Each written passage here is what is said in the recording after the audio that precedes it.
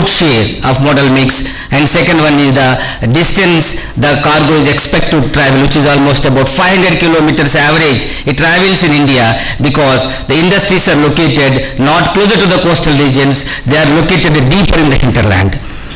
But in the next 25 years, so with the emphasis that is being given on the port-led industrialization, with the growth of inland waterways as well as the pipelines, all these factors, and also the railway capacity augmentation works which are happening, the road traffic modal share is expected to drastically come down. Of course, in absolute volumes it may grow, but the percentage wise it is expected to come down, which is a good sign, which will result in decrease in logistic cost in the next 20 years substantially. Next slide. The main game changers which are in the Indian port sector, if you flag a few game changers, the first one is the Sagarmala program, and it has been launched by the Honorable Prime Minister of the country in 2015. In the last 7 years, substantial capacity augmentation has been done in the major port sector. So you can see more than 1500 projects worth of about 6.5 lakh crores is already gone into the system. The J.S. Sagarmala from the Minister of Ports and Shipping is here. He will be speaking in detail about the Sagarmala program. Apart from that, the Maritime Vision 2030, which has been launched, so it will envisions to convert the port sector into high productive, a sustainable system where we will be able to tap the potential of EXIM traffic in India, at the same time compete internationally and reduce our logistic cost, improve our economy. That is the purpose of our Maritime Vision 2030, and it has been launched. And all the ports have been made a substantial progress, especially the major ports, as far as Maritime Vision initiatives are concerned.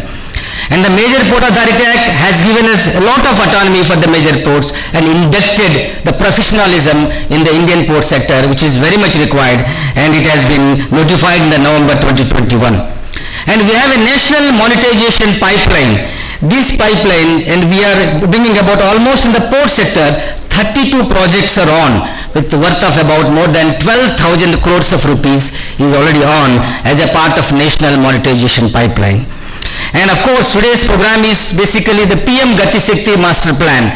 It was launched by the Honorable Prime Minister in the October last year. We are celebrating the first year of Gati Shakti, and under Gati Shakti, almost about 101 projects worth of about around 60,000 crores are already on, which are mainly which are concentrating on the connectivities to the port sector. Of course, we are all developing the Amritkala Vision 2047. As I said that every port has developed its vision. Accordingly, it will prepare a master plan and it will go about it. Having known that this kind of capacity augmentation is happening in the port sector, and there is a potential that exists because of the increase in the GDP growth rate, now it is imperative to connect the ports with a proper multimodal connectivity modes. So that's why the Gati Shakti National Master Plan will play a key role in developing these connectivities, because the cargo evacuation, cargo aggregation plays a very, very important role, significant role. The ports cannot operate in isolation unless a matching connectivities exist, and this capacity utilization of the ports will be impacted drastically. That's why the Gati Shakti plays a vital role in the performance of this EXIM traffic as well as the Indian economy as a whole. The PM Gati Shakti National Master Plan, next slide. It is basically an approach to reduce the logistic cost as well as improve logistic efficiency and create a congenial logistic environment so that our EXIM traffic will be able to compete globally. And it plans to integrate the capabilities of different organizations and bring in an integrated manner and bring about the best in project execution, planning, as well as in reducing the logistic cost of the country. So we have in fact Gati Shakti National Master Plan, which has been developed by the BISAJ, Bhaskaracharya Institute is the nodal agency for this. And it has 1500 plus GS layers are there. All these layers talk to each other. So it's very easy now to prepare a DPR. Normally for the preparation of a DPR, normally a big project, it will take not less than 2 years. Survey will be there, then sanction after survey, then DPR preparation, sanction of that. Now, with this Gati Shakti master plan, where the entire layers are properly updated and the approximate the data which is genuine data is fed by the various departments, the DPR preparation time can be reduced from 2 years to 1 week to 10 days. So this is the advantage of a Gati Shakti master plan. So earlier, a lot of surveys, integrated planning can happen. Suppose in DPR preparation, if you find that there is a sanctuary is coming, there is a problem of waterway, then alternative routes also we can find out. We can make a DPR plan. Once the DPR is prepared, the Gati Shakti master plan will tell us, so what are the agencies from which we require to take permissions? 30 agencies, 40 agencies, all the list will come. In fact, the Gati Shakti platform can send notices to the various agencies also automatically. And there will be a dashboard. Again in the dashboard, so we will be able to watch how much time these agencies have taken for giving clearances to the projects. So entire project planning, project execution will be speeded up, expedited, the cost and time overruns will be drastically reduced, and timely execution of projects will help us to reduce the logistic cost.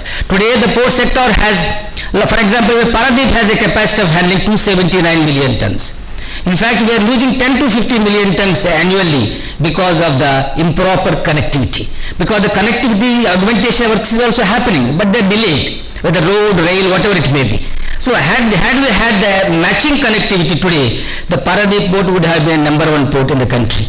But because of the matching connectivity, augmentation works are delayed. Had the Gati Shakti master plan been there 10 to 15 years back, probably we would have been able to utilize our capacity in much better fashion. Next slide. So this Gati Shakti master plan is basically to build a next generation infrastructure, where to identify the infrastructure gaps and to produce not only physical infra but procedural integration also it is there. It is not only the hard part, the soft part is also there as far as Gati Shakti is concerned. As I said, it is being monitored by the BISAJ, Bhaskaracharya Institute of Special Applications and Geoinformatics. And the port-led industrialization is also one of the key features as far as the Gati Shakti master plan is concerned. Next slide. The Ministry of Port, Shipping, Waterways. So in the Gati Shakti, we have 200 plus GIS layers. So all the major ports and non-major ports and state maritime boards have uploaded almost entire information of the Gati Shakti. Now the port projects, DPRs can be prepared to Gati Shakti very easily, very fast. In fact, ports project monitoring, port operational performances also can be monitored, port connectivity performance can be monitored, when dredging performance, all these things can be monitored through the Gati Shakti platform, which is existing as on date because of the updation of entire information by all the, not only by the major ports but also non-major ports and the state governments. Next slide. So this is basically, you see, if you see the major ports, I am talking about only major ports, the 12 major ports of the country.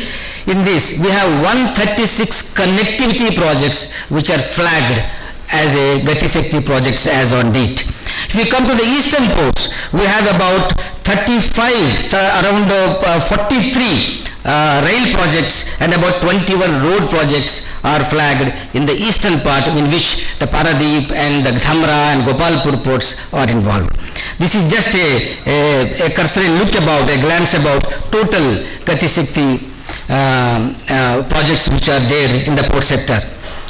Next is if you come to Paradip Port Vision, we have developed our own Paradip Port Vision for the Amritkal 2047. Next 25 years, what are the capacity augmentation plans which we are going to have it? We have a detailed thing, the detailed DPR is also underway. By 2025, as I said, we will be the first port in the country to cross 300 plus million ton capacity. By 2031, another 5 to 6 years, so we will be crossing 400 million tons. A number of projects have been listed. So all these projects will be ready by 2031 and they will become operational, because next 1 or 2 years we are going for the RFP and RFQ. So they will be operational by 2031. We will be reaching 400 million ton capacity. By 2047, our plan is to make this Paradip port a major port of the country with 500 plus million ton capacity. Next slide. If you see the road connectivity projects, and the main issues in the road connectivity are the road congestion, the very high truck turnaround, and the environmental pollution that is being created by these trucks, large number of trucks. In fact, Paradip Port receives about 3,000 in peak season, 3,000 trucks in and 3,000 trucks out. Massive congestion happens. So inside port also some activity we are undertaking. We are taking improvised gate management system and segregation of exit entry routes that the trucks will run in a bulk fashion, they need not turn back. And we are concretizing the entire internal harbour with 4-lane with the proper drainage and central median. And also we are developing number of flyovers, 2 flyovers under construction, 2 more are being planned, and with these flyovers there will be absolutely no surface crossings of road and rail within the port. Now a lot of road traffic has to be detained when the railway tracks or railway rakes are passing, and with increased railway handling, the detention of the trucks also will increase. Similarly, outside the port, a number of connectivity projects have been planned, and also truck parking terminal is also being planned, and the state government has been graciously and agreed to give us some land nearby, and which will be used for a modern world-class truck parking terminal. And we want to develop also a renewable refilling point at Paradip, where all the trucks by 2030 which are entering to Paradip, we will allow only either CNG or LNG based or electric based vehicles into the port, so that entire ecosystem will be a sustainable ecosystem. Otherwise it will not work out with the kind of pollution, carbon footprints these trucks are going to add. And in fact, we are planning some innovative solutions also as road traffic is concerned. And with the increase in the iron ore production by the state government, the trucks which are already 30,000 trucks per day will substantially increase in the next 5 to 10 years. So for that, if we can develop a cargo aggregation plot for iron ore, maybe 20-30 kilometers away from Paradip, from there the conveyor, the iron ore can be transported, and the trucks will short terminate 20-30 kilometers before the Paradip, and they will go back. It will increase the turnaround of the trucks, and at the same time it will allow the state government as well as the port so that to handle more and more export of iron ore. So when I discussed with this issue with the Honorable Chief Secretary Sir, he immediately responded very positively and asked me to develop a proper DPR for that and make a presentation so that appropriate steps can be taken for realizing this project. So these are some of the projects which I am just listing, and already I listed it. Next slide please. And when you talk about the rail connectivity is very, very important for us. We handle more of the bulk traffic, and substantial, almost 90% of our railable cargo is transported by rail only. Only 10% of the railable cargo is transported by road. So that's why rail connectivity is very, very important for us. And we have the issues which are there, the connectivity issues are there, connectivities are not adequate from the hinterland, and as a result, the turnaround of the time is very high, and also the rake availability has been poor, and also disproportionately the rail freight is higher for short distances. These are some of the issues inside the port. So we are taking different steps, like we are completely electrifying the entire port rail system, so that there will be no change of power, no detention, and the rake turnaround will come down drastically. Electronic interlocking system is also about to be commissioned in a month or 2, and which will help seamless movement of traffic, seamless exchange of trains between the port and railway systems. And also we are also enabling ourselves to handle the long haul rakes, so that the capacity can be utilized in a much better way, and we will be able to receive more rakes. These are some of the issues which are taking up and which are all in the final stage of completion. At the same time, outside the port also, and we are already all the rail projects, about 16 rail projects have been flagged in the Gati Shakti. They will be expedited and completed in a faster pace, and which connects our hinterland, our industrial belts, mining belt also.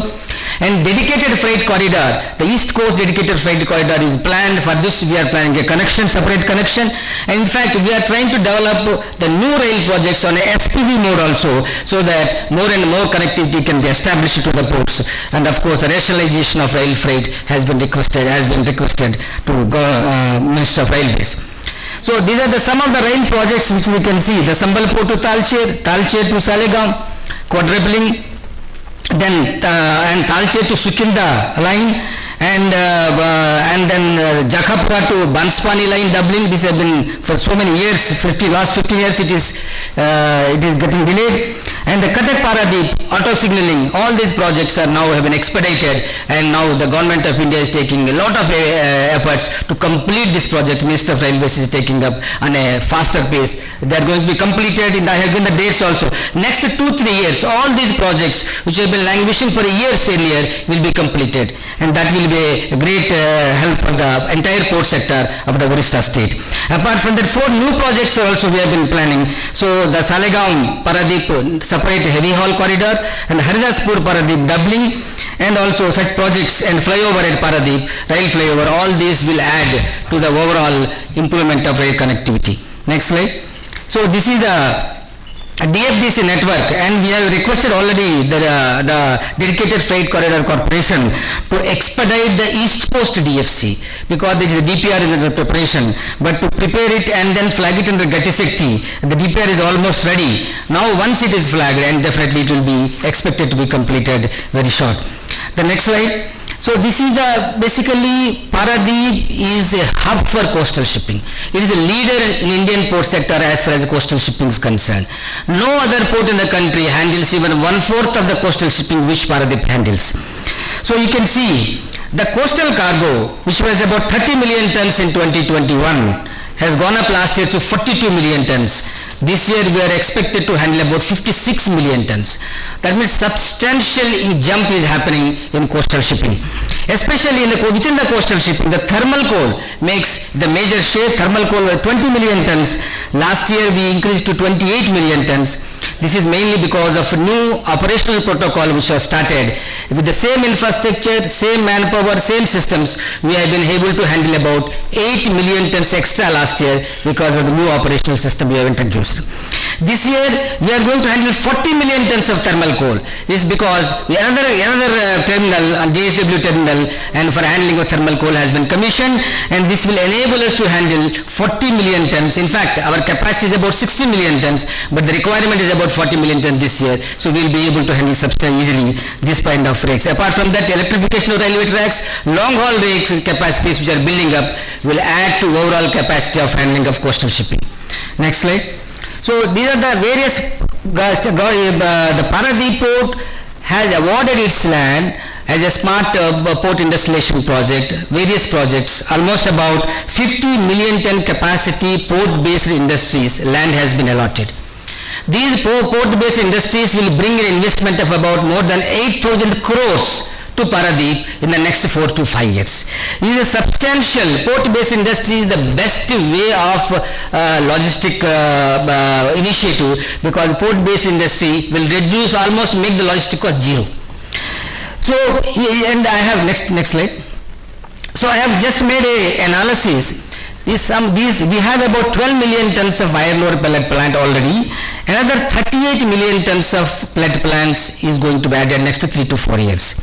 With this, the capacity of port-based pelletization capacity goes to 50 million tons. All these 50 million tons, the iron ore comes through pipeline instead of railway rakes. So if you see the government of Orissa, really it is why it is, I will just say why it is on top of the ease of doing business in the country, because so these people are able to get the ROWs at very, very fast pace. I really thank the Chief Secretary sir, and for this kind of ease of doing business initiative being taken up by the state government. And with this ROW, I want to say how the logistic cost will improve. You see, the operational cost of iron ore in a slurry pipeline is only 165 rupees per ton, whereas the rail freight is almost about 627 rupees. So you see, with this 50 million ton, if it moves through a pipeline and alternative is moving by railway, these 50 million ton pelletization plants is expected to save a logistic cost to the tune of more than 2,300 crores every year. So this is the advantage which by moving to alternative systems, of course, no one is completely will replace. They are all the railways, roadways, pipelines, conveyors, waterways have to add complementary to each other, supplement each other, and so that we will provide a better competing logistic environment in the country. Next slide. So these are the inland waterway connections. So far we have been discussing about, of course, the Vice Chairman Inland Waterway Authority is here. He will be discussing in detail, just flagging the issue. Now the Paradip Port and Dhamra Port are going to get connected to waterways to various industrial belts of Jakapura as well as the Talcher. So this will add another dimension, another alternative for the customers to move their traffic through alternate mode, and is environmental friendly and then economically way of transporting the cargo. Next slide. In fact, Paradip Port has started an initiative where the gypsum, which is almost about 5 million tons of gypsum, is stacked at IFCO plant near to the Paradip Port, which was not finding any way to dispatch their cargo.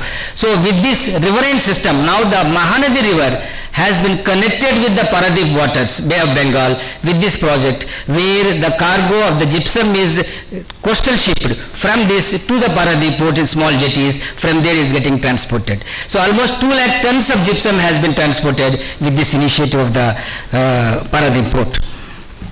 And the last slide, if you say, the key updates of the Paradip Port. So I want to say that the Paradip Port is the premium port on the east coast. So it is going to clock about 125 million tons of cargo during the current financial year, which is a record. And second is, it is going to turn into 100% landlord in the next 4 to 5 years. By 25-26, all the ports, all the berths will be 100% mechanized. And next is we are going for a separate river infrastructure where there will be zero berth waiting time and faster vessel turnaround will be there. Of course, the multimodal connectivities are there, the rail, road, coastal, inland waterways, pipeline, conveyor, all this will be simultaneously developed to ensure that a proper logistic environment is available at Paradip Port. And we are also going for a cargo diversification. So far we have over-depended on the iron ore, oil as well as the coal. Now we want to diversify our cargo basket, especially the containers, the steel, for food fertilizers, food grains. We will be creating more and more facilities to handle these cargoes. And of course, the technology driven, the EODP, CODB, SODB, all these are going to be pivotal issues as far as Paradip Port technology improvement is concerned. So with this 500 million ton capacity, Paradip Port will emerge as the port of the millennium of this country. And with these few words, and the Gati Shakti conclave and is going to bring about, so various discussions which are going to happen will help us to understand the various issues which are there and the solutions for it, not only for the Paradip Port, for the entire other non-major ports of the state, as also the Orissa state as a whole. So all these discussions will help us in understanding the issues and trying to find out the solutions for them. Thank you so much and for this time.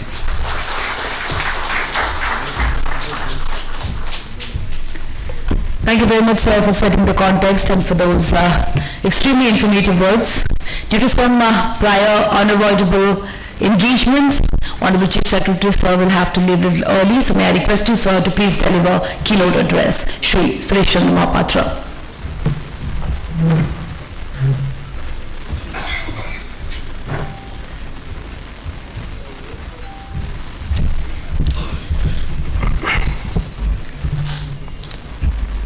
Sri Harnath, Chairman, Paradip Port, Sri Bose, Vice Chairman, Sri Mukesh Rai, DRM, Khordha Road, Sri Bhushan Kumar, Joint Secretary, Government of India, Sri Jayant Singh from Inland Waterways, distinguished participants, a very good morning to all of you. I am extremely thankful to Paradip Port Trust for organizing this timely conference on PM Gati Shakti and logistic issues which this part of the country is facing. As all of you know, you have seen the detailed presentation made by the chairman. Not only India is growing at a very, very fast rate in the world. In India, this part of the country, Eastern India, is growing very, very fast. In fact, if you cannot imagine at what pace now mining sector will grow in our state, especially metal and mineral sector and also coal sector. Entire India is depending on this state for thermal coal.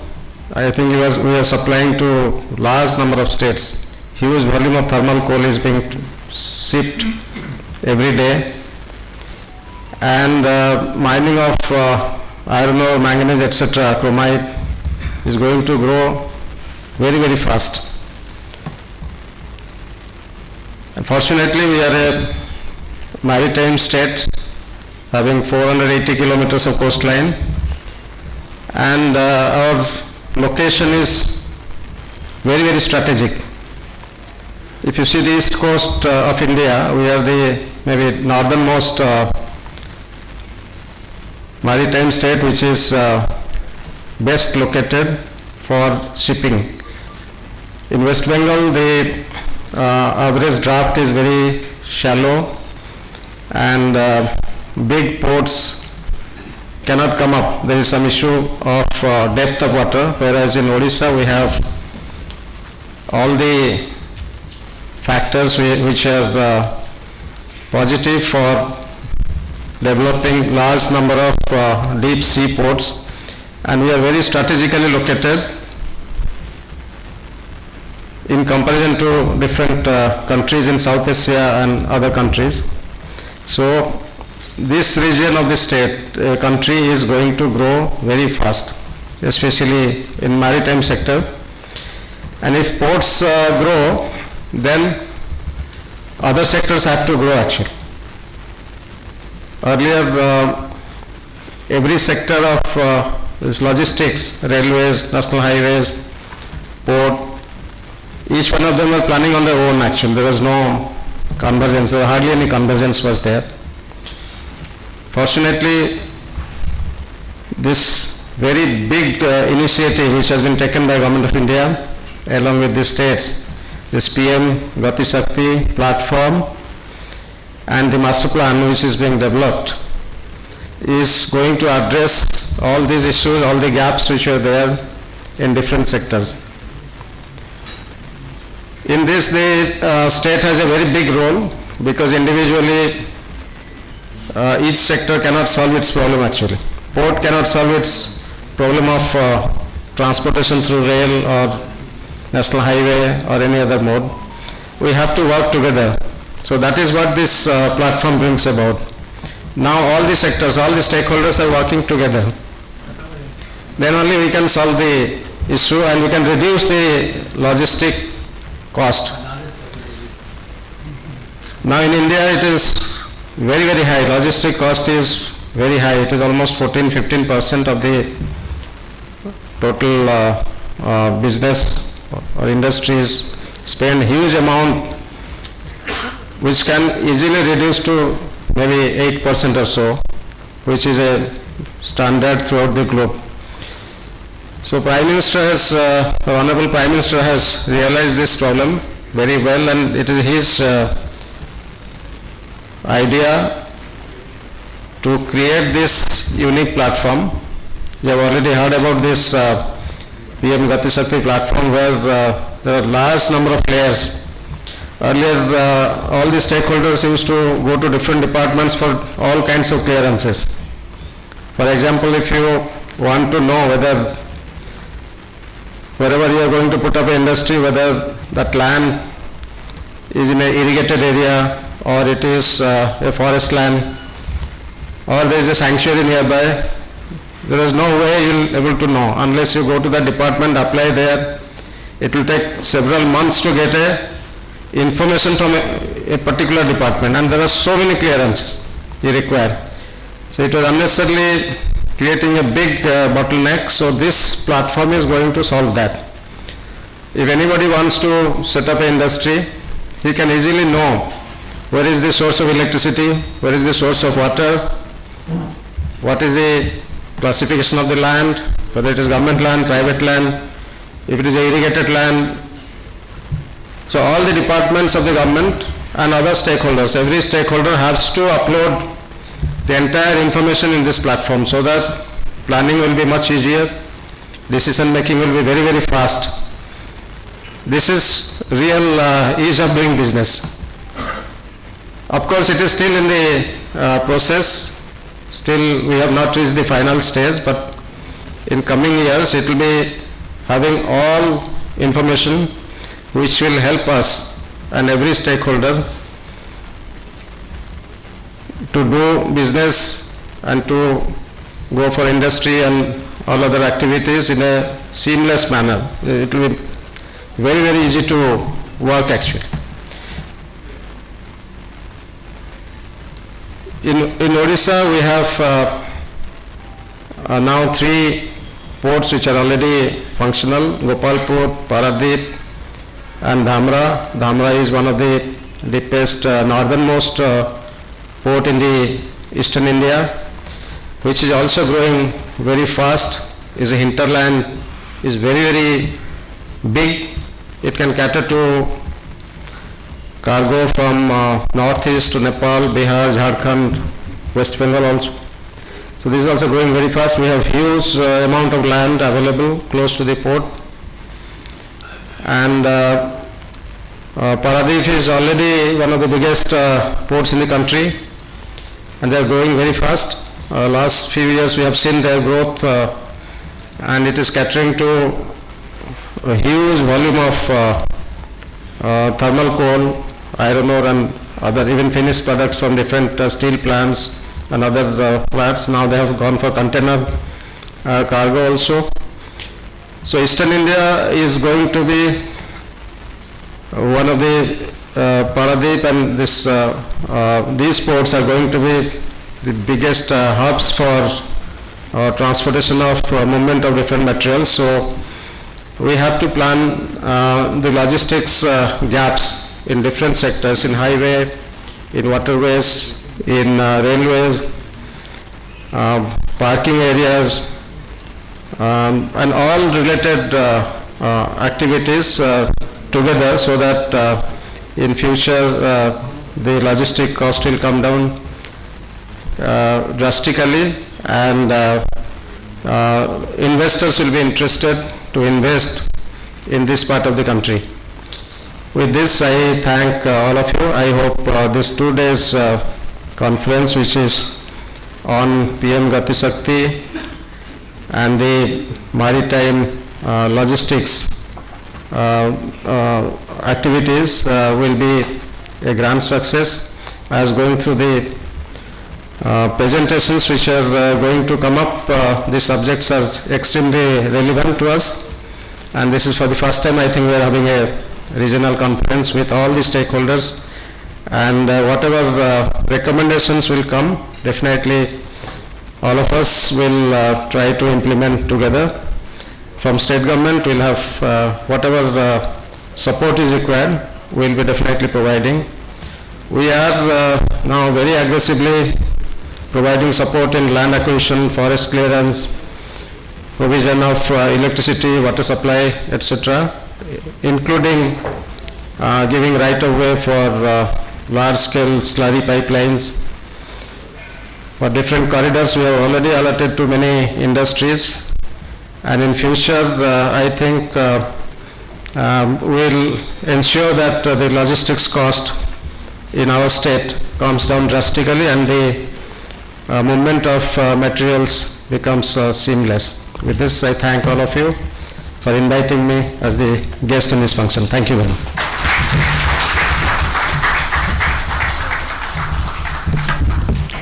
Thank you very much, sir, for sharing your views and thoughtful suggestions. We shall look forward to your support and motivation in our future endeavors. May I request Chairman PPA Shri Harnath to please do the honor of felicitating Honorable Chief Secretary Odisha with Angavastra and may I request Divisional Railway Manager, East Coast Railway, and former Chairman PPA Shri Rinkesh Raji to please share his thoughts with us.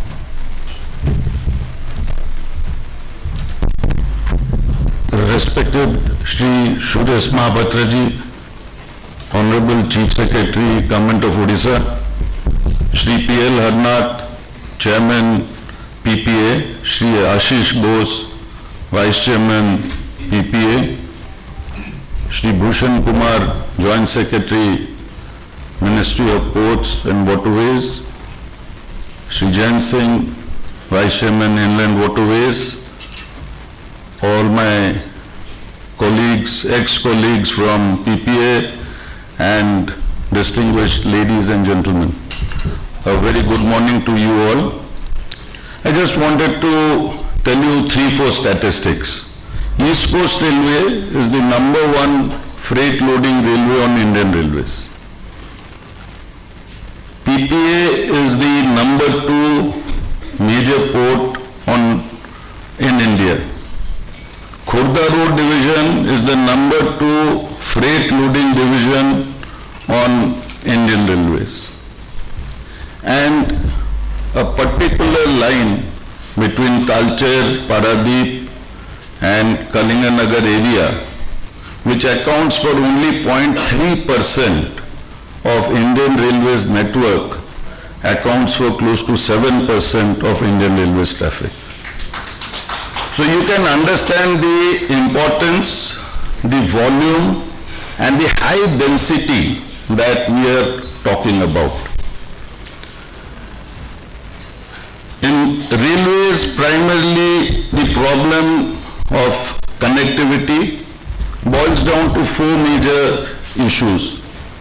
One is network augmentation, one is terminal connectivity and augmentation, maintenance facility augmentation, and lastly, whatever technological progress or innovations that we do in the operational sector. So these are the 4 major areas that we really look into.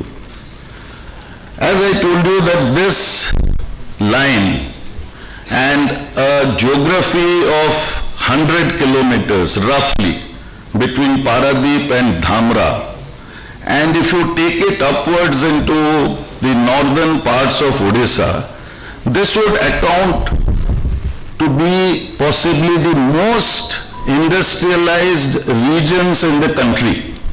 And why I am saying so is because this area has 2 major ports, it has 2 major fertilizer plants, it has a major oil refinery, it has pellet plants, it has steel plants, it has aluminium plants, it has got coal mines, it has got iron ore mines, and it has got fluxes, it has got multimodal logistics parks, it has got a new riverine port coming up, and it accounts for and it's the largest crude handling facility in the world.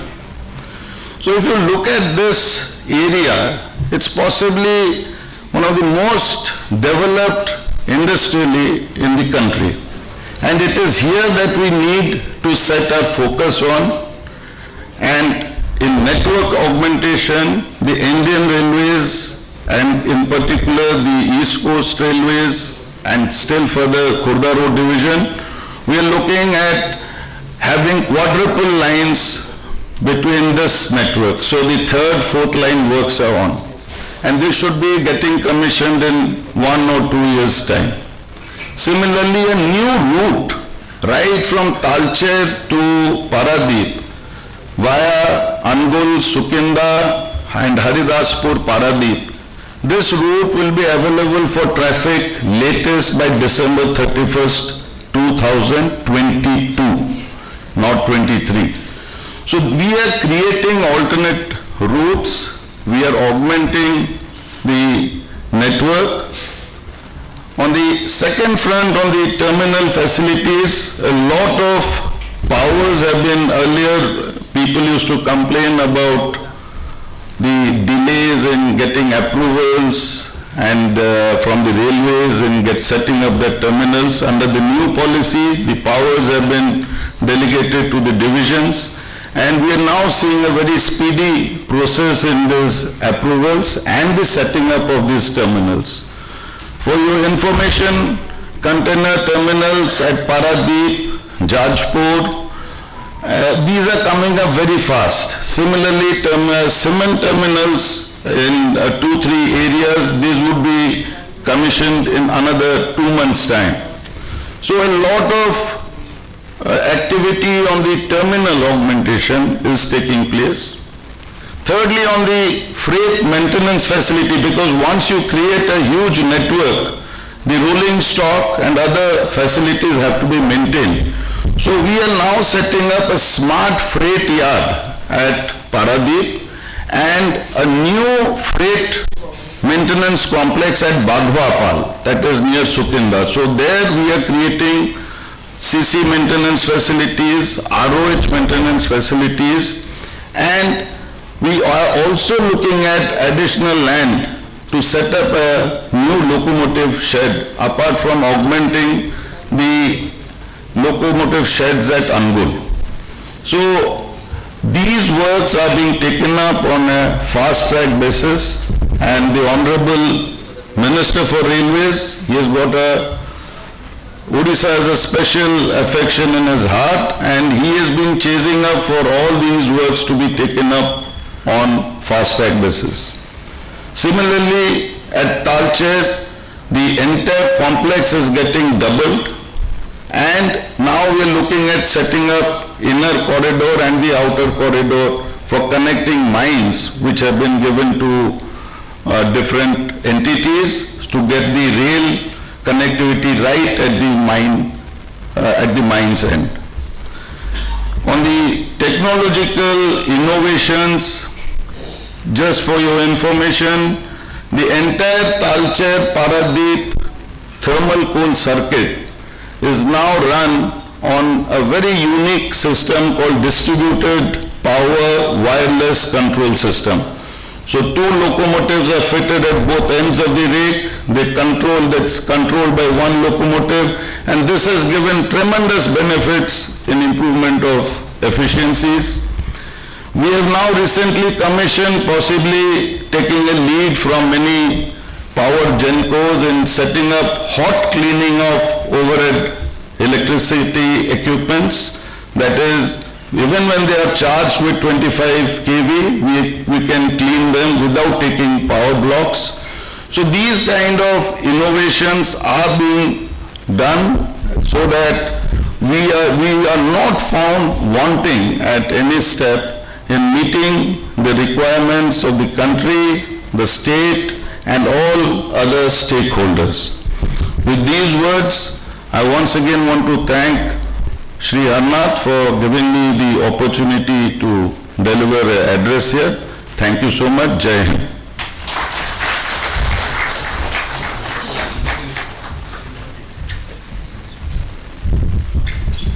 Thank you very much, sir. May I request Chairman PPA to please do the honor of felicitating Honorable Chief Secretary Odisha, Shri Suresh Chandra Mahapatra, with Angavastra and a small token of gratitude.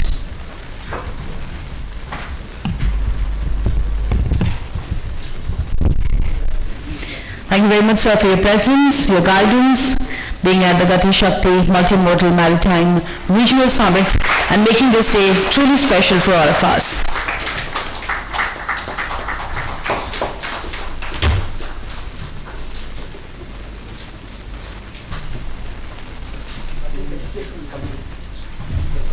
May I request Chairman PPA to please felicitate all the dignitaries on the dais.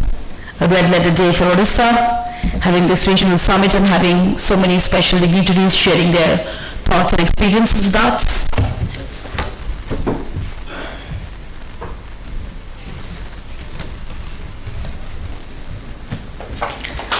We are honoring them with traditional Angavastra and a souvenir they'll take back home that will remind all of them of this day and our love for them.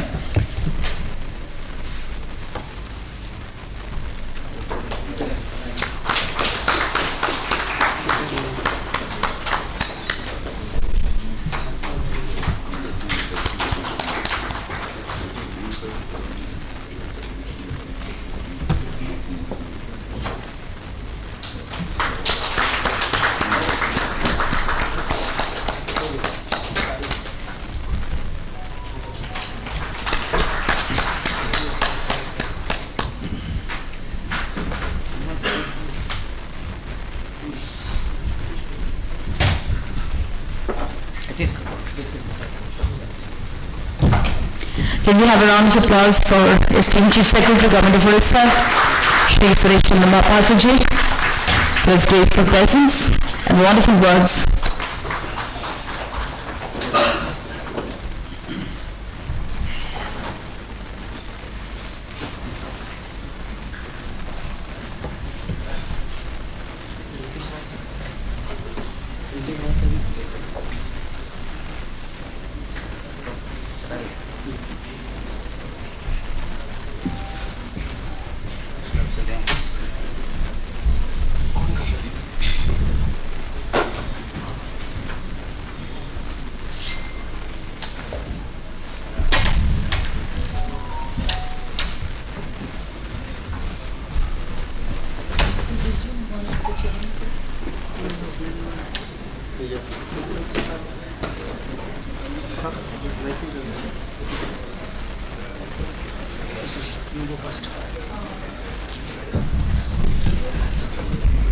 May I request Joint Secretary Sagarmala, Shri Bhushan Kumar ji, to please address the House.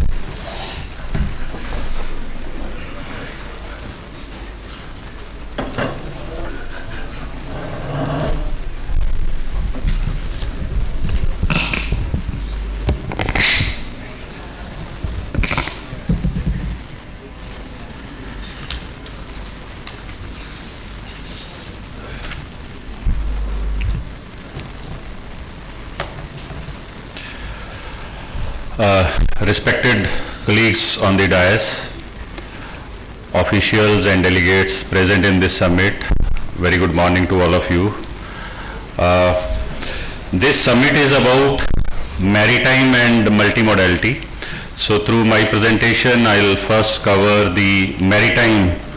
I'll give you an overview of the maritime sector and what all we are doing from the ministry side to promote maritime sector, and how we are integrating with the Gati Shakti overall and also taking it forward and taking benefit of the national logistic policy which is recently launched. So as you know, the maritime sector, we have a huge maritime sector. We have 7,500 kilometer of coastline and 20,000 kilometer of waterways, navigable waterways.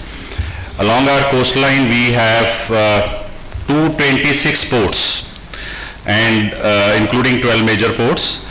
And out of these 226 ports, 78 ports are handling commercial cargo. And as you may be aware, 90% of the total cargo, total EXIM cargo is handled through our seaports. So that is the kind of role we play, our ports play in the export and import business. Apart from that, 10% of the domestic freight is handled through the coastal shipping. So there also our ports play big role. And we have focus on coastal shipping as well as making our ports better, and we are working continuously on that. And that is how we are seeing very good jump in coastal traffic as well as waterway volumes. In past 5 years, we have seen a growth of more than 10% in both the areas. This gives a snapshot of number of ports. So as I said, we have total 78 ports which are handling commercial cargo. In Odisha also there are 15 ports. Odisha has a coastline of 450 kilometer, and they have 3 operational ports, and a large number of their ports are non-operational and maybe under development.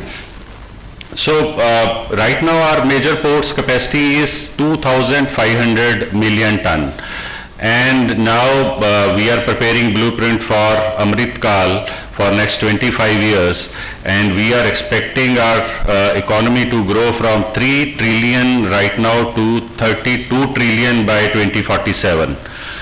So to handle the volumes expected by 2047 in another 25 years, we are expecting that this port capacity of 2,500 will grow and will touch to 10,000 million ton.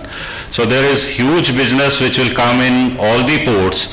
Our old ports, some of the ports are saturated, we will expand some of the ports like Chairman Paradip Port mentioned, Paradip will very soon expand across 300, and within next 5 to 7 years it will cross 400, and ultimately we will target to take it to 750 million ton capacity Paradip port. But there are other ports like Mumbai port which are saturated, so additional capacity will come from non-major ports. So these non-major ports which are currently non-operational, they will also be operationalized and put in use. That is how we are planning to cater to this kind of traffic of 10,000 million ton by 2047.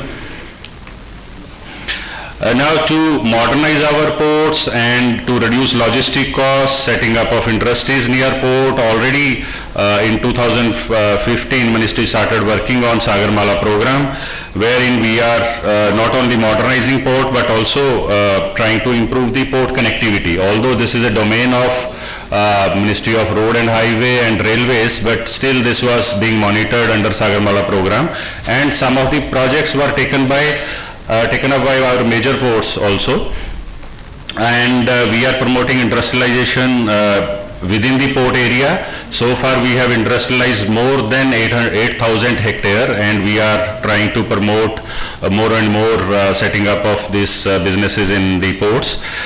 Coastal shipping is another big pillar on which we are working, and now with national logistic policy putting a focus on clean and cost effective transport, I think coastal shipping will get further boost on that.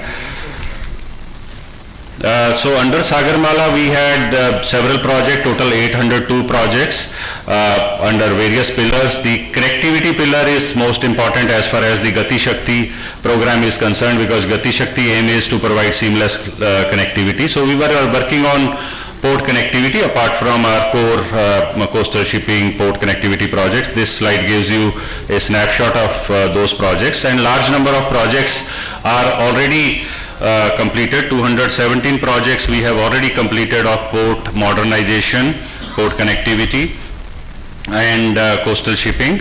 225 projects of more than 2 lakh crore are already under construction, and balance projects are under advanced stage of development. So we are working on all the fronts to enhance our maritime sector.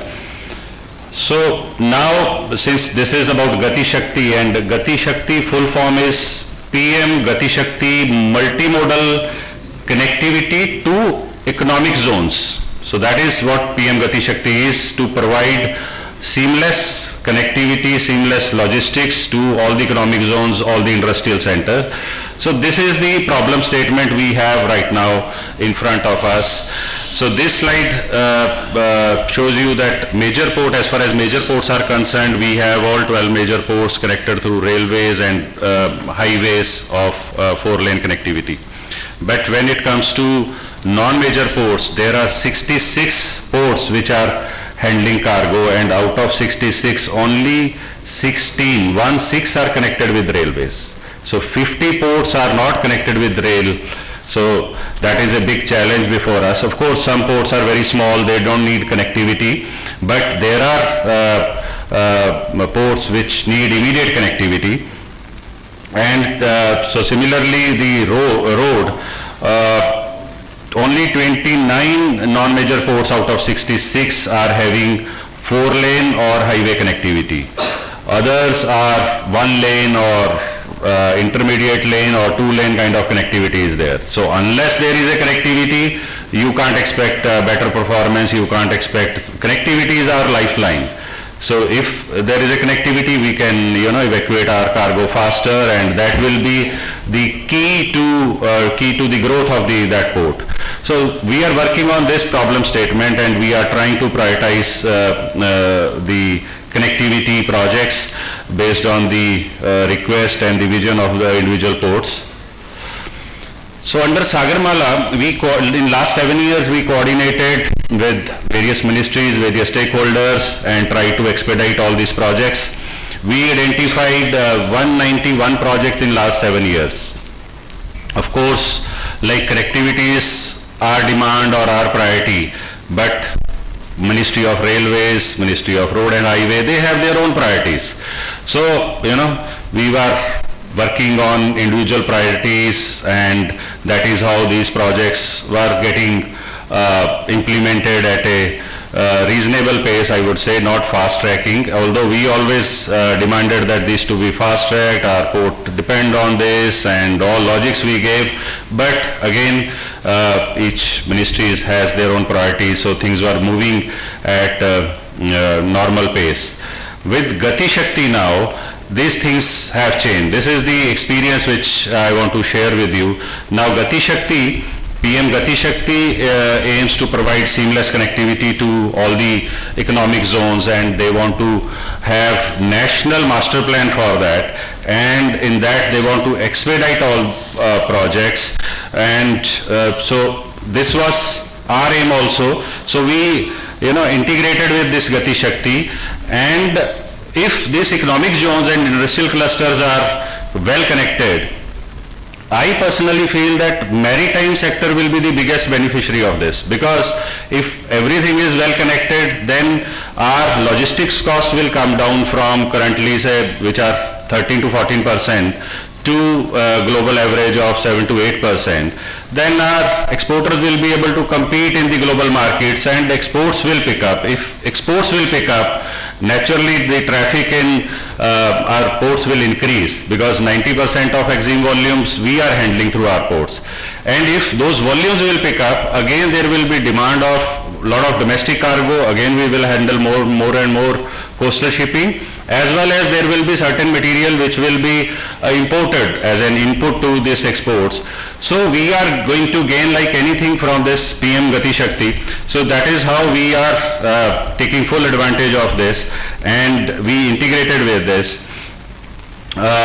So all issues which were facing, like coordination issues, lack of visibility, information and priorities, so these are getting addressed through this Gati Shakti program.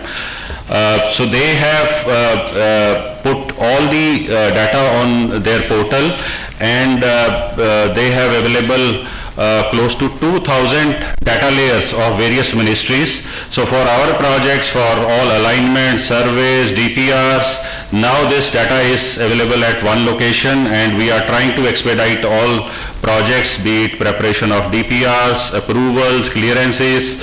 We are taking full advantage of this. And this has a very good monitoring system also, this Gati Shakti program. So there is a three-tier system in this. One is technical support unit, which is manned by director level officers from all the ministries. They initially scrutinize all the proposals, project proposals, all the issues. Then there is a network planning group where JS level officers are there of all the ministry. They sit together and then prioritize, clear proposals and remove all the hurdles. If there are some policy level interventions are required, so those are addressed at the cabinet secretary level with all the secretaries present there. So this is a very good mechanism, and they are continuously monitoring it. It is not a typical working group like NPG, where I am member. We have in last year held 34 meetings where we have cleared a large number of projects through this platform. So we have also taken advantage of this, and we again flagged our main issue of port connectivity in this forum. And in May then we formed a multimodal connectivity committees in each state, and we took all the relevant ministries on board. We had several rounds of consultation in last 4 months, and in 4 months time we not only identified timelines for the ongoing project, but also have identified 107 more gaps, more projects. 107 gaps identification in just 4 months of time. I feel that is the real Shakti of this Gati Shakti scheme. When we all collaborated, sat together, identified gaps without any consultants' help, we managed to prepare a master plan for that. Now we have total 298 connectivity projects in the pipeline, and we have formed up the timelines of the ongoing projects. And let me also tell you, Odisha is going to be the major beneficiary of this connectivity program. as my colleague Mr. Rinkesh Roy was telling, this area has lot of iron ores and other minerals, and there is a lot of potential. So in Odisha alone, out of total 10,500 kilometer length of connectivity which we will develop in road and rail in entire country, out of that 2,800 kilometer will come in Odisha. And Paradip port will be the major beneficiary of that. Apart from that, there Gopalpur port, Dhamra, Astranga, Subarnekha, these have been taken up in this plan, and the connectivity to those ports will also improve. So this is how we have categorized the various projects: critical, very important, futuristic. So critical ones are the immediate, where we will work on war footing basis and implement these projects. Very important are one which are hindering the growth of the ports. So we will take up those also, and then we are going to align all our plans with the visions of respective ports. Like now Paradip is going to go beyond 500 million ton per annum. So we will also ensure that connectivity is in place at the right time. It's not that port develop 500 million ton, then we should think about the connectivity. So this will be implemented in sync with the ports connectivity plan. So that is how we have structured the existing plan also. So hopefully all our projects will get implemented in time. And now taking it forward now, so this connectivity plan is basically connecting the port to the nearest national highway or the economic corridors or railway hubs. But now we have started mapping our ports with industrial zones, economic zones. So we have asked all ports to prepare their plan to see if there is any bottleneck from the economic zone or industrial zone to port. Let us remove that also. Let us make use of this Gati Shakti platform for that. And so all state multimodal port connectivity committees are working on that. And also we have written to the landlocked states also. So they are also working to provide seamless connectivity to ports from their industrial hubs. As far as ministry is concerned, we have plotted all the data layers for our major ports. We also have performance monitoring tools. I think Chairman Paradip Port has already covered this in his presentation. The point I am making here is that now large number of data is already available at a single portal. So all agencies present here, I request all of you to please make good use of that. This will save huge time in implementing the project if it is planned properly during DPR stage. It will not only reduce the DPR's time, but also planning. Sometimes, there is some reserve forest or there is some other obstruction. If you will see all this data, you can avoid all the clashes which you will see at a later date. So please ask your consultant also to go through this data and then only finalize the DPRs. So I'll just give you the snapshot of how this data looks on the portal.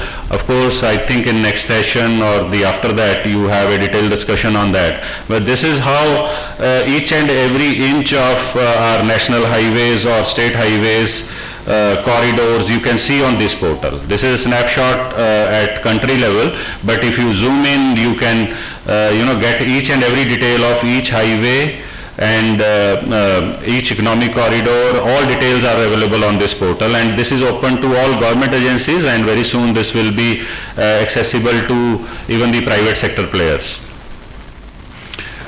This is a snapshot of railway network. So all details of railway networks are there. Ports, the ports, all port data layers have been plotted. We have close to 300 data layers on this portal. So each projects wise you can see on this portal. Then similarly airport, then transmission lines, OFC network, then SEZs, social infrastructure. As I said, 22 ministries have plotted their data, and many more ministries will be plotting this data.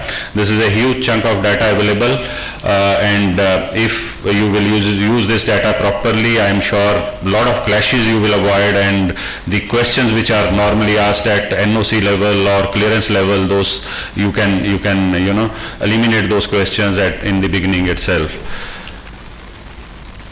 And then so far I have covered on the planning part of it. Now during implementation also, if you face any issues, there is a portal called PMG, Project Monitoring Group.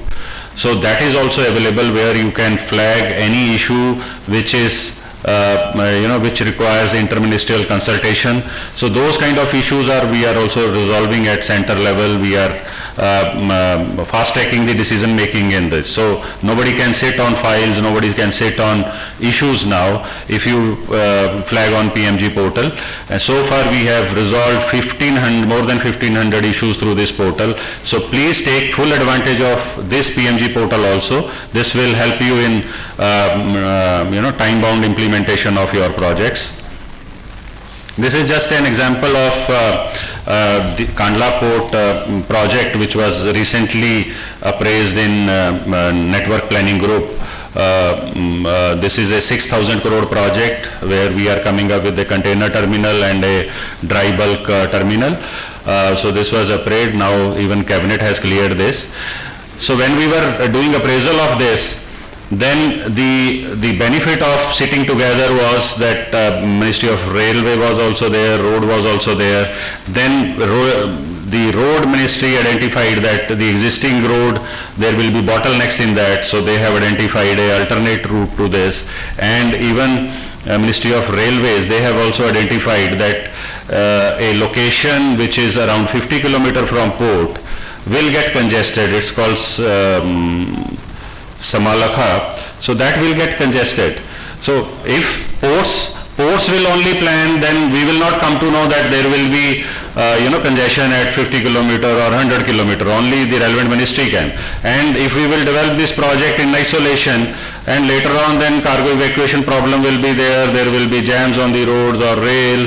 So it is this is the benefit of this Gati Shakti platform, that things are identified in advance and the action has started on those issues in the beginning itself. So by the time this project will be implemented in 3 years, I am sure railway and road will also take care of their issues. This is another project, National Maritime Heritage Complex, which we are setting up in Lothal. Lothal is a 5,000-year-old heritage site. It used to be a gateway port of India 5,000 years back. And so we were working on the connectivity of this project. Then we noticed that there is a green expressway being built for connecting to Dholera zone, and also a MRTS being thought of. Then we immediately requested, and that was passing just 10 kilometers from our Lothal project. So we immediately requested the Ministry of Railway and Road to please give a tapping for this project also, because we are going to see around 1 crore tourists once this project will get completed. 1 crore tourists will come to that, and we need a very good connectivity. So this is another advantage of integrating and working in consultation with each other. Otherwise we would have thought something else, then other ministries would have thought something else, and this is another classic example of how we integrated. This is another example of Vizag Port, where two different sets of projects were getting implemented. One is Berth EQ7 and another was flyover project. So when we integrated these two projects through Gati Shakti portal, we identified that ramp of the flyover is obstructing the traffic to this Berth EQ7. Now imagine if both projects were awarded separately, the tender for EQ berth awarded separately and flyover awarded separately. After construction only you will realize that the ramp is clashing, and then rework or delays or change orders, maybe litigations, so many problems. So all these problems can be mitigated in the beginning itself. That is the advantage of Gati Shakti. This is another project where we are working, we are developing a international cruise terminal. Now the port, just outside port, there is a lot of congestion, whereas the international cruise terminal will see international high-end, passengers or tourists. And the ships come just for 12 hours. They come early in the morning and leave by the night. So we can't hold the passengers just because we have congestion. So we have identified, using this portal, an alternative route to evacuate our all the traffic emerging from this cruise terminal in quickly and take them to the city center in the fastest mode. This is another example of Vadhavan port, which is coming up, which is now under initial stage of development. So we are again making use of Gati Shakti portal for this. Now, so Gati Shakti is about multimodality. Multimodality means the cost effective and environmentally friendly, the cheapest mode we should adopt, and be it rail, road, waterways, coastal shipping, whatever available, so that we should adopt. This is one example. I think Chairman Paradeep has already covered this in his presentation of movement of gypsum through inland waterways. I think Paradeep port is a true multimodal port. It has rail connectivity, road connectivity, waterway connectivity, and also very well connected through coastal shipping routes. So this is rarely available in other ports, and Paradeep port is taking full advantage of that. They are very high in coastal shipping, as Chairman Paradeep mentioned. Other port is not even 1/4 of that. So waterway connectivity is also there, and they have an excellent team. I think Paradeep port is growing year by year.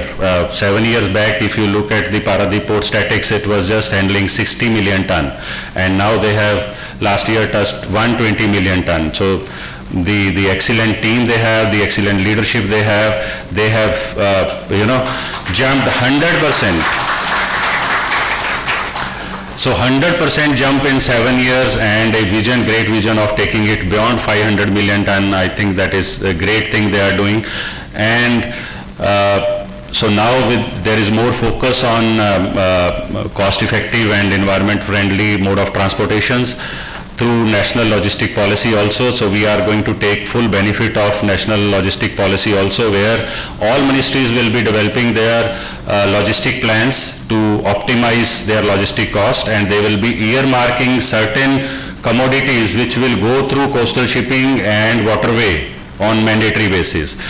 And since Paradeep port is doing so wonderfully, so ministry has decided that national coastal shipping will be launched from Paradeep port only.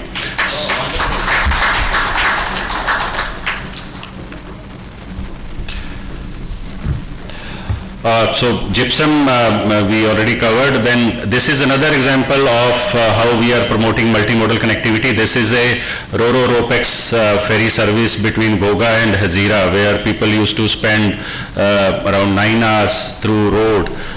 Now we have started a Ro-Ro-Ropex ferry where passengers can go, and trucks, containers can also be loaded on this ferry, and it takes just 4 hours time to cross that sea and reach to the destination. So 9 hours travel is reduced to 4 hours, and cost is getting saved, carbon emission is getting saved. Carbon emission through water transport is nearly 1/5 of what it takes through road. So that much is we are saving for environment. Cost is of course I think 1/3 of what it is through normal routes. So that is the kind of advantage we are giving. Why I am flagging this is, you should also, all of you are working here, if there is any possibility in Odisha where we can implement such project across Mahanadi river or any other rivers or between two ports. So from Sagarmala side, we are ready to fund these kind of projects, which will not only save cost for the passenger, for general public, but also, will benefit the environment. This is another project we implemented in Mumbai, We connected these two locations, Mandwa and Mumbai, where people used to spend close to 3 to 4 hours by road journey. Now it is covered in just 30 minutes. You can imagine the kind of savings this project is bringing. Both are Sagarmala funded projects. So this is an open invitation to all of you. If you are working with maritime boards, state or Paradip Port, please think of such projects. Let us enhance multimodal connectivity. Let us take or make full use of our waterways, our seas, and give benefit to public. I think this is all from my side. I request all of you to please make best use of Gati Shakti platform, plan your projects using all the data available to you, and then resolve all the issues through PMG portal. We are there, we will fully support you. Let us ensure that the objectives of Gati Shakti are implemented in timely manner, and let us have seamless connectivity for all our ports. Thank you very much. Thank you for patience hearing. Thank you.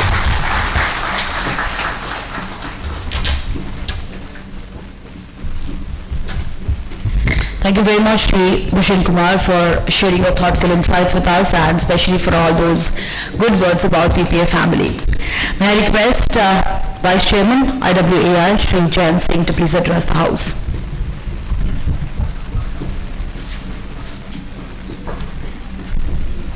Thank you. Gentlemen on the dais, my friend Mr. Harnar, Mr. Bhushan, the Deputy Chairman, Paradip, delegates, ladies and gentlemen. So very comprehensively Mr. Harnar had covered so many things, and Mr. Bhushan of course introduced the whole, how IWAI or Inland Waterway can be a good filler to usher in multimodality. Friends, the whole objective at the end of the day of all the national logistics policy or Gati Shakti, everything is to bring down the logistics cost. So that is the end we are looking at. And the vision that we have of, could you load the presentation please? It's there, okay fine, yeah, I didn't see that. And the end of the day is to bring down the logistics cost. Now that is definitely a worthy end in itself, which looks at the greater objective of increasing the competitiveness. Now we have 2 or 3 issues that are coming. One is of course the cost issue, and the second and a more sensitive issue which will get amplified as the years go by is about sustainability, and especially in the wake of all the the climate change and other targets that G20 and all the other the summit meetings that are happening will bring down on us. So it is in that context I want to situate my talk, my presentation. It will be part introduction to Inland Waterway, the sector, what it is all about, because even I knew very little about it until I joined a year and a half back. What baby steps that we have taken towards this, and what is my roadmap for Odisha. About Odisha in particular, my colleague Mr. Srinivas Rao would be having a very detailed presentation in the next session, when he'll talk about the National Waterway 5 on Brahmani and 64 on Mahanadi. Of course, a brief introduction was given by Mr. Bhushan when he talked about the gypsum movement that's happening. So, So as I mentioned, the economy of waterways is intuitive. I mean, it need not be elaborated. It is the most cost-efficient way of transporting cargo, even cheaper than rail. Its carbon footprints are much lower, and one advantage that India is having is that since we did not develop our inland water transport sector the way it ought to have been in the 70s or the 80s. 80s was the time when China started building up its IWT sector big time, and they are reaping the dividends now. But we have the advantage now of just leapfrogging in terms of technology. So only last week we had signed an MOU, and by next year we'll have the hydrogen fuel cell vessels for passenger transport and other battery operated vessels, and through which we'll just bypass the internal combustion technology hopefully, and leapfrog to higher levels of technology. So this is the advantage that IWT has.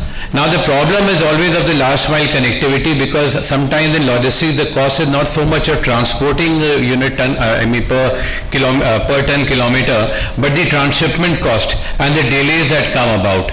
So as the Gati Shakti plan looks to address that particular gap. So that Gati Shakti plan along with development of IWT is the best combination, the most win-win combination for logistics in states like Odisha, and I'll tell you why.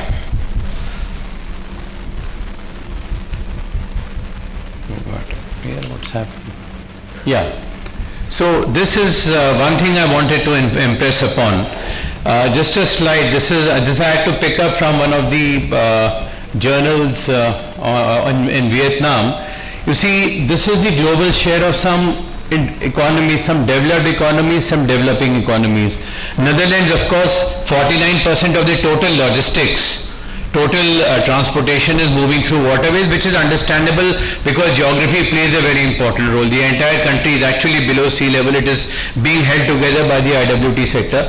But the area that we should be looking at are China, where 14% of that, China is an economy 5 times the size of India.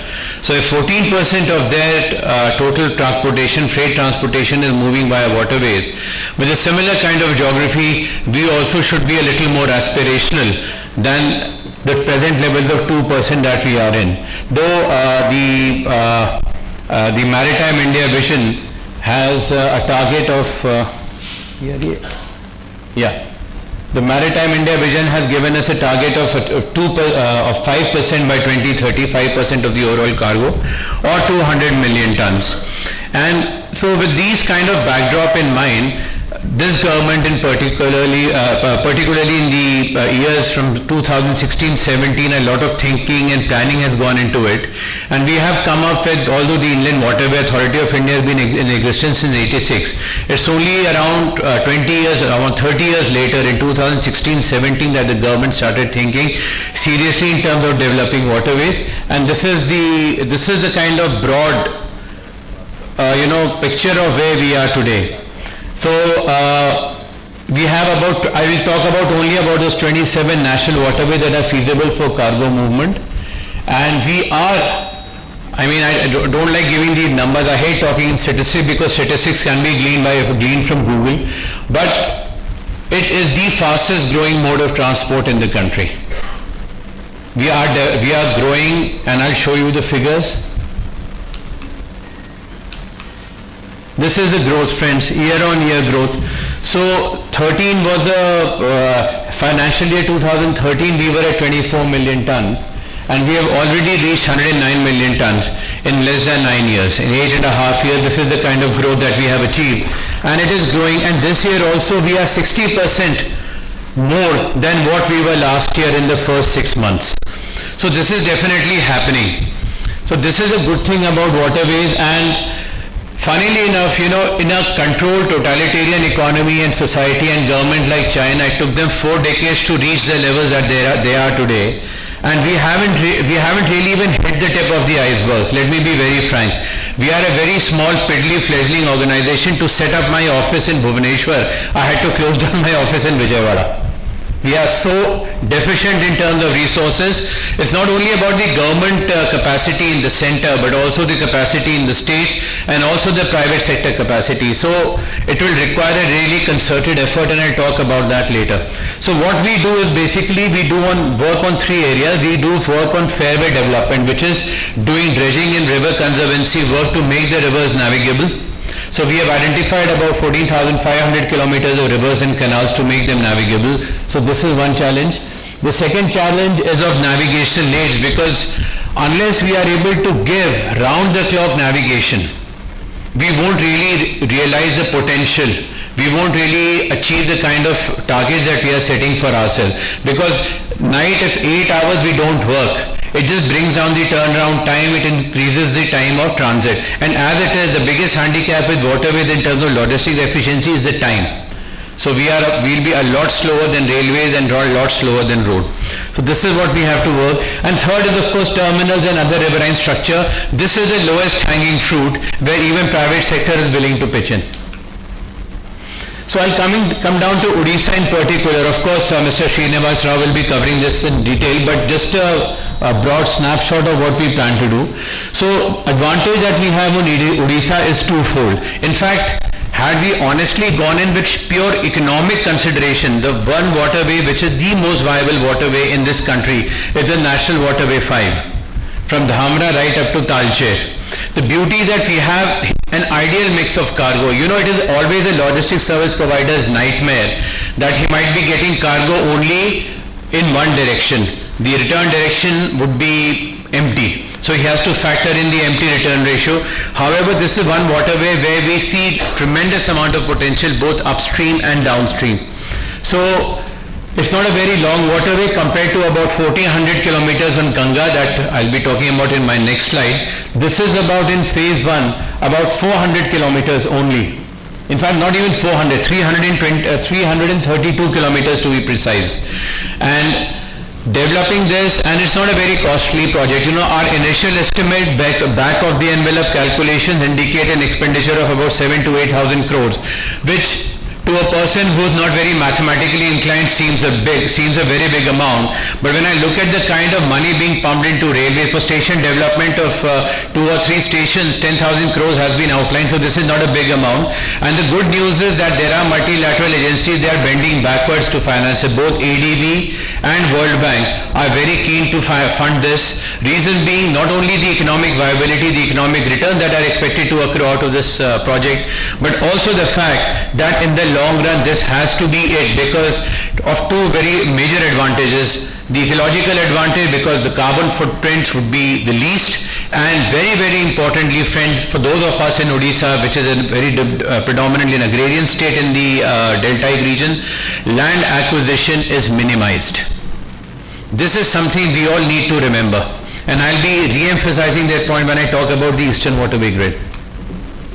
So this is the initial studies that we had instituted in 2016. So these are the numbers. So this presentation I'm leaving with you. What I want to emphasize here are 2 things, that these numbers are from 2016 and they have only increased. So the cargo potential here has definitely gone up. By what factor I'll be able to tell you only in a few months' time because we've instituted a fresh study and revisit a lot of assumptions that we had made in this study. And as the Chief Secretary just now mentioned a little while ago, that Odisha is going to become the mining hub. So like it or not, this is the scenario, and for bulk traffic, non-BAT consignment, waterways with last mile connectivity provided by conveyors is the cheapest, most eco-friendly and the most viable way of transport, mode of transport. So why, now this is I mentioned about till 2016-17 nothing was being done. The reason I have this slide here is just to show you that how one intervention can make so much difference. Now this is the map of Ganga, of National Waterway 1 between Varanasi and Haldia, which has been earmarked for development as a waterway. It's about 1400 kilometer long stretch, and does this have a pointer? No, never mind. Other than from Haldia up till Farakka, there is lot of traffic, and upstream of Farakka, there's a place called Bar, a few kilometers downstream of Patna. There is some moderate traffic working at a very, very low threshold of technology. And upstream of Bar up to Varanasi, there is very little traffic. Now, when I joined here in IWI, I went and called on Mr. Gadkari. I wanted to understand what was his vision when he, conceptualized this. I said, sir, this is not very, doesn't seem viable at all. Why did you choose this? He said for 2 reasons. He said, of course, because, Varanasi has a greater connect with people, it should be a good showcase. But more than that, his vision was that if we are able to do this very difficult stretch, because dredging and maintaining rivers between Varanasi and Patna is difficult. The geographical displacement of the banks, the vertical displacements of the bank, the lateral displacement of the bank, the shifting sands, the shoals, it's a dredger's nightmare. And honestly, a lot of my dredging contracts are failing because we don't have capacity. We are holding on because we want to showcase. So we've taken up this big project.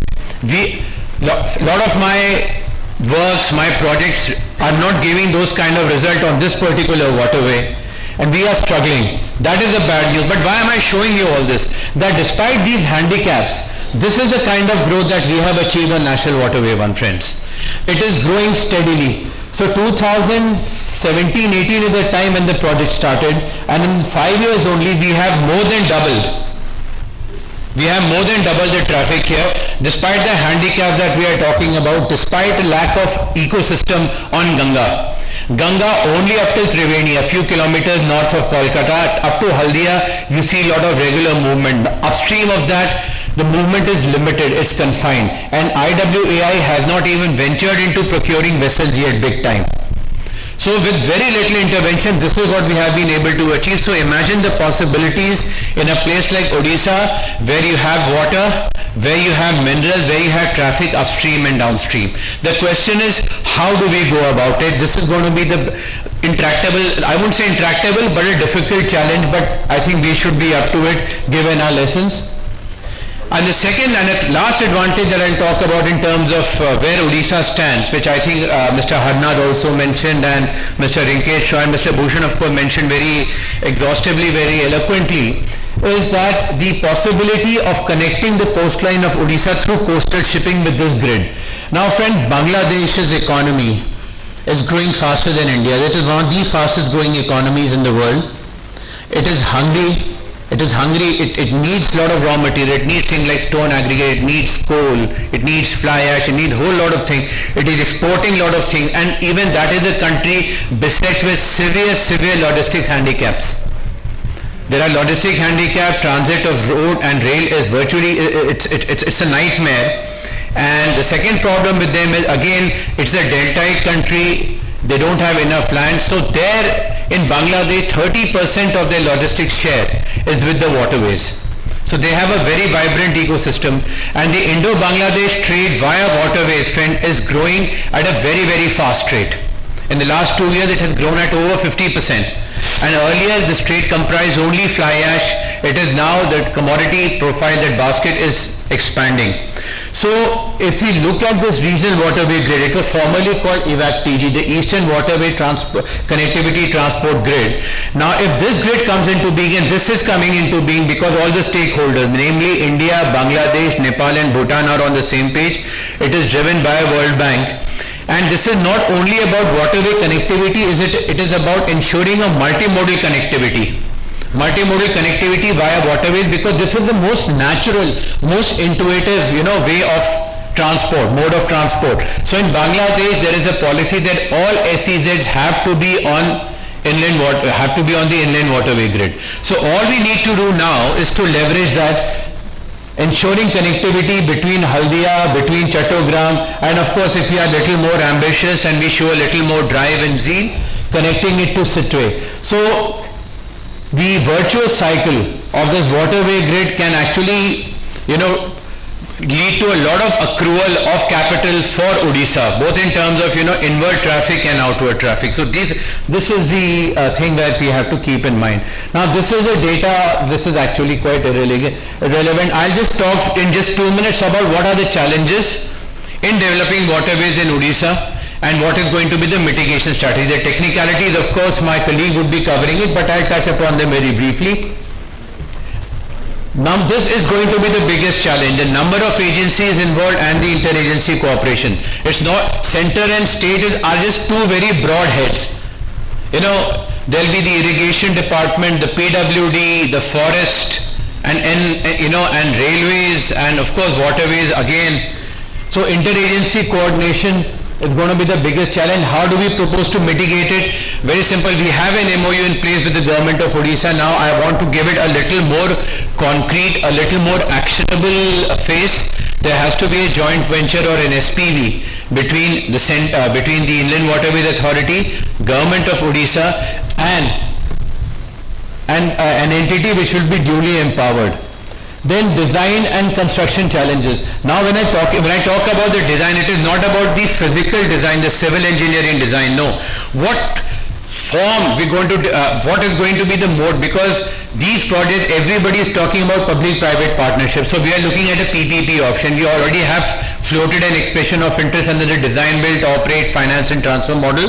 But I have some experience in PPP, having executed and failed also, and having taught for 5 years PPP in the Lal Bahadur Shastri Academy, Mussoorie. Selection of appropriate model is going to be very important. Why?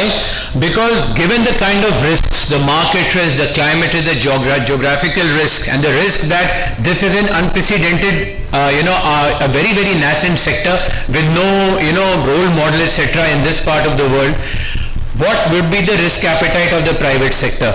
So we'll have to design a very smart model, appropriate model with financial institutional association and securing robust private sector participation. How? So to my mind, is the best model would be that the JV between center and state government builds those waterways, creates the infrastructure, secures all the clearances, raises the height of the bridges, raises the height of the high tension line, make sure that the waterways are dredge and fairways available, then get the private sector in with vessels and the terminals. Terminals, friends, is the lowest hanging fruit. One lesson which I unabashedly admit our fault, maybe, but we were very new that time, is that on NW1 we went in for the lowest hanging fruit of building the terminal first, getting the fairways later. No, it has to be the other way around. Once you have the fairways, terminals come on their own. And in any case, for inland water transport, the beauty is you don't need big terminal, you don't need long, big quaysides with 11, 12, 13 meter draft like you need in terms of, for seaports. 2.5 meter, 3 meter की depth में आपको एक छोटा सा एक temporary jetty से भी we can load. We are loading from a steel pontoon in Paradip. So terminal infrastructure is the lowest hanging fruit which the private sector would be very happy to pitch in with. They will get the vessel, we have to get the clearances, we have to get the fairway. So this kind of model would definitely work. Of course, there will be a whole lot of geographical and technical challenges, and these definitely, friends, can be mitigated by bringing in new technology and plowing back the learnings we have acquired from JMBP. Of course, Rao would be talking about that in great detail. So this is the kind of challenge, just to give you a snapshot of what it looks like. And the progress thus far, this is it. I mean, these are the details, I don't want to bore you with this. Now, very, very important is that we need to, explain people, educate the stakeholders, educate the media and everyone about the attendant benefits of waterways. Number one, let me tell you, other than this, it is not a competing mode of transport, friend, it is a complementary mode of transport. To load a railway rake, I need to have a minimum cargo of, how much does the box can carry, brother? 3,000 tons, right? So here I'm carrying only 500, 1,000, 1,200, 2,000 ton, less than container load traffic, number one. Number two, the benefit being it reduces congestion because you don't have to acquire land and all that. Imagine even if I carry a 1,200 ton barge, it is taking about 60 trailers of the 60 big dumpers of the road. That is the gain to the ecology, that is the gain to the society, right?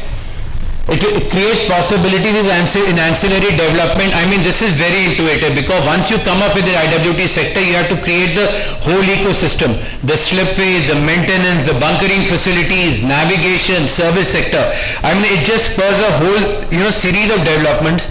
And the best part is, lot of it is so unorganized, it is so decentralized that it actually generates employment in the downstream. Unlike mining, my biggest gripe with mining is, and I've served about 13, 14 years in Rajasthan, there's a lot of mining in Rajasthan, is that mining is a very parasitical activity whose benefits really don't accrue directly to the people and certainly not to the residents. So here when you create this kind of an ecosystem, it creates a lot of employment downstream.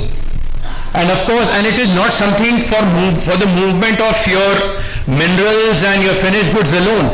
Even your local horticultural produce, your day-to-day needs can be taken care by these waterways. And this is the spirit behind the earth Ganga that we are doing on Ganga and of course in Brahmaputra.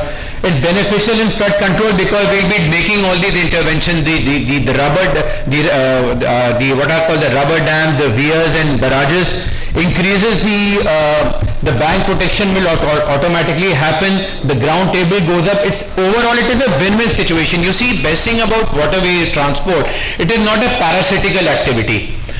Fresh water has competing claims, drinking, agriculture, industries. Here, inland water transport does not consume water, right? It does not, if water is there, it will use water, that's it. And we have now the technologies, when we have these navigation laws, there is a zero loss of water. So in all, it is a very win-win thing. Challenges are there, but I'm sure with the kind of experience that we have gained over the last 4 or 5 years and the kind of encouraging growth that we are happening and the institutional support that we have and also the support of the state governments, I don't think this is a very intractable and insurmountable challenge. I'll be very happy to take questions, Finn, otherwise this is all I have to say. Thank you.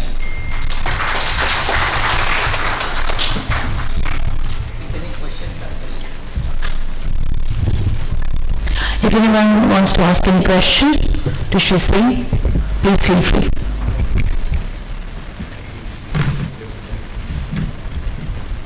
Thank you very much, Shri Singh, for those extremely informative words. Time for the vote of thanks. May I request Deputy Chairman PPA to please propose vote of thanks.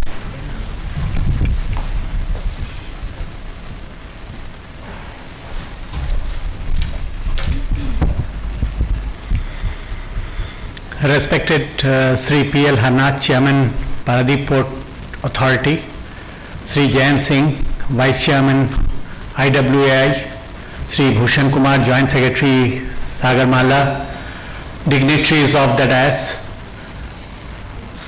I believe we all will appreciate this inaugural session has really set the tone for the summit as a whole.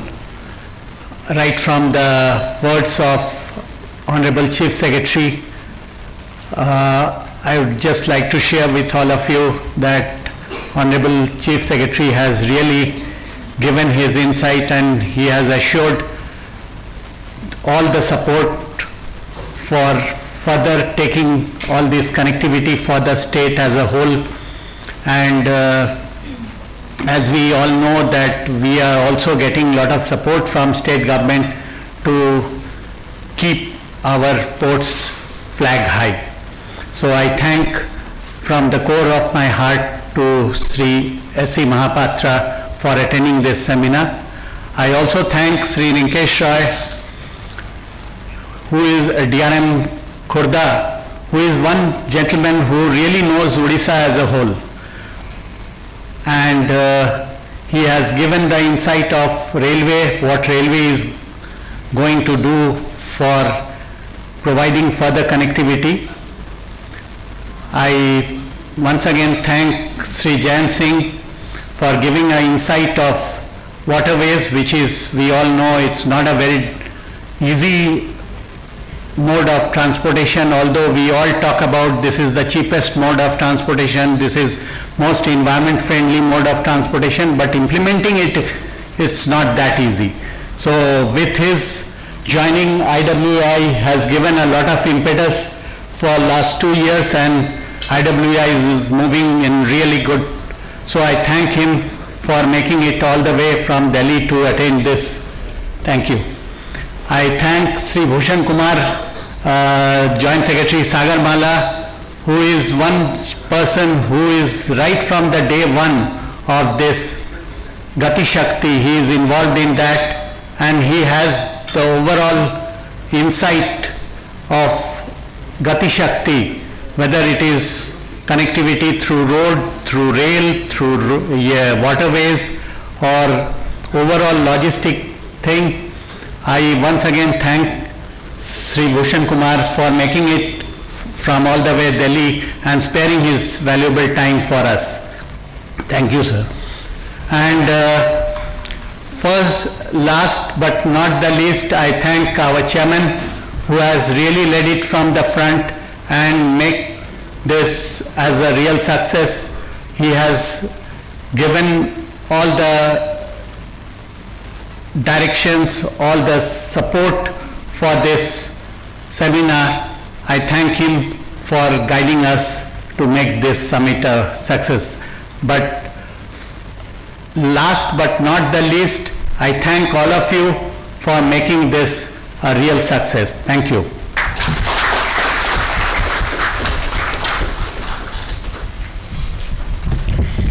Thank you very much, A.K. Bose. I think it was an absolutely insightful inaugural session. We are now off for a quick tea break. Grab a cup of tea or coffee quickly and come back to your seat so that we can start the first panel discussion on time. Thank you. Sharp at 12:10. Thank you.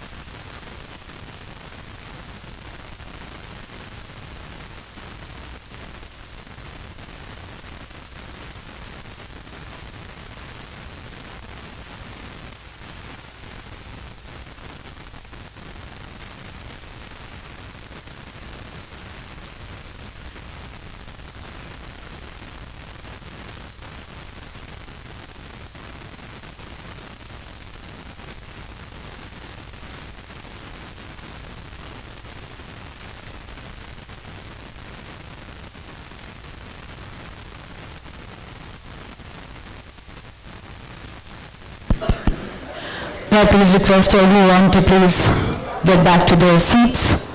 We are starting the panel discussion.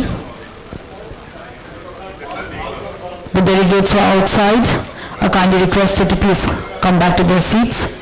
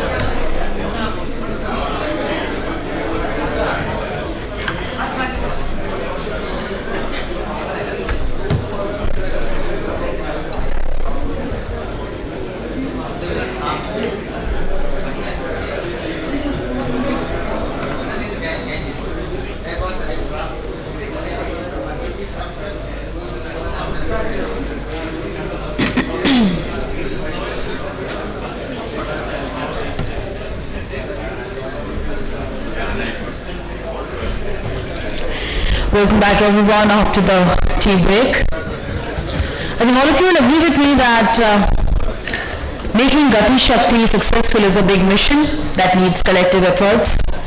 But if we can create synergy among departments, that will be a big achievement to start with. Keeping that in mind, the topic for the first panel discussion is Gati Shakti platform, creating synergy among departments, and we have the befitting moderator for that. A pioneer who has 4 decades of experience in working with government, public and private sector, one of the finest, the most efficient, experienced bureaucrats of the nation, a former head of PBA family, someone who we have been learning from and looking up to. Ladies and gentlemen, please put your hands together for Shri Santosh Kumar Mahapatra.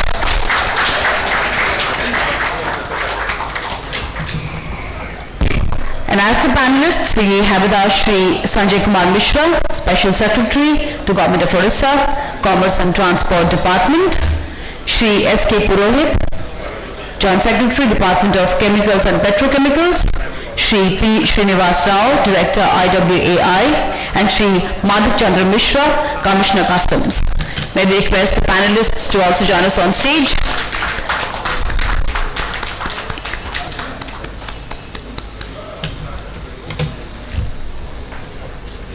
Chairman, can we have a round of applause for the moderator and the panelists for the first session? And may I request the moderator to kindly start the proceedings for this panel discussion.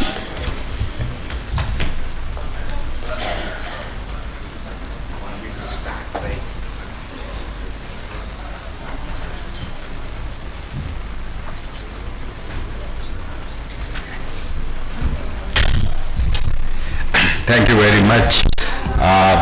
The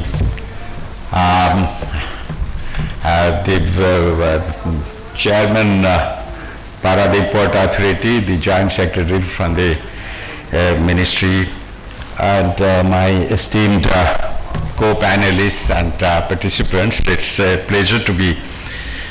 always a pleasure to be associated with anything organized by Paradip Port Authority, because that is where I spent some of the best years of my career, and I remember. Those were difficult times with super cyclone. There are also challenging times when the port was growing and expanding and mechanizing itself. And it's always, I watch with pride the strides which Paradip Port is doing under the able leadership of Mr. Harnath and his predecessor, and becoming one of the biggest ports, maybe the biggest port in the public sector in India. It's the right time to think of Gati Shakti, which is not so much about Gati or Shakti as about the multimodality of the logistics sector and the need for creating synergy and creating a perfect synchronization amongst the different modes of transport. I remember everybody knows about India's growth story, and everybody is proud of it. The whole world is taking notice of it. But one of the minor disappointments of India's growth story is that we could never achieve that double-digit growth figure. And I remember the former Prime Minister being quoted as saying that the reason why during those best years prior to 2008, when India's growth rate almost touched 9 and 9 plus, it couldn't be 10, was the lack of port capacity to cope with that kind of growth. And I was not very happy to hear that, because those of us who work in ports know that the port capacity is a nebulous imaginary thing. Actually, the port capacity is a function of the capacity of so many other modes of infrastructure. A few years later, I was struggling to build and complete the Dhamra port and make it operational. And I know we started with the first phase of 25 million ton capacity, and I was struggling, as I said, to prove that this port has a capacity of 25 million ton.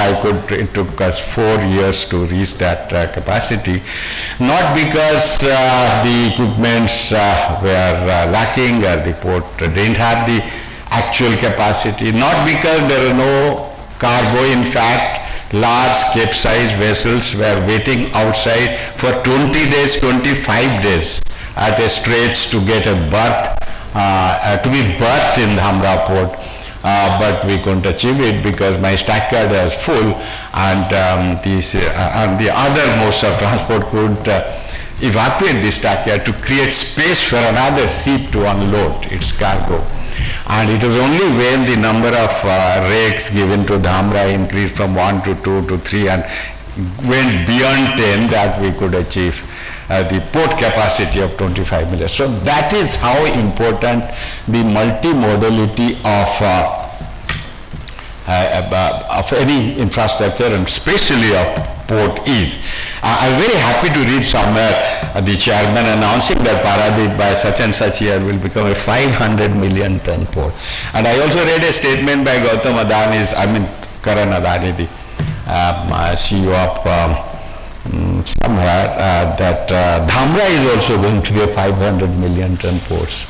We have heard of ports with more than 300 million ton capacity only existing in Europe, as far as I know.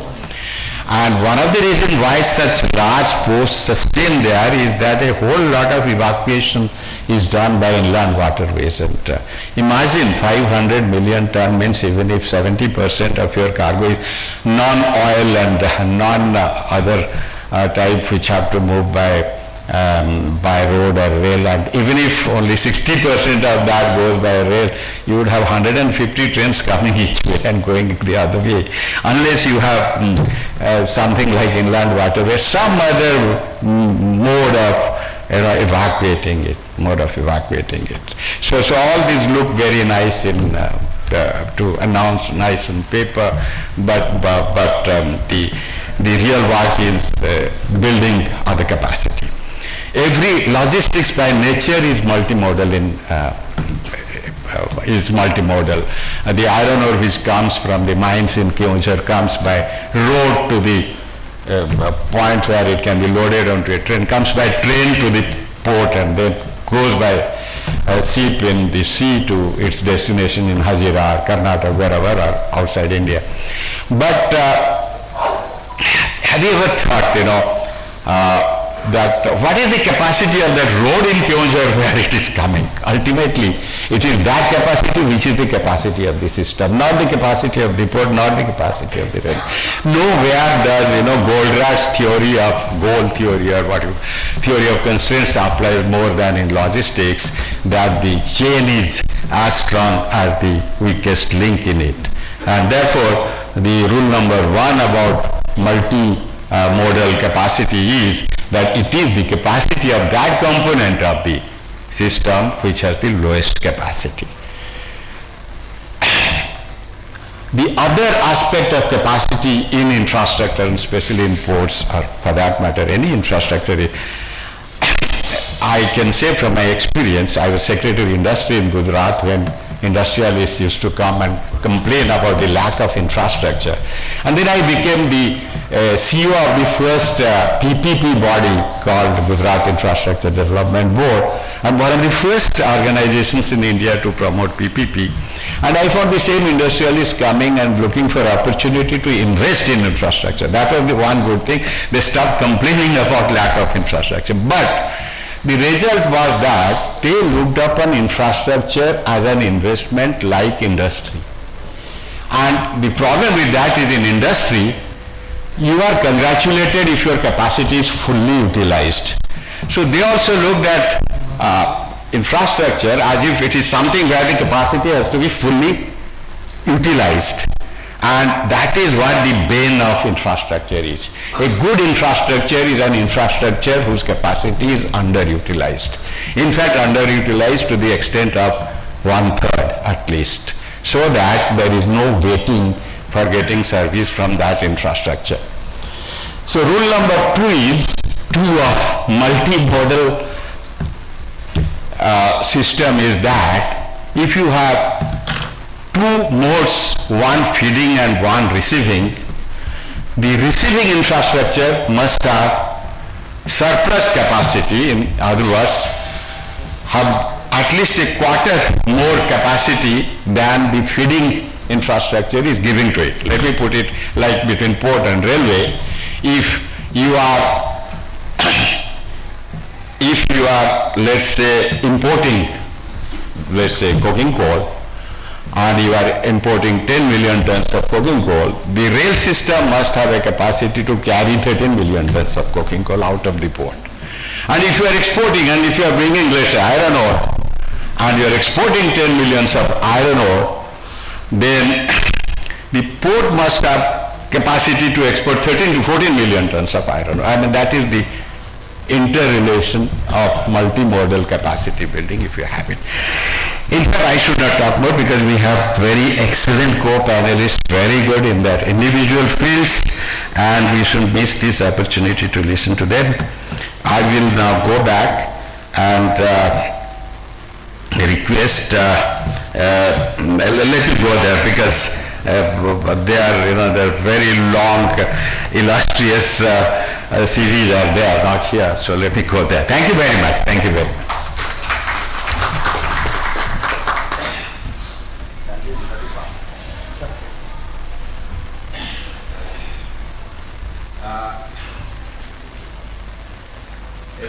Mr. Sanjay Mishra is of course from the Indian Railway Traffic Service, and he is Secretary to the Government of Odisha, Special Secretary in Commerce and Transport. He is in charge of ports, and he is also holding the additional charge of CMD of the OPTCL, and he is a very experienced man in infrastructure, and he will give a perspective of Odisha point of view and the Gati Shakti platform. So may I now request Mr. Sanjay Kumar Mishra to address us. You can speak from here, and there is your option. And we are only 4 of us, so I should think around 12 minutes each would... okay.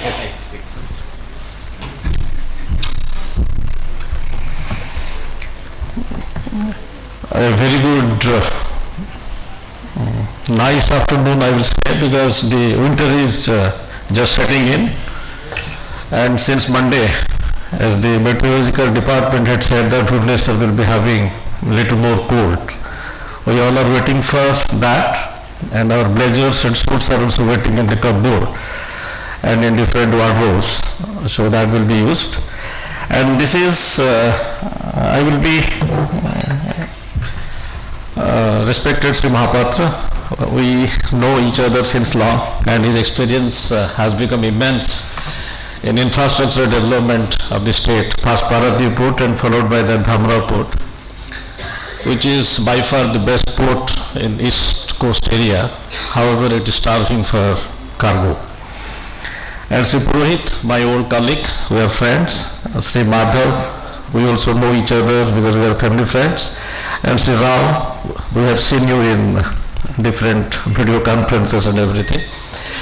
And in the audience, Sri Joshi sir, my old boss, we have worked together for so long.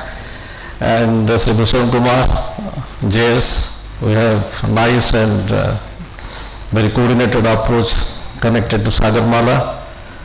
And Sri Harnath, my colleague again, and he has always replaced me in different posts over last 15-20 years. And the intelligent audience, and we are very happy to be here today. I will be basically concentrating on the panel discussion Gati Shakti platform, creating synergy among departments, and why it was felt so by Government of India, that why it is required. As a basic requirement if we are thinking in terms of developing the logistics sector in this country, and comparatively in the world to where we are. Our logistics cost is touching almost 13 to 14% of our GDP. And if we want to be competitive in the world, we have to really try in the first installment to get it down to 10%. And what is happening to us and why we are not able to do that? Because the infrastructural sector is suffering from the time of planning, from the time of conceiving, and finally to put it in the ground and use. The gestation is going to be absolutely long, because we need to negotiate around 16 different ministries and scores of other departments under each ministry to really, before we go into the field, the real zeal and the necessity part of it, and because transportation is something is perishable. And in many of the cases it is seen that by the time really you put that road, you put that railway line from a mining area to a port, the traffic is gone. However, the line is available there. At this moment, the port capacity is absolutely surplus as far as Paradip is concerned. And the same capacity in the new line area is absolutely surplus because there is no iron ore. So, if we do not really concise and cut down the time and at least to cash on in a boost, and our infrastructure is available so that we will be able to use our infrastructure which is available to us. And government policies are also one of the main factor. What is happening today, that may not happen tomorrow. For example, today iron ore export is absolutely zero and Paradip port is minus 40% as far as iron ore traffic is concerned.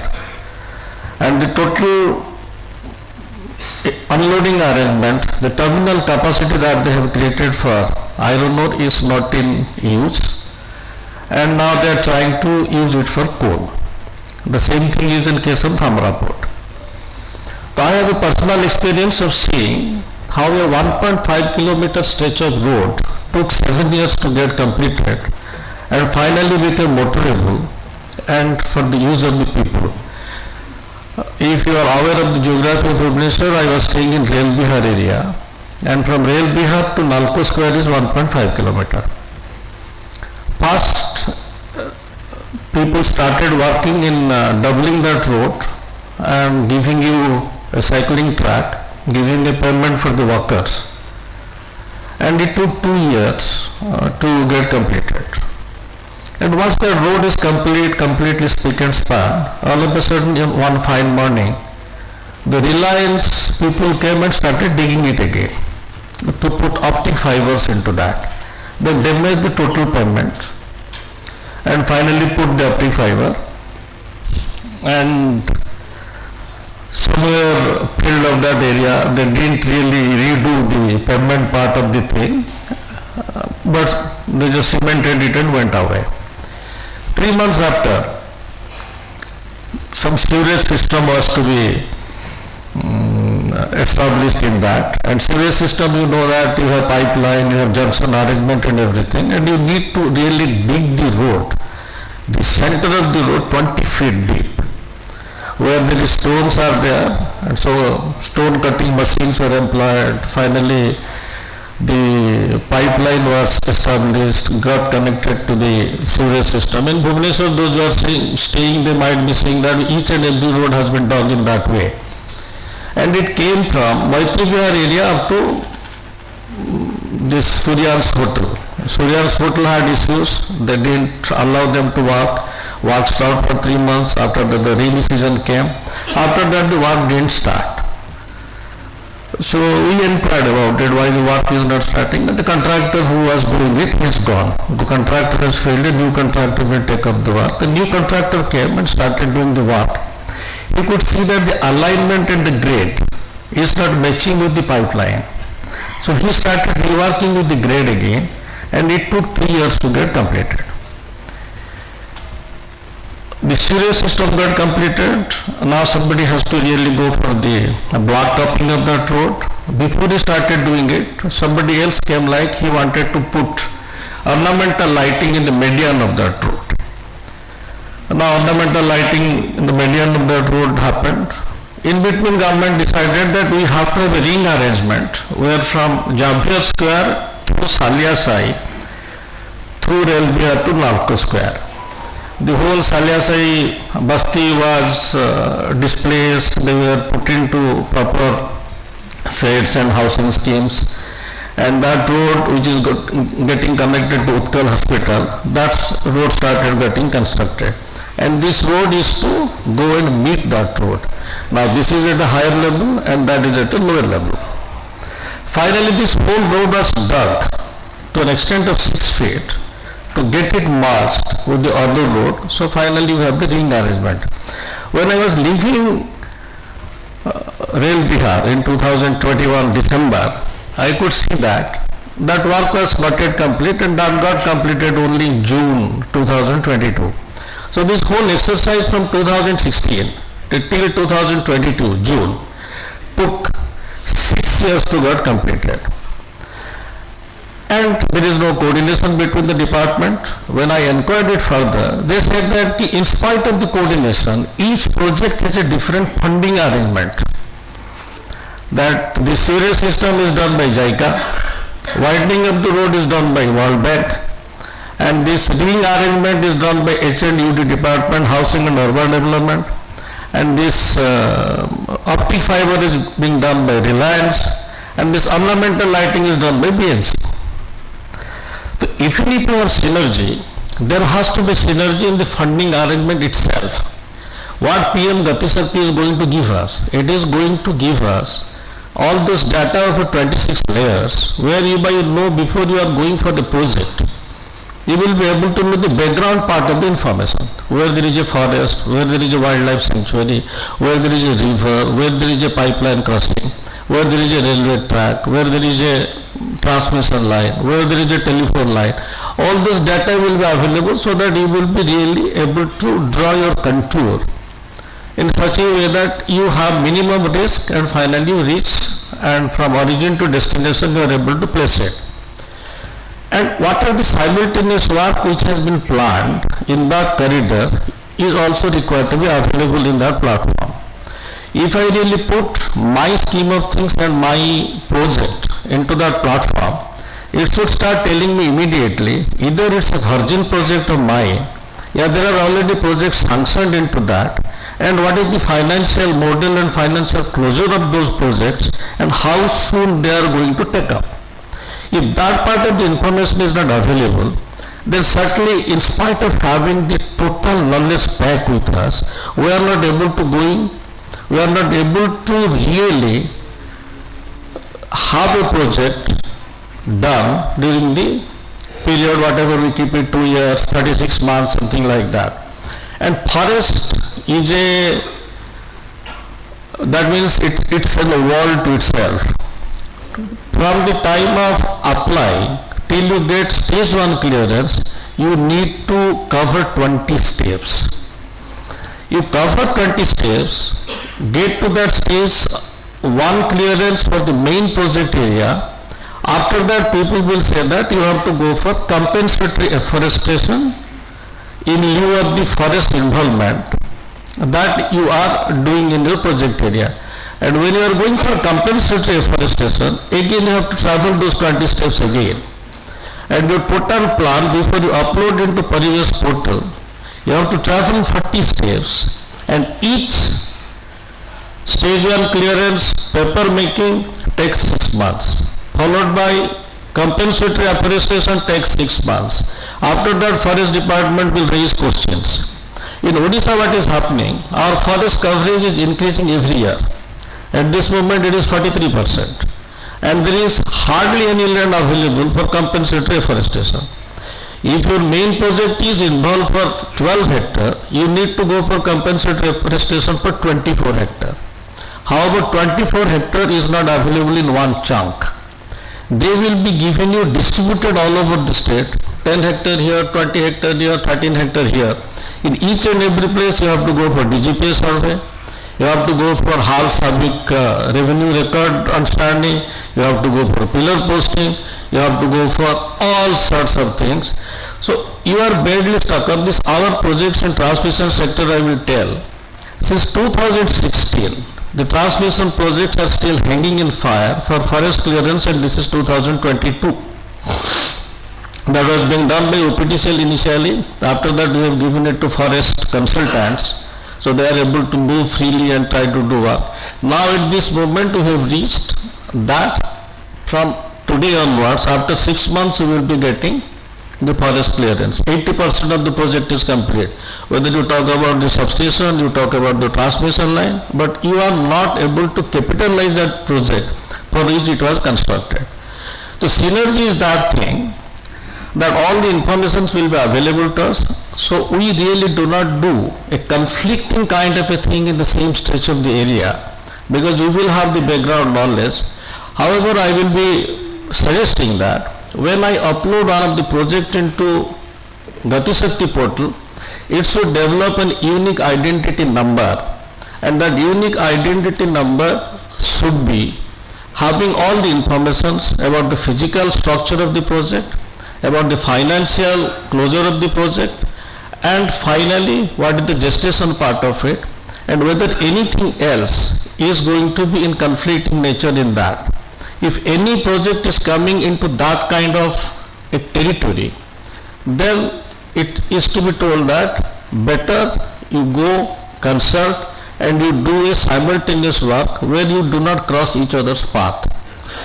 However, it's a very good effort, and here I see that so many things have been done into that, and this is only one thing I will be highlighting.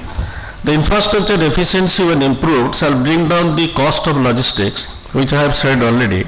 In the country, the Gati Shakti platform is integrating 24 digital systems across 6 ministries, though the United Logistics Interface platform, which would create a national single window logistics portal. So the single window logistics portal is certainly a very good beginning, in spite of the fact that yes, it is required to be further tied up. However, it is going to give you that kind of information where it is certainly going to help us in a great way in avoiding that forest issues, because we will be able to really identify, because it is always better to go in a revenue forest area, and it will be also giving us that benefit where maximum of the government land is there, so that we can plan our projects in a better way instead of private land, because we know that private land acquiring, purchasing is a difficult thing and it takes time, and even if people sell you the private land when you are going for the project, in case of Haridaspur Paradip line, people took their money, but when you wanted to put the rail there, they didn't agree with you. They said that you have to pay more money. So finally another dole out kind of a thing went on, and that took 2 years extra for that project. So those kind of informations and river crossing, pipeline crossing and AIS, for example, Archaeological Survey of India. And now another new thing has come, that is defense establishments and aerospace part of it also has come into the clearance part of it. This is a very good beginning, and this is like Gati Sakti means the power of speed. We really need to get into that slot where we increase our speed. And we have, of course, we have started it before. That Sagarmala is one of those initiatives where so many things with first mile and last mile connectivity to the port in terms of road and rail. And after that we went for Bharatmala, where the connectivity of the road again into different logistics sectors. And Parvatmala is also another new thing. So all those things are really going to create a synergy whereby each and everybody, at least the left hand knows what the right hand is doing, and give that much needed speed to the project implementation into the logistics sector, because that can only give us the real dividend that we are expecting to get out of it. At this moment the road sector is the share of road is 70% and railway has come down to 17 to 18%. And the main problem between rail and road is that the multiple handling of the rail, because of that somebody prefers that it's better to go by road. The multimodal logistics parks, dry ports and other things has also been added into the Gati Sakti, which can surely decrease the carbon footprint by lessening the number of road vehicles moving on the road. And the most efficient and economic way of transportation is always railways, because if we compare them, in airway per ton is 18 rupees and by road it is 4 to 5 rupees, and in rail it is hardly 1.5 rupees to 2 rupees. So it is the most economic way, and in a distance of 500 km to 1000 km of movement, railways is always in case of iron ore, it is always the cheapest, and between 0 to 500 the slurry pipeline is the cheaper option, and less than 500 is inland waterways the option. And those digital platforms is also going to give you those suggestions how you should be working out your logistics sectors and your movement of cargo from one place to the other place. I have been given 12 minutes of time. I hope I have reached it. No. So that is it. So PM Gati Sakti is one of that. It is basically, we are talking about PM Gati Sakti. It is that platform which is trying to create the synergy. As the body of a human being, we are today the best species of the world because our body functions in a synergetic way. And if really I do not know what I am saying, and for that matter what my left hand is doing, then there is an issue. So departmental coordination is the main focus area of PM Gati Sakti. And this is the digital platform which will be giving a fillip to the logistics sectors of our great country. And when we are looking at $5 trillion economy, we see that at that level we are not growing. Rather the small countries, the per capita income, if you see that Bangladesh has taken over us and it is higher, the same thing is for all the Southeast Asian countries. So we are still struggling, and we need to put our best foot forward, whereby this logistics sector has to grow. And I would like to inform here that being a part of Commerce and Transport Department, we have now finalized the Port Policy 2022. It has gone to Cabinet to get its assent. And Odisha Logistics Policy also 2022. So we had no logistics policy. It has been designed in line with the National Logistics Policy with a lot of incentives that has been declared. And as the policy comes out, you will be able to know that. And in Odisha Port Policy also, it is no more confined to the port. It is now, it has encompassed all those activities like port development in PPP mode, even captive jetties, seaplane, marinas, ship handling, that ship building and ship recycling industries. And Odisha Maritime Board has also been notified since September. We are going to ground it properly so that you will get a single window approach to the maritime economy of the state. And in that, even the tourism and the fishery sector has also been added into that port policy, where you will have single window approach to everything and will be functioning through Odisha Maritime Board instead of really searching where I need to go and do my work. Thank you very much for patient hearing, and as the session proceeds, whatever further questions will be there, we will be able to take it from you. Thank you very much.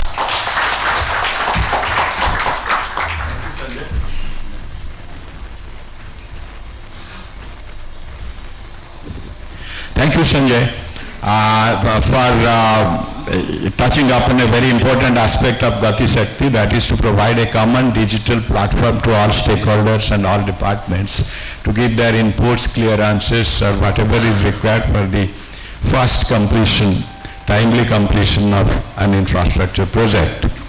And all those good news about what is going to happen in the port sector and other infrastructure and logistics sectors in Odisha. I'll now call upon, Mr. S.K. Purohit. He has a very rich experience in railways and infrastructure projects, and he is at present the Joint Secretary, Department of Chemicals and Petrochemicals. I would request Mr. Purohit to address the presentation. Thank you, sir. Respected Sri Santosh Mahapatra, sir. Respected dignitaries on the dais. Respected dignitaries and the audience. Ladies and gentlemen. In fact, I feel myself privileged today among the many experienced persons, dignitaries, with whom I have worked. I have been association with them during my career in railways here in Odisha. In fact, Mr. B.K. Joshi sir was my professor when I joined the academy, when I joined the railway service. Sir, this Gati Shakti platform creating synergies among the departments. It is a very important and very appropriate subject on which the summit is being held today. And I am very much thankful to our chairman for the port who has taken the initiative for this. Because in every meeting that we are attending in Government of India, this subject, in fact, on November 2nd and 3rd, we had an international conference, India Chem 2022, which was a flagship international conference on chemical and petrochemical sector, and where in the CEO conference, our Honorable Minister, the first point they told that we should have a conference on the Gati Shakti for giving a fillip to the work that is going on, or the opportunity that the sector, especially the chemical and petrochemical sector, is offering to our country. I belong to the Department of Chemical and Petrochemical, and our department's main objective is to promote the chemical and petrochemical industry in the country. So that is the one line mandate that is given to our department. So I would like to touch upon the Indian chemical scenario. What are the opportunity that it offers? What is the potential of the investment in the sector, and how the PM Gati Shakti can give us the required traction to implement the projects on a fast mode. As our Sanjay Mishra sir had already told that the PM Gati Shakti, which it offers, the coordination, the initiative, the foresighted approach of working of delivery project, that is extremely important for any project delivery and also the gaining speed. So I will first give a brief overview of the sector. You can see that our chemical is all-encompassing thing. Everything that we use today in our day-to-day life, there is chemical. From the morning toothpaste to the evening coffee after dinner, everything is chemical. It covers about 80,000 products, and it is very important for the improvement of our lifestyle. And the sector in India is doing extremely well because the chemical has a lot of segments, say bulk chemicals, specialty chemicals, pharmaceuticals, and agrochemicals and others.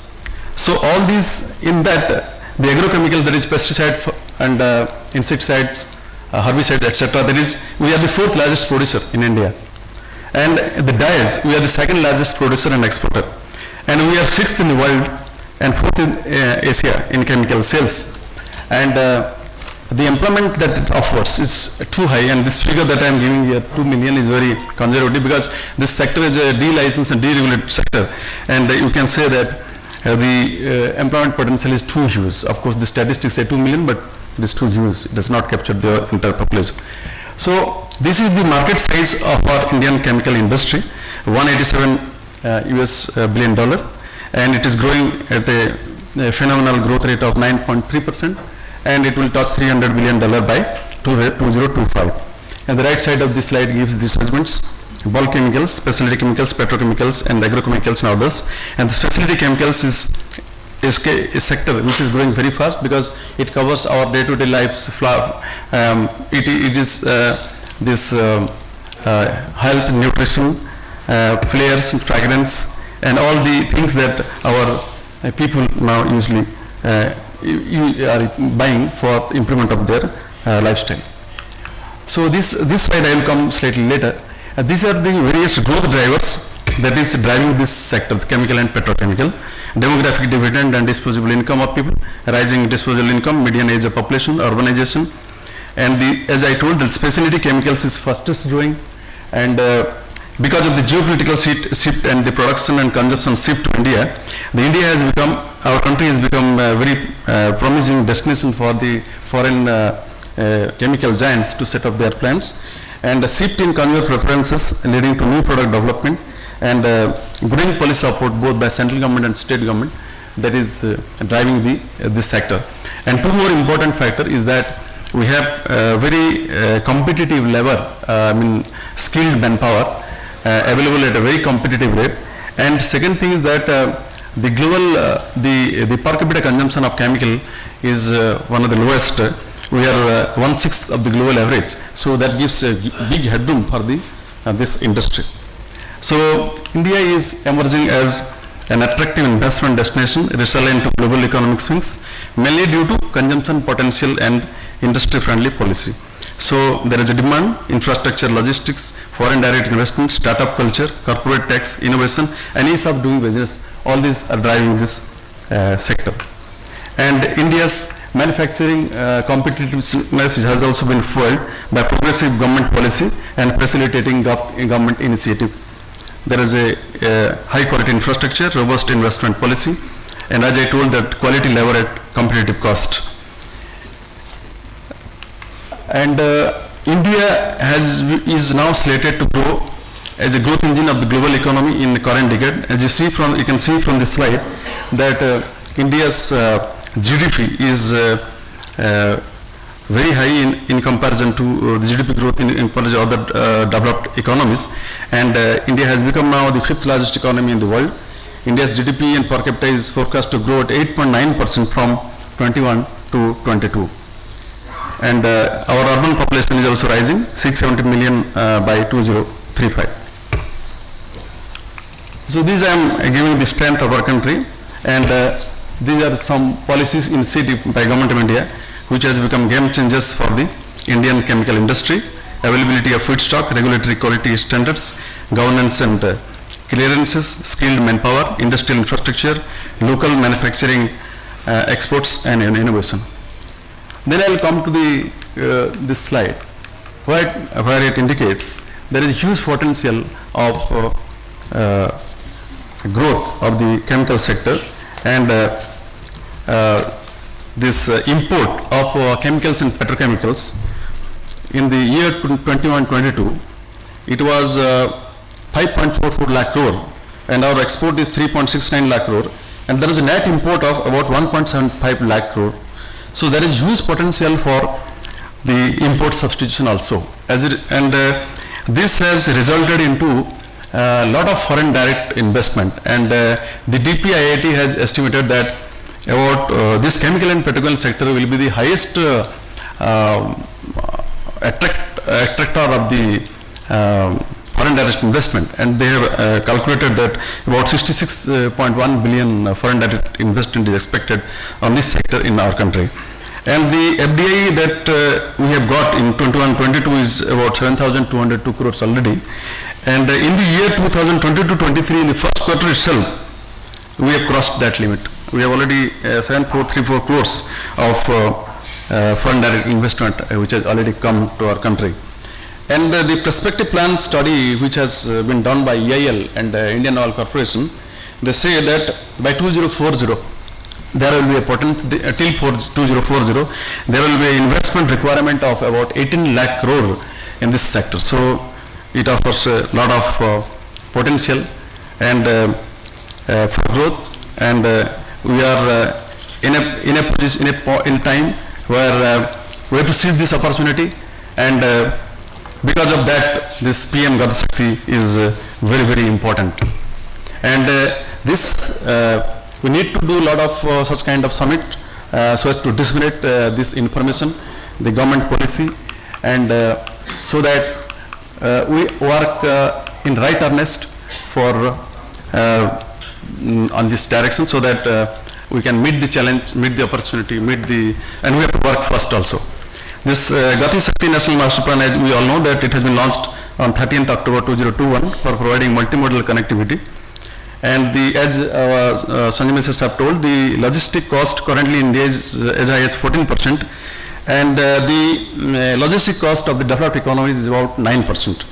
So we are initially trying to reduce it to 10%, and if that is achieved also, there is it will be a great achievement. So what are the various issues being faced by our Indian infrastructure today, and how Gati Shakti will like to resolve them? These are the 3-4 problems that is faced by our Indian infrastructure projects, that many things have been touched upon by our Sanjay Mishra sir. This disjointed planning, lack of coordination between different ministries, different departments, and anybody who has been associated with project execution can see that a lot of work is done, and the departments do not see each other as priority and targets. As a result, many times we see that the targets are busted and the cost of the project also increases, which is not a very welcome sign. Then non and underutilization of installed capacity. At times what we see that the projects are in links, and suppose one link is completed, the other link is not available. Then what happens, the first link which we construct, then it doesn't give the realized installed potential, installed capacity. So this is one thing that we can help solving the issue by this Gati Shakti plans. So they are all on Gati Shakti that this India's logistic cost is high, so that we have to reduce it, and our ease of doing business also will improve if we take this PM Gati Shakti principles to its proper working. And these are basically the outcomes that is envisaged from PM Gati Shakti: the comprehensiveness, prioritization, optimization, synchronization, analysis, and dynamic process. This is available on the PM Gati Shakti portal. Basically, this will help in timely completion of the work, then coordination between department, prioritization of work, and it will improve our efficiency, and also it can solve the problems of litigation, etc. if we do not have the things in position, and it will also lead to reduction of complications. So now then I will come to this PCPIR, because our department is also looking up after the PCPIR, and we had in the PCPIR policy 2007, we had 4 PCPIR notified. One is at Dahej, second one is at Paradip, third one at Andhra Pradesh, and the fourth one at Tamil Nadu. And this PCPIR Paradip is very strategically located because it has the resource support. As we know that our state Odisha has been blessed with mineral resources, 13.88% of minerals of India in Odisha, and 11% of India's groundwater resources is in Odisha. And the chemical and petrochemical opportunities also in Odisha is galore, because already we have the IOCL at Paradip, which is the anchor unit for the petrochemical PCPI region, and with a capacity of 15 MTPA. And the committed fish stocks are also available. And we have also a pioneer institute called CPAD in Bhubaneswar, and this plastic product evaluation center also is at Paradip. And there is policy support also. It has been declared as a focus sector of Odisha. And also there is Go Swift, I was told in government of Odisha, it has been integrated with the national single window system. And the infrastructure that support that we have in Paradip is one of the extraordinary kind of support, infrastructure support. We have got rail connectivity from the Howrah Chennai route from 2 points, from Cuttack and from Hardaspur. And the port is also one of the largest major port, the second largest in the eastern site, and 277 MTPA capacity, which is of course planned for further expansion, and handles Cape size vessel. And availability of land and power is also there. There is no problem for the availability of land and power. And it is power surplus, as OPT, CMD OPT sir will confirm. And the incentive support that also is there from the Odisha Industrial Policy and the key incentive under the MSME policy. There is a skill support also available, because we have got all the world-class educational institutes at Bhubaneswar, and there is sector-specific skill development is also going on. And I think already a lot of investment has already taken place in PCPI Paradip, and there is a lot of employment has also taken place, and many projects are lined up. I think one project is getting commissioned by IOCL in December 22, that is monoethylene glycol project. This will further give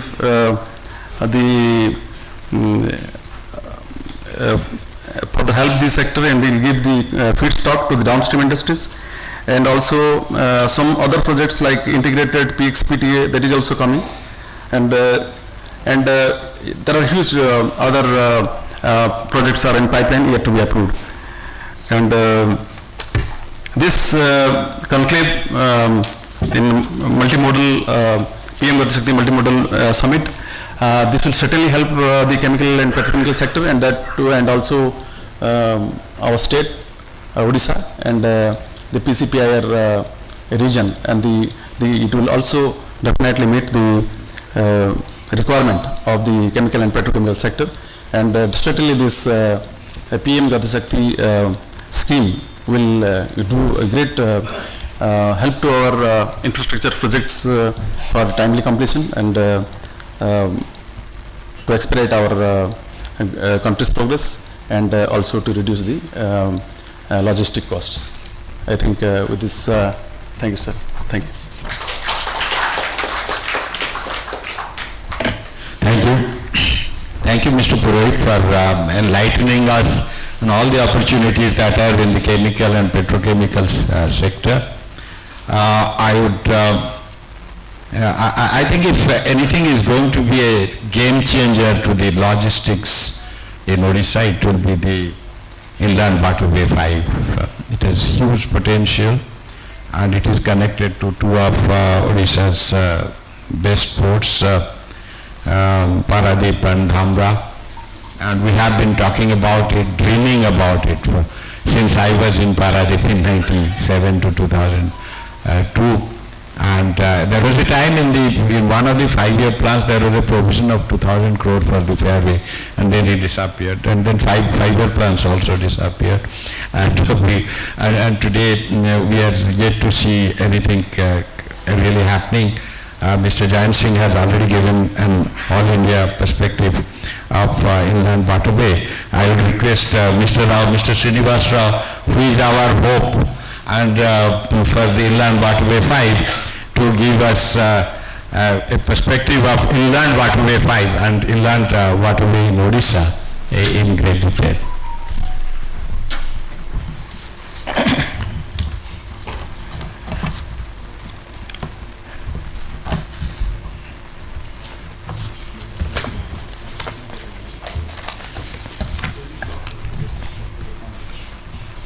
Good afternoon to all.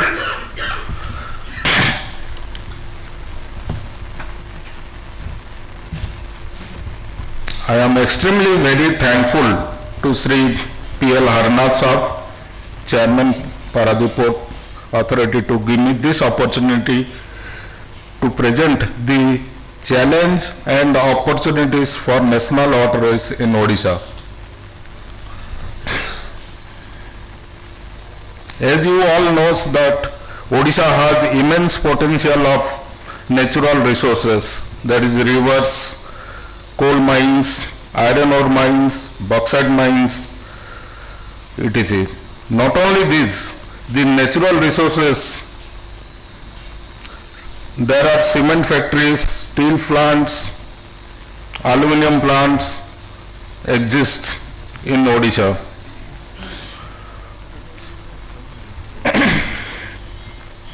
To reduce the congestion of transportation in roads and railways, the use of waterways is very much essential. As you know, there are 111 national waterways in India, out of which only 6 national waterways are in Odisha.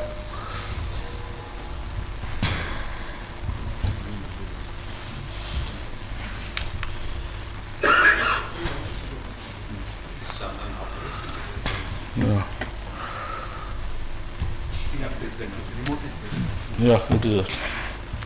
The 6 national waterways are Brahmani, the national waterway 5, which is in red color, and Baitarani, that is national waterway 14, and Budhabalanga, national waterway 23, and Birupa, that national waterway 22, and Mahanadi River, national waterway 64. And last, Suvarnarekha River is national waterway 96, has been declared in the year 2016 by an act of parliament.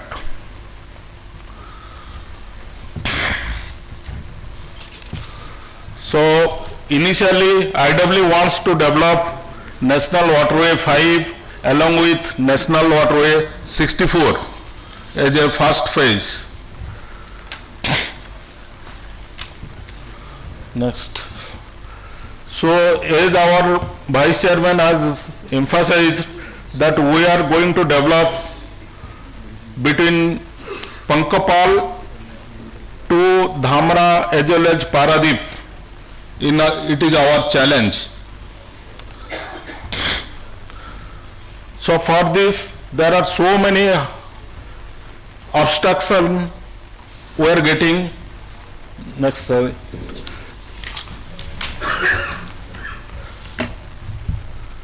There are so many road bridges for which we are unable to play the cargo vessels, for which our requirement is 6 meter vertical clearance as well as 60 meter horizontal clearance. And there are so many high tension lines as well as low tension power lines exist in our waterways. And to make the waterway navigable and to maintain the required fairway, we have to construct number of weirs, number of navigational locks, check dams, and as well as rubber dams.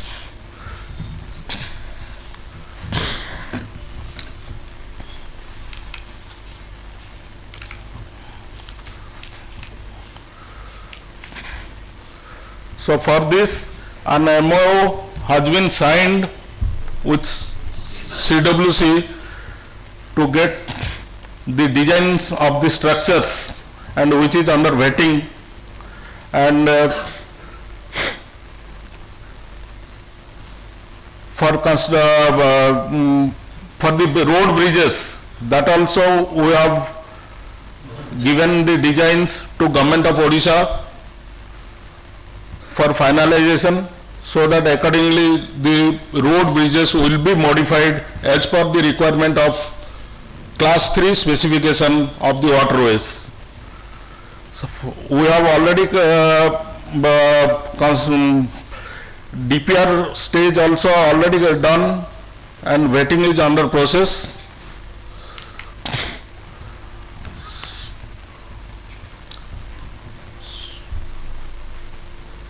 To clear the HT lines and LT lines,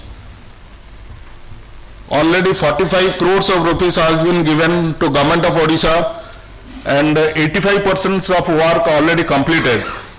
So accordingly there will not be any problem for the mobilization of the vessel.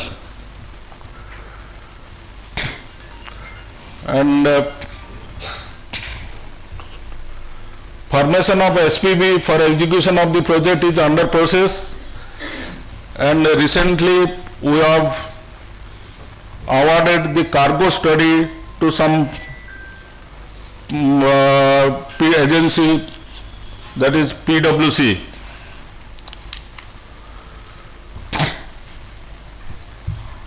And this is one slide where, based on the WAFCOS report, there are 19.11 million tons per annum of cargo is expected to mobilize around 2030.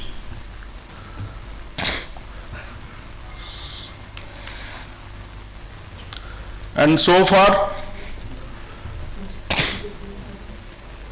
1,40,000 tons of gypsum has already mobilized in the river Mahanadi. After the inaugural ceremony of the movement of gypsum by the Honorable Chairman, Honorable Transport Minister on 25th April.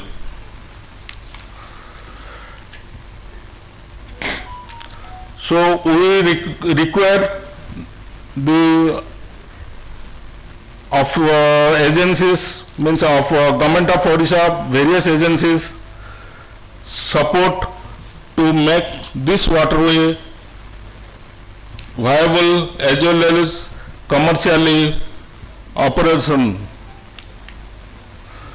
for which recently one expression of interest has been invited to make Pankapal, Padinipal, Dhamra as well as Paradip. So near about 3 agencies they have approached, and November 23rd this UI will be finalized. And these are some of the photographs recently, means on 25th April, the inaugural ceremony of the gypsum movement at IPCO premises. These are the Odissi cargo mobilized so far in the river Mahanadi.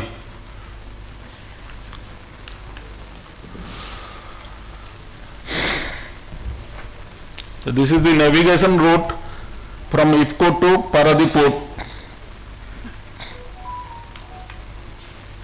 These are the vessels utilized by IFCO to mobilize this cargo, gypsum.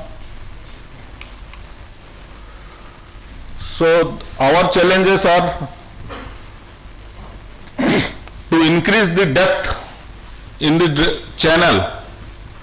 By the way, we have carried out the detailed survey, and dredging is essential at the sea mouth. We have felt that will also be carried out, and for around the year operation and day and night operation, night navigation is highly essential.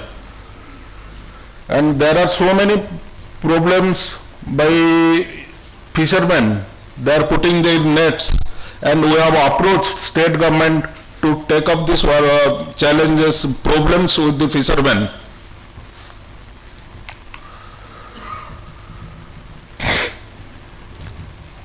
We have one rural ferry service also, which will be played between Dhamra as well as Talchua, for which jetty construction already completed by the state government, but it is yet to be commenced. Okay, thank you.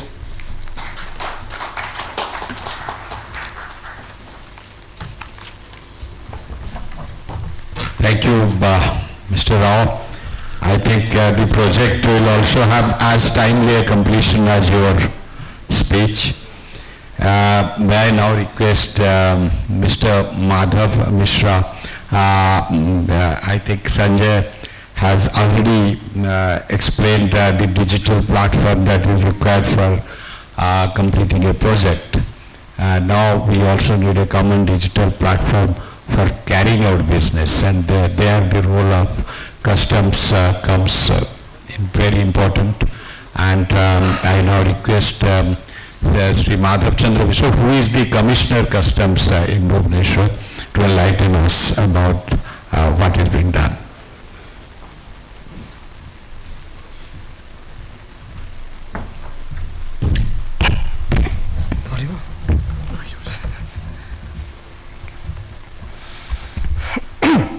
Thank you, sir. Respected Santosh Mahapatra sir, Sanjay Mishra sir, S.T. Purohit sir, Rao sir, Harnath sir, Joshi sir, and distinguished participants. I express my sincere thanks to Chairman PPT for inviting me and making me a part of this Gati Shakti Summit. I will begin with, you will operate. I will start my presentation from the scripture. Kautilya has stated that the king, that is now present state, shall promote trade and commerce by setting up trade routes by land and by water and establishing market towns and ports. So any administrative unit cannot exist, cannot survive without revenue generation. So revenue generation is a must, and that comes through trade and commerce. And see, at that time also this ease of doing business was the king's role, the royal role at that time. So what our government nowadays are doing. Next. So ease of doing business, why it is important? It is important for developing entrepreneurship, innovation, and wealth creation for the nation as a whole. And as India leapfrogs towards a $5 trillion economy by 24-25, we are dreaming of that. So simplifying and maintaining a business-friendly regulatory environment is very essential. The ecosystem must be business-friendly. The ecosystem must be, the logistic must be business-friendly. So now I will take you through the World Bank rankings of ease of doing business and India's ranking over a decade, in the last decade, starting from 2009 to 2019. See, our ranking was stagnant from 2009 to 2014, around 133 to 142. And then from 2015 onwards, because of maybe convergence and synergy of different stakeholders, different platforms, creating digital platforms, we have gradually ranked up from 130 to 100, then 77, and in 2019 to 63. This is really a remarkable achievement for our country. Let us talk about the trading across borders component of that World Bank rankings. In the year 2018, India's rank was 146. But in 2019, this jumped, the major jump of around 66, and it became 80. This is the role of doing, ease of doing business. By changing, by creating so many things, we have achieved this rank. And again, one thing I have stated here, globally transportation by port is the most favored, followed by railways and then roads, whereas in India, we are opposite. And this ease of doing business and developing logistics will make us like the Western countries. sea route, then railway, and then road. Then ease of doing business in India, again continuing.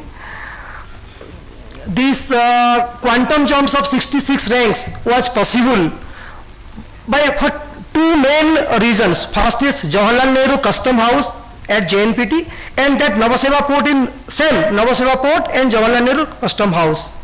Second, the Inland Container Depot, Tughlakabad, that ICD Tughlakabad, New Delhi.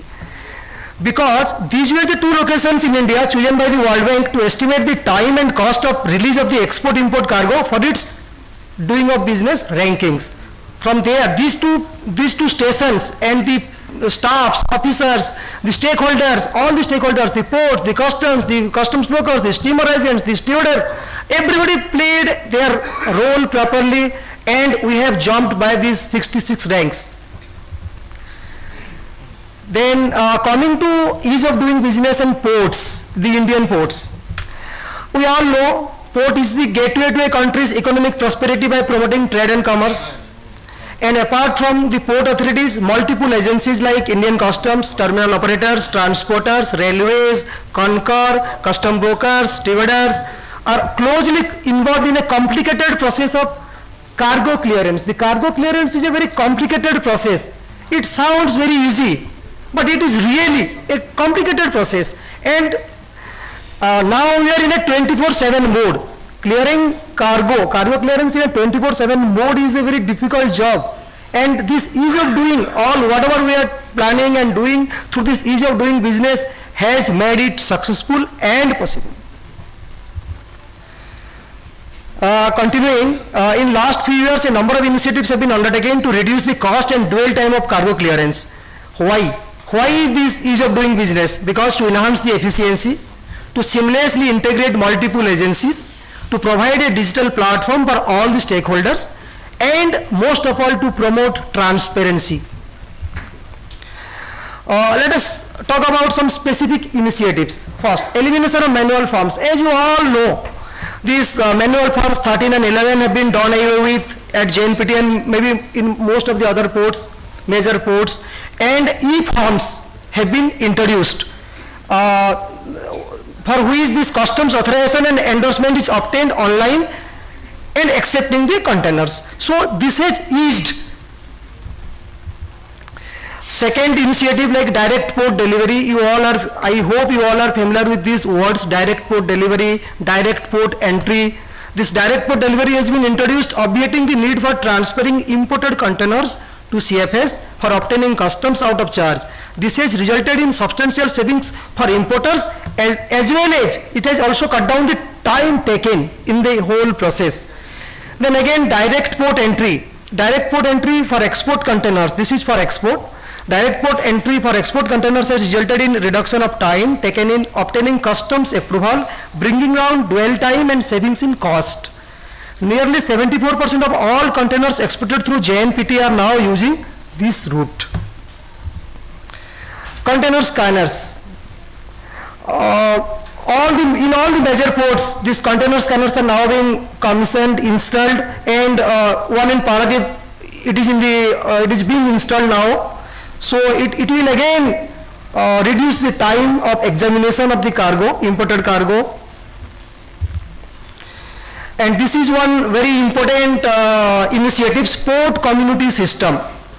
This port community system it provides a single window system for a secure exchange of information through web services and EDI messages with all the major stakeholders like shipping agents, shipping lines, stewarders, banks, importers, exporters, Concor, surveyors and major regulatory agencies, Indian Customs and Coast Guards.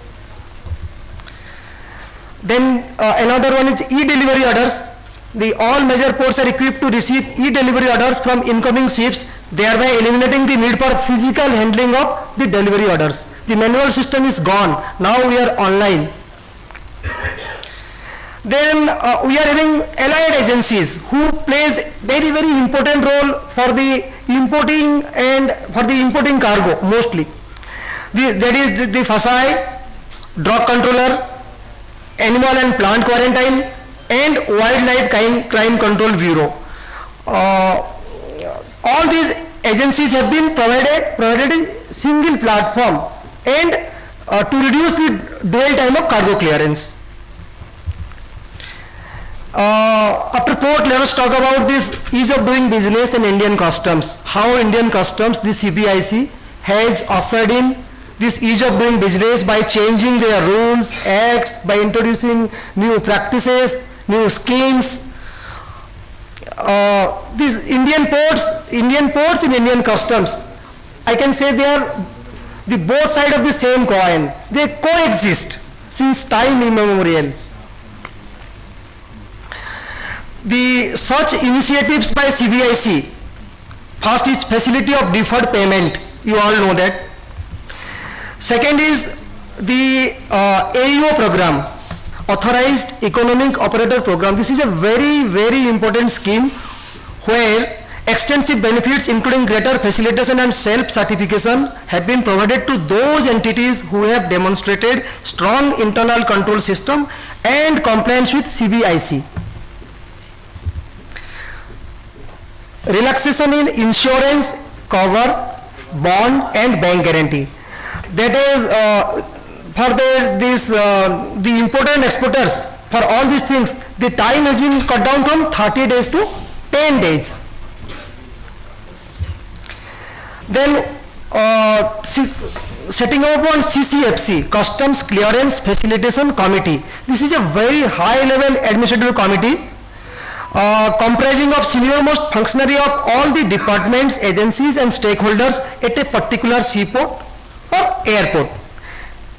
It dwells upon the major hindrances, the major suggestions from the trades, and it resolves any dispute, anything among them by discussing among themselves, and it reduces both time, cost and increase the efficiency. Then another scheme introduced by CBIC is SWIFT, Single Window Interface for Facilitating Trade. That is for ensuring ease of doing business. Under Indian Customs Single Window Project, the importers electronically lodge their custom clearance documents at a single point only with the customs. The benefits are reduced cost of doing business, enhanced transparency, integration of regulatory requirements at one common platform, then optimal utilization of manpower. Outreach program. In last 6 months, we have vigorously engaged ourselves in outreach program. Unless we know your feedback, how to resolve your issues. So I remember some 4 or 5 months back, every Saturday we were organizing one outreach program for our trade. So I hope people have reaped the benefit of such outreach programs, and in future also we will hold such kind of programs. Then Turant Suvidha Kendra, Turant Custom. This is also a new concept. Anything they can call the helplines or they can walk into the office. Or these Turant Suvidha Kendras are always at the most visible points of the office. They can come there and resolve their issues. And again, there are some roadblocks also in ease of doing business. One case study I was going through in Indian Economic Survey 2019-20, and there in that case study, this case study actually it tracks a consignment from an apparel factory in Delhi, which is a non-AO that exports its products to main United States via India's that is largest seaport Navaseva in Maharashtra. Let us see what the roadblocks is. The study found that after the shipment leaves the factory gate in Delhi, it takes 5 days to reach JNPT. Then followed by 6 processes in Navaseva consumed 14 days. And out of that 14 days, another 1 or 2 days for unloading of the cargo, depending on the space availability at the port. 3 days for custom clearance, and another 3 days in stuffing containers. And up to 5 days are taken by queue for entry into the ship.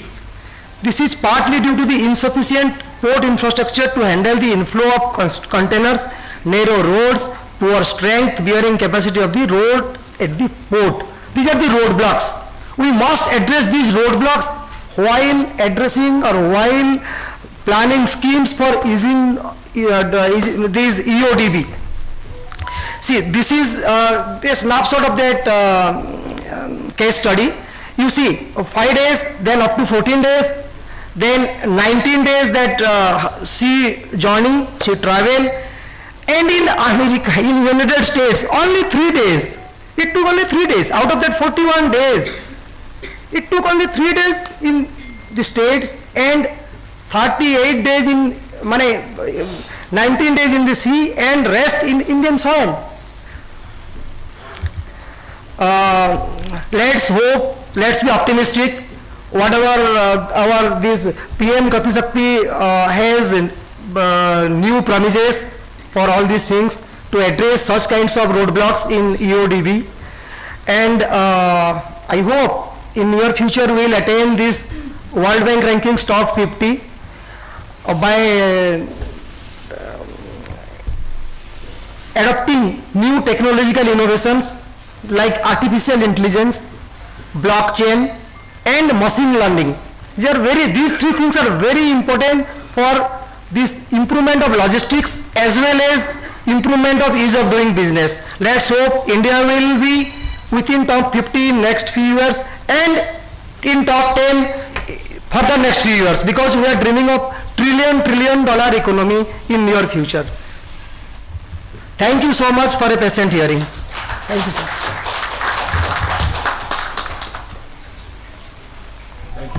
So we have 5 minutes for questions and answers. I know it's a pre-lunch time, and but you know, people don't have an appetite for questions, but in case we have such eminent co-panelists.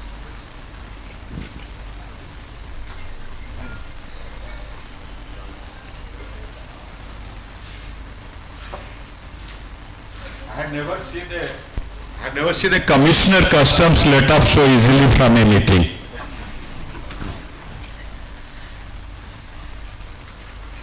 Which means that the system is taking care of most of the grievances. And thank you very much. I don't have to sum up anything. They have so ably and candidly enlightened us about different areas of Gati Shakti. So I thank all the co-panelists. So we have mementos. Thank you very much, Mahapatra and the panel. May I request our chief engineer, Shri Malay Das Gupta ji, to please join us on stage and present small token of gratitude to the honorable moderator and all panelists. That panel discussion was all about experts giving their views and suggestions, and we are so honored to have them all for the first panel discussion at this summit.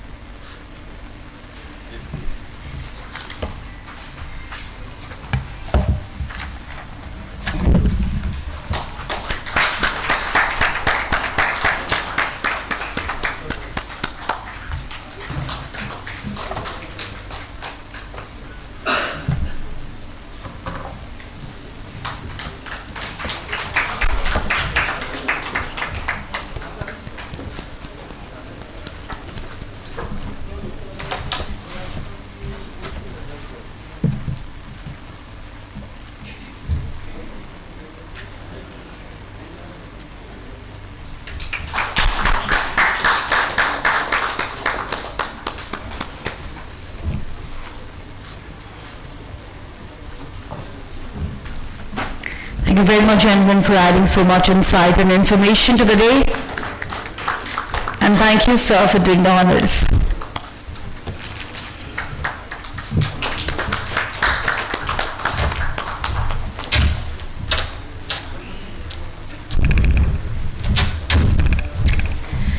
With this, we wind up this panel discussion. We're off for lunch now. Quickly have your lunch and come back on time. We'll start the next panel discussion at 2:30 sharp. Thank you. 2:45 it is then. Thank you.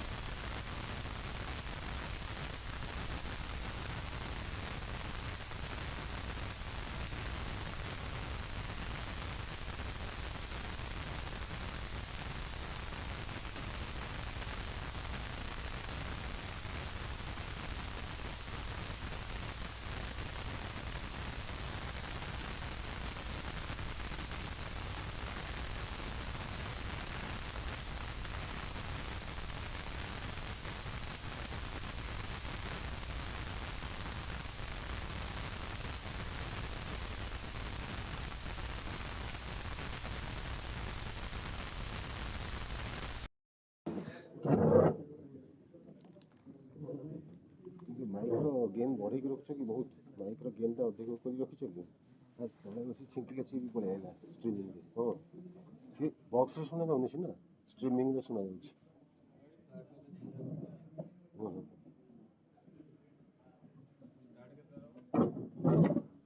2:30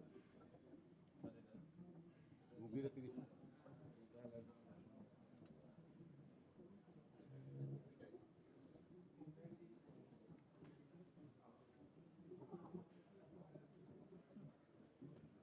hello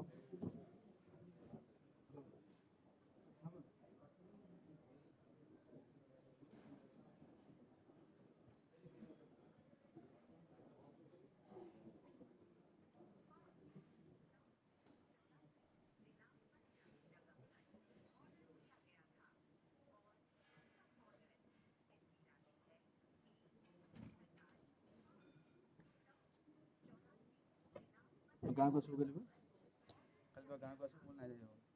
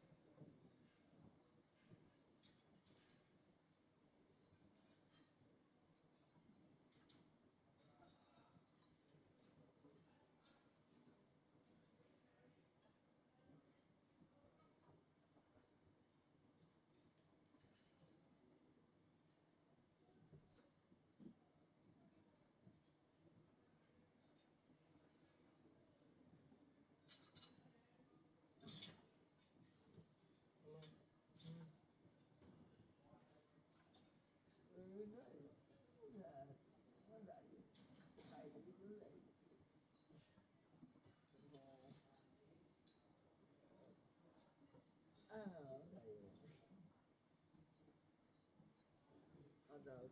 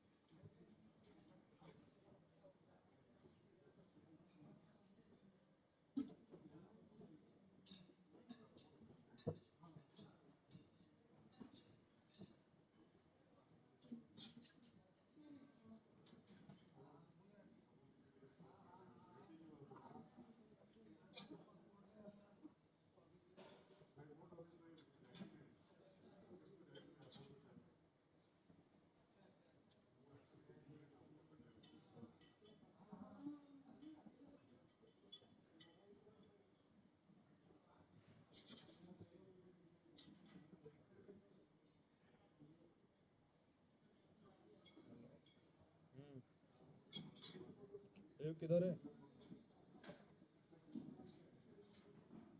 मैं फिर पळया हाँ हाँ पळया हाँ पळया room रे केही नाହାନ୍ତି ଏଠି ସମସ୍ତେ ଏଠି ପଳା ये एकाटा ମୁଁ ସେପଟଟା ଅର୍କିଡ୍ ହଉଛି ଏପଟଟା ହଉଛି ଯୋଉଠି ଯାଉଛୁ ସେ ମେମ୍ବର ବାସ ସବୁ ତଳେ ଅଛନ୍ତି ପିଲା ମୁଁ ଖାଲି ଏକା ଅଛି ଉପରେ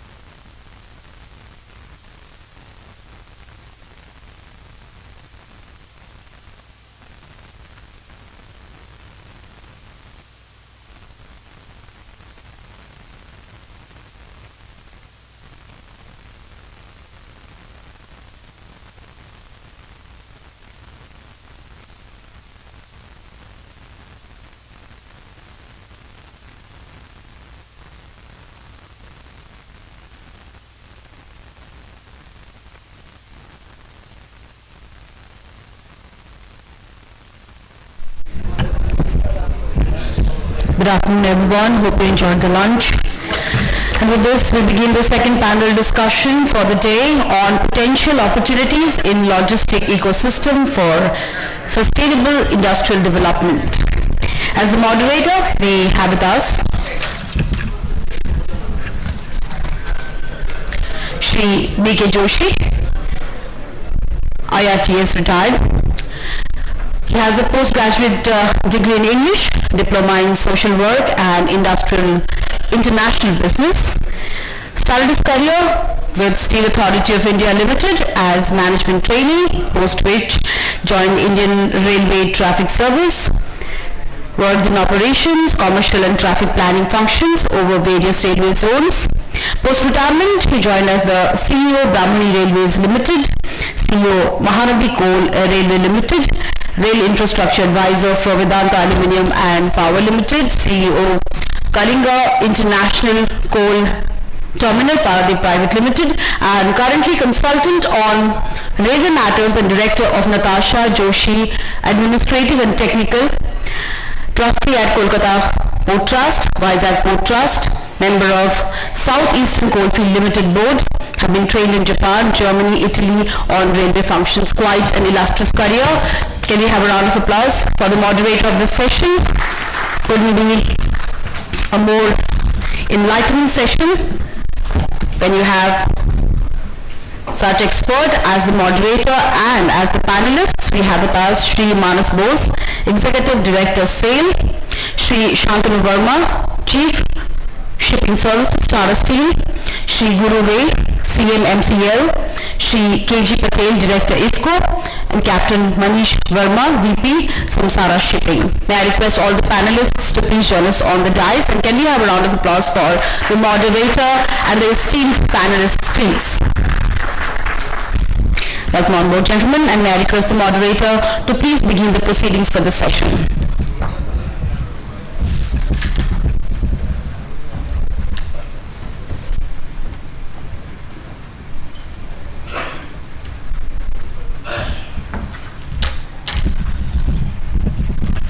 Good afternoon, ladies and gentlemen.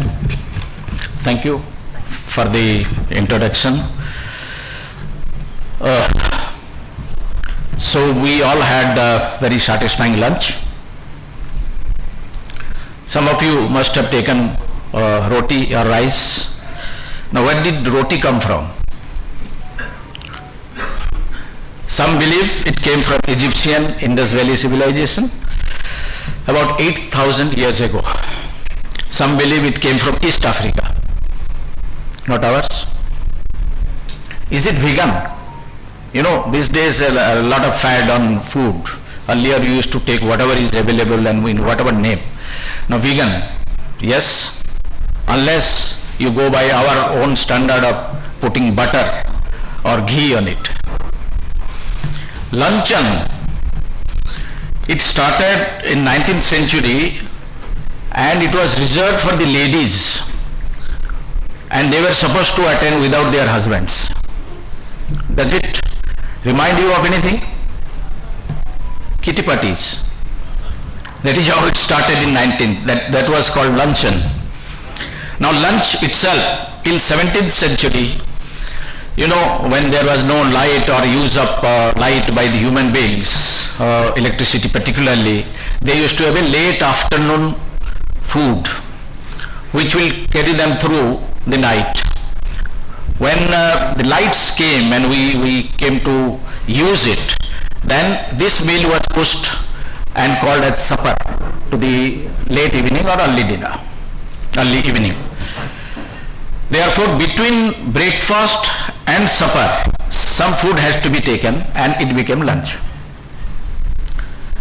This definition of lunch is that it is taken when you don't work or you don't study.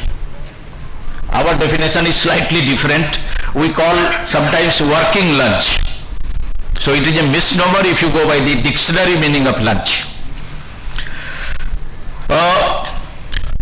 Speaking of work, we call train station where the trains stop. We call the bus stations where the buses stop. These days we call workstations. Okay. Now, why I am telling all this, you must be thinking that after retirement I have lost my mind.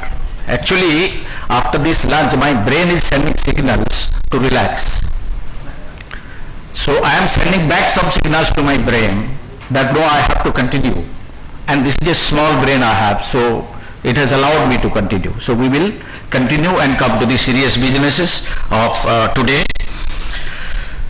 Before that, one more, if I may ask you, thinking of this work and these days post-COVID, a lot of work from home and all that thing.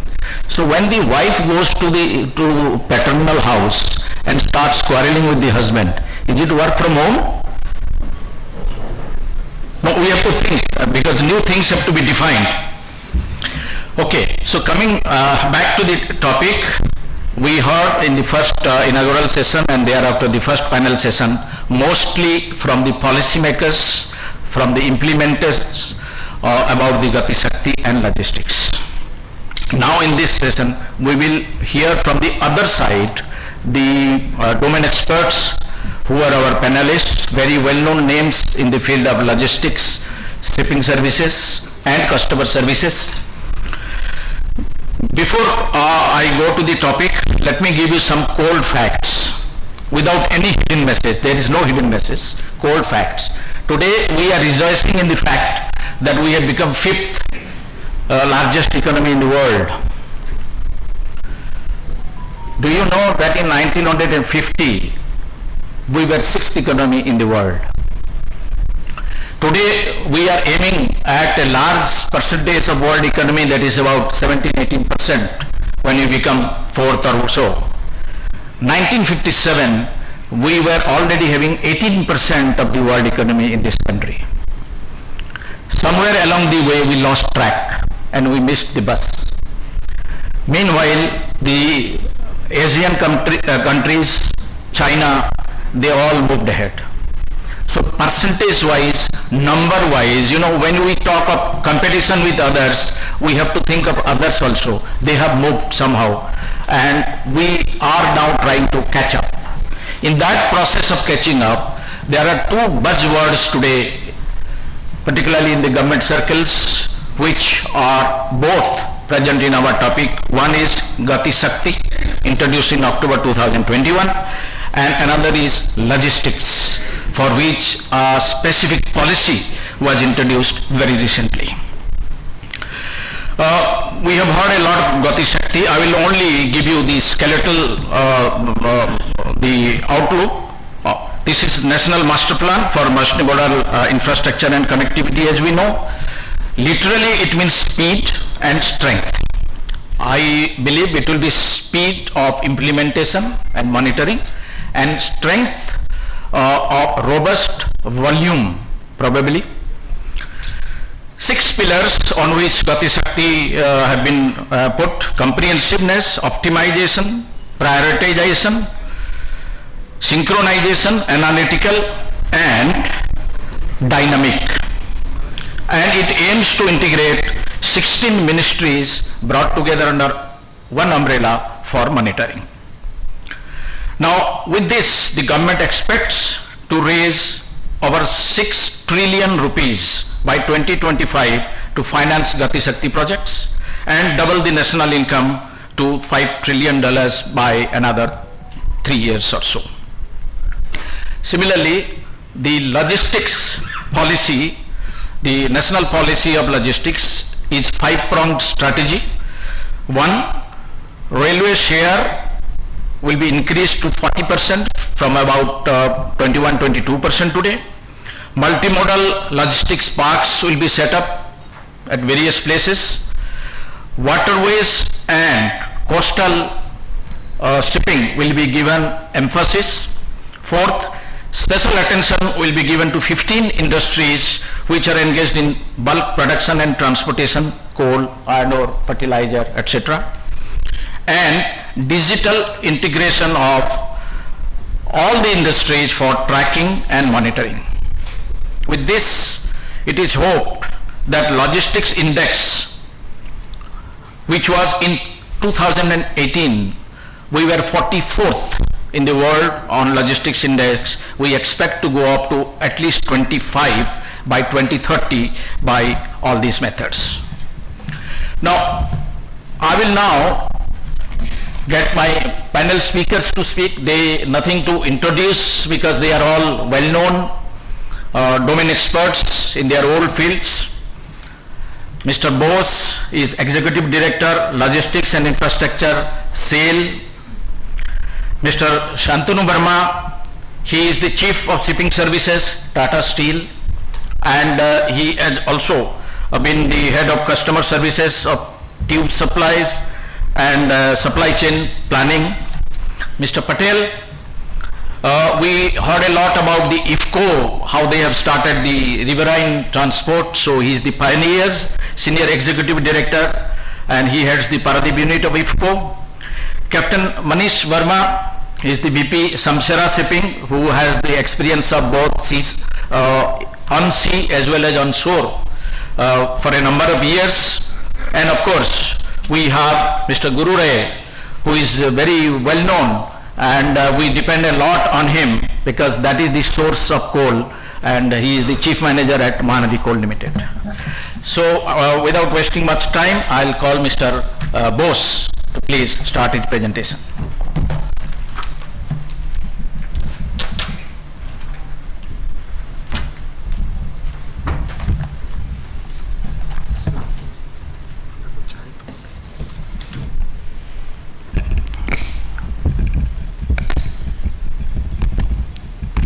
Hello. Good afternoon. Respected Chairman, Paradip Port, we are still calling Paradip Port Trust, but we have to change our name to Paradip Port Authority. Deputy Chairman, Mr. Bose, Paradip Port Authority, dignitaries on the dais, and all the delegates present over here, and some of my colleagues are also present here today. We are thankful to Paradip Port Authority for inviting SAIL as a speaker. We are one of the oldest customer of Paradip Port Authority, and I am also personally associated with this port for a long time. So it's a great honor that Chairman Sir has invited us to speak on this forum. Now, we are actually, from morning we have heard a lot about the service providers angle, that who are the logistics provider, and we are the actually service taker as a steel industry, one of the very logistic intensive industry. So we have a lot of expectation from this industry, and I have tried to project some of my thoughts in this presentation, that what is the expectation of as a customer. Before I start, I liked one mathematical interpretation which Mr. Mohapatra has given in the first time. That rule number 1 is that the capacity of a port is determined by the weakest link of the supply chain. If iron ore mining capacity is not there, transportation capacity is not there, port cannot achieve their capacity. This is a fantastic example he has given. And the second example also is very good, where he said the capacity of receiving end should be higher than the delivery. And we have read also one report, Rotterdam Port has done this, it is available in the website a few years back. They said that in any modern ports, the berth occupancy should not be more than 70%. So the vessel should not wait, berth should wait. That is the concept. So taking cue from there, what example he has given is really relevant today. And I give you one example. Last 2 years back, we started Paradip Port as our export point. Paradip was never an export point for SAIL plants at least. Even Rourkela cargo also used to go to Vizag or Haldia.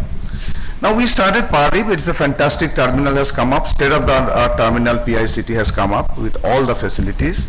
So with a lot of fanfare we started. But to our surprise, we saw that earlier the lead time of an export used to be say 45 days from Bokaro to, or say Burnpur to final export, and the lead time has suddenly gone up by 75 days. I mean total 75 days. Then we said why? Because the railway logistics. The cargo was coming from Southeastern Railway, Eastern Railway to Southeastern Railway to East Coast Railway, then finally reaching Paradip. And we have seen even to dispatch 10 rakes in a month, it was a Herculean task for us. Lot of congestion, restriction, one after the other, events were taking place. So it gives a very good example. Even if we had the state-of-the-art facility in Paradip, we are just, we could not cope up with the railway logistics.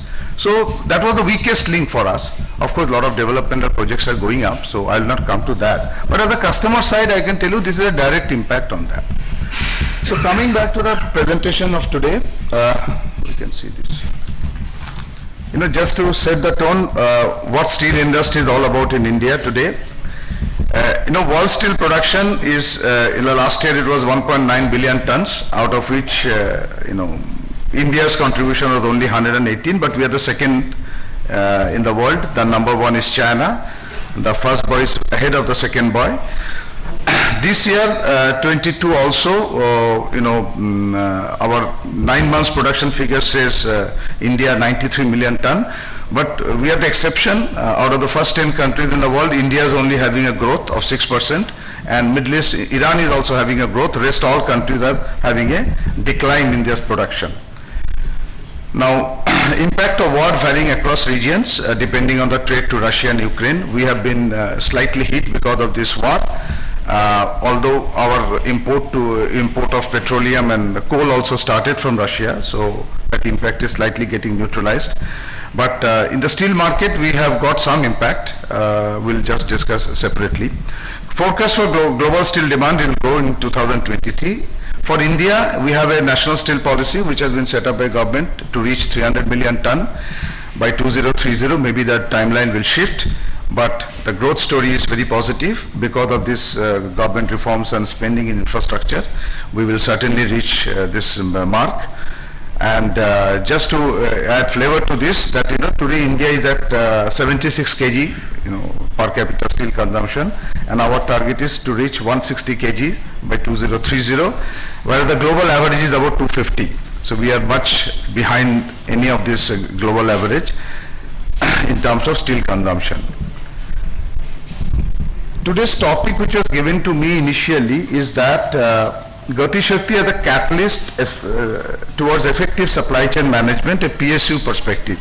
So I will touch upon also how SAIL is handling this present scenario and how this PM Gati Shakti and whatever schemes government has introduced, how is going to impact steel industry as a whole and SAIL also in particular. One of the key factor, what has been pointed out in this PM logistics policy is that to ultimately to derive the cost advantage, logistics cost advantage, 14%, 15%, whatever is the number. So we must bring down substantially, whether it's 8%, 9%. It will not happen overnight. It will take some time. Now, the bottom line is that we have to be competitive in terms of logistics costs. So whatever infrastructure we are spending, it has to give that benefit. And it is not only limited to within the country. We have to be globally competitive. If I have to reach a $5 trillion economy or $20 trillion economy by 2040, unless we are globally competitive, we cannot reach this level of GDP growth. And government, although whether it's late or early, we are not going to comment on that, but government has rightly picked up the right string that the developed nations like US, China, Korea, whatever nations, they have at one point in time in their industrial revolution, they have attacked this area of this logistics constraint, and they have understood that unless they become a globally competitive economy, they cannot survive. And possibly India has picked up the right string from this experience of their other developing or developed nations in the world, and has in the right opportune time it has been introduced. We have all discussed about this. What is this concept of PM Gati Shakti? It is nothing but is the integration of what you call different ministries coming to the one portal, to the silos of various departmental working. What has been seen over the years, that has been addressed in a great way. And today Mr. Sanjay, that ex-CFTM, our Special Secretary, Ministry of Government of Odisha, what he has narrated that Bhubaneswar experience, that's 1.5 kilometer road took 6 years to reach. That's really a classic example. And if you go to the Gati Shakti side, this is exactly same example has been highlighted about that, how this planning can be so disjointed that we are not able to reach that year. Now, PM Gati Shakti, next. Oh, one of the key point I missed it, in this whole logistic ecosystem, what has been talked about is a sustainability. Now, this is a concept which today has picked up everywhere. People have become very sensitive about sustainability, and all of you must have read this COP27, which was just concluded 2 days back in Egypt. A lot of resolutions have been taken, and India has been blamed there because of this coal emission, and already our emission has gone up by 6% over the last year. But still, India will be a signatory of this, and sustainability, whether it is a manufacturing or in service or in logistics, this is an area which all of us have to keep it in mind. Going forward, unless you are a sustainable organization or sustainable logistics service provider, you will not be able to survive in the business. And most of the companies have today switched to ESG kind of reporting, all of us know. So sustainability is a big area which logistics industry have to embrace upon. I have been reading one example of Flipkart. They have taken a target by next 2 years. They will switch to all electric vehicle for their delivery, Flipkart. Even we have read in the railway blueprint also that railway is also planning to reach net zero by 2030 by massive electrification and all investment in railway sector. I do not know whether it will reach in 2030 or it will be deferred, but the vision, the target which has been taken to reach this net zero.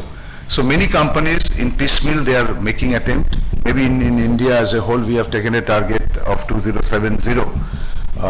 But most of the industries, even steel industry is one of the most polluting industry, we are also taking a baby steps to reach this sustainable goal.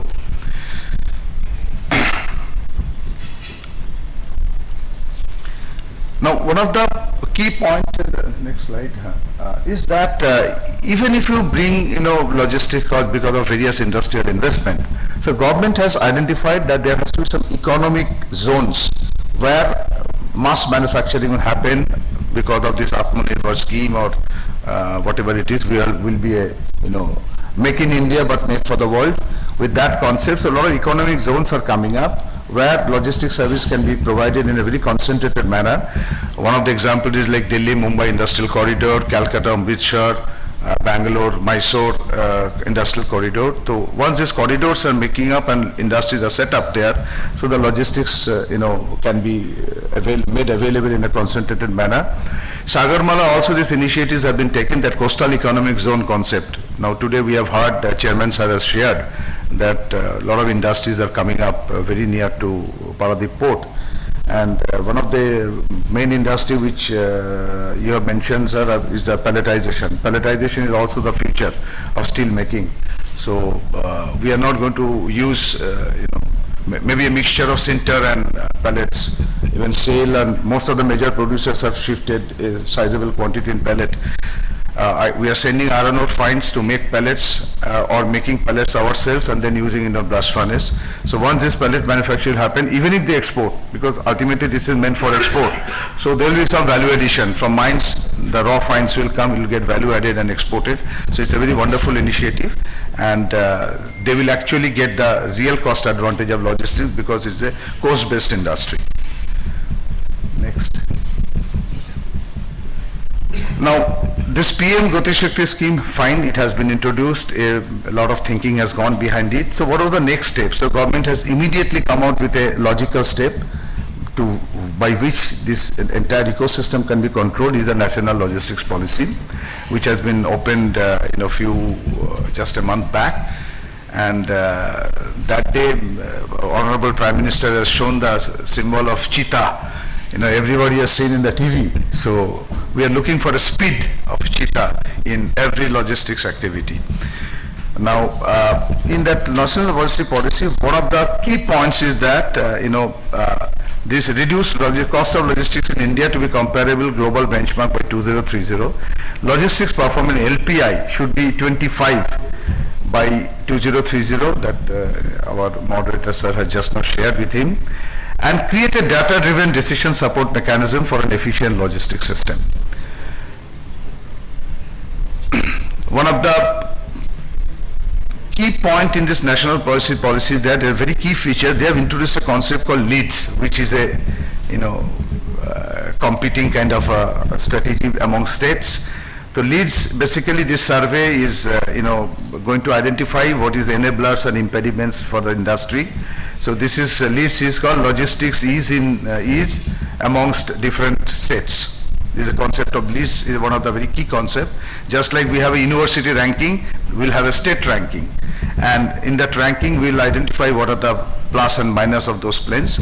And that will, help address, issues in a much more focused manner. Now, we are coming back to the close. What is this industry, steel industry as a whole expects? Next. Logistics is a very, plays a very critical role in steel industry. We all know for 1 ton of steel, we have to move 4 ton of material. Now, if 300 million ton is our steel capacity in India, so 1.2 billion tons have to be moved. So it's not a very easy task. And one of the, key issues here that many of the steel, majority of the capacities are getting added in the eastern India. So Odisha being a very mining hub, it is also, Kalinganagar has got a target to have 100 million tons manufacturing capacity. So that is the ministry's target, to have a one location 100 million ton, both primary and secondary producers put together. So logistics, takeout will be very concentrated here. So a lot of expansions are required. I'll come to the last slide, what our ministry has identified under PM Gati Shakti, the schemes. The second point is that, we have come across that a lot of steps have been taken by ports as well as railways to ease the logistics policy. Capacity expansion, promotion of coastal movement. Most of the major ports have kept coastal berths exclusively, which we have been using it regularly. A new concept has come for this connectivity project, that IPRCL, which is a company promoted by the ports. So they themselves are developing a lot of connectivity projects. But all this which was happening in piecemeal, today this PM Gati Shakti is subsuming everything, and it will be an integrated approach to address all this logistics development and issues. Coming back to IWT, it was discussed in the morning that although IWA was in existence since the 80s, but actual thrust has happened only in 2-3 years back. It is actually true. And one fine thing which Vice Chairman has said, that earlier they were concentrating on terminal instead of fairway. It should have been the reverse. And we have seen 1 or 2 cases like in import to NTPC, where the terminal was ready but the draft was not available. But today, because of this ITI National Waterway 1, I particularly tell you, for steel industry, including SAIL, we are, focusing on using of this particular national way, at least up to, if not Varanasi, at least up to Kalighat, because that will also be a takeoff point for Nepal. Then Tribeni is one point where some steel loading can happen and it can go upstream. And the major beneficiary is that for the export to Bangladesh. I can tell you for SAIL experience, earlier what we are doing, about 2,000 tons only month through roadways, Petrapol, facing more than a month, 2 months, 3 months congestion, roadways. And if anybody has visited that Petrapol border, you will come to know the few kilometers long truck line is there. So that has totally, we have stopped it, and we have shifted totally from roadways to IWT through Indo-Bangladesh Protocol route. And today we are easily exporting 10,000 plus ton in a month, maybe 5 tons. Maybe the figure is not very high, but we have a tremendous potential. And we are using both Calcutta Garden Ridge Jetty as well as Haldia Port, both for Indo-Bangladesh. And in case Paradip Port is also gets connected later on, so that will also be Even we have a, the discussion is going on in case we have some reverse come vessels from coastal movement route, from IWT it takes the coastal movement route and comes to the east coast, like Visakhapatnam or maybe Chennai, with a small capacity of 4,000 tons, 5,000 tons, which will be RSV class of vessels, which we are also discussing, and possibly we will, start in that direction. Non-major ports have extended a lot of support, which is almost today 45% of the market share, and SAIL is particularly the beneficiary to that. Dhamra port is there. Gopalpur also we have started very recently working there. And last is that, in the railway side, the dedicated freight corridor, which DFC, EDFC and WDFC, that Western Dedicated Freight Corridor, that is anyway passing through the, main hinterland. But EDFC, that is East Coast Dedicated Freight Corridor, will be really beneficial for at least steel industry, including SAIL, and because it will pass through the very congested area where a lot of expansions are taking place. Now, the competitive edge of, companies is going to be determined by logistics cost, because that is an area where there is there's a big potential for savings. Last point on this MOS, Ministry of Steel has identified some of the key projects for steel industries in this zone, which comes under PM Gati Shakti, and they are closely following. One of the projects is that, which has been discussed today, is that Paradip Talcher Sukinda, that railway line.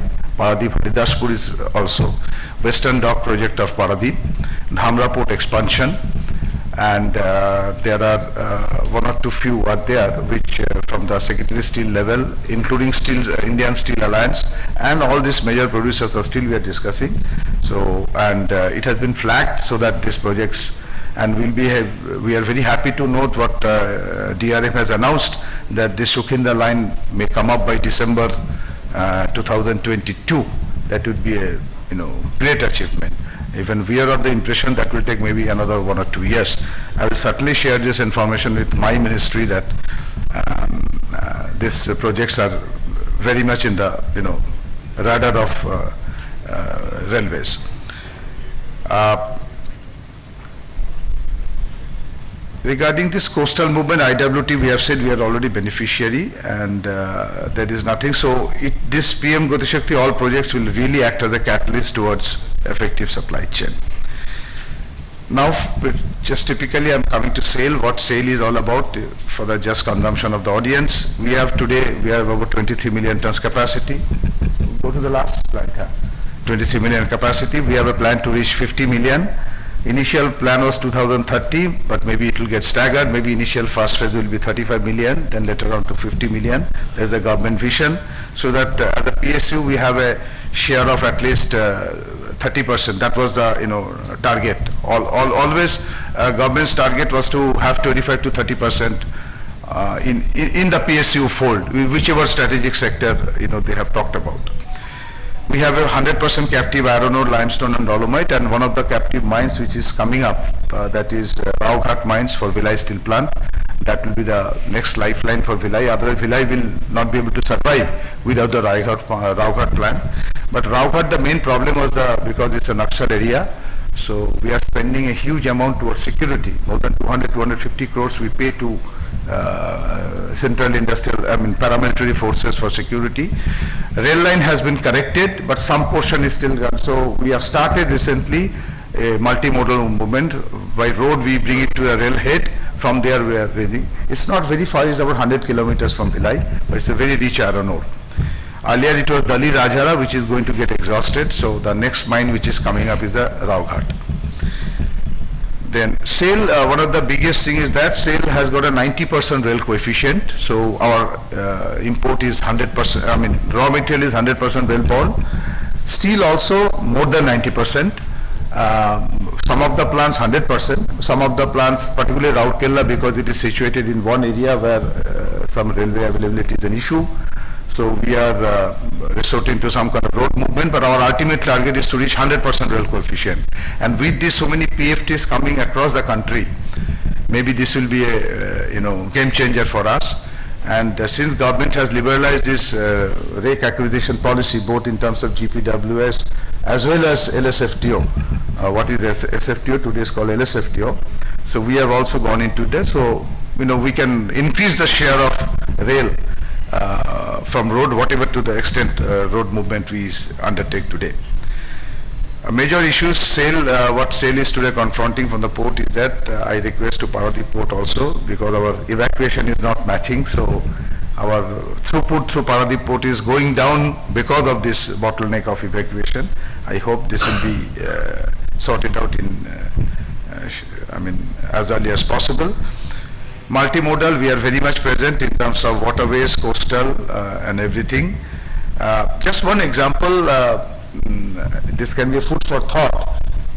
There is a study conducted by maybe IPA, most probably because you are here, sir. I just want to share with you that a sizable quantity of limestone fluxes come from Western India, Rajasthan. And SAIL particularly buys a lot of quantity from Rajasthan, because as a public sector we are committed to get also. But if you look at the distance from Rajasthan, it comes to Durgapur, it's all 2000 kilometer plus. Now 2000 kilometer plus rail movement is also very difficult. So a study was conducted that from Rajasthan it will come to Kandla by rail and then coastal movement. Cost-wise it is still working out. BCG has undertaken the study. Cost-wise it is corner, but somehow maybe one of the area I'm just giving port can get this, because we are also not interested 2000 kilometer rail network, and every time either there's a congestion or restriction, something or other. And this winter is coming, we'll find all the rakes are stranded in northern India. It will not be able to move also.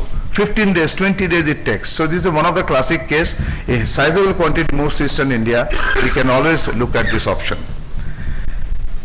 And finally, being a public sector, we are aligned to government initiative for any such improvement in the areas of infrastructure. Lastly, government of India, state government, everybody is working in synergy, and industry is also very much responsive to all this move. Whatever schemes are coming is fine, the implementation is very important. So we all have to join hands and see that these are implemented on time and we really get the benefits. Thank you so much. Thank you, Mr. Bose. You have spoken about the homogeneity of the supply chain. You have also shared your ideas about movement to Nepal and Bangladesh on waterways. East Coast DFC, I am not too sure whether it is still alive. Because survey was going on, but I heard some report somewhere that maybe it has been dropped. Anyway, so thank you very much, sir, and I am sure the organizers will take note of your innovative ideas. May I now request Mr. Santanu Verma, and I think about 15 minutes. Thank you.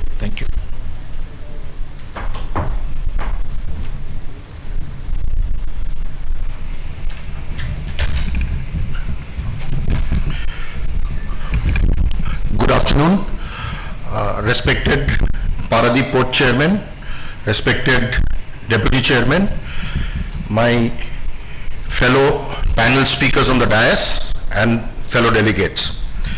So today, just before me, Mr. Manas Bose spoke about the challenges being faced by the steel industry and what are the prospects going forward.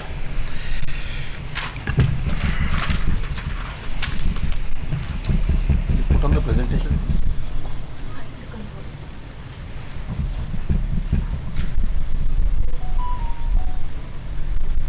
Yeah.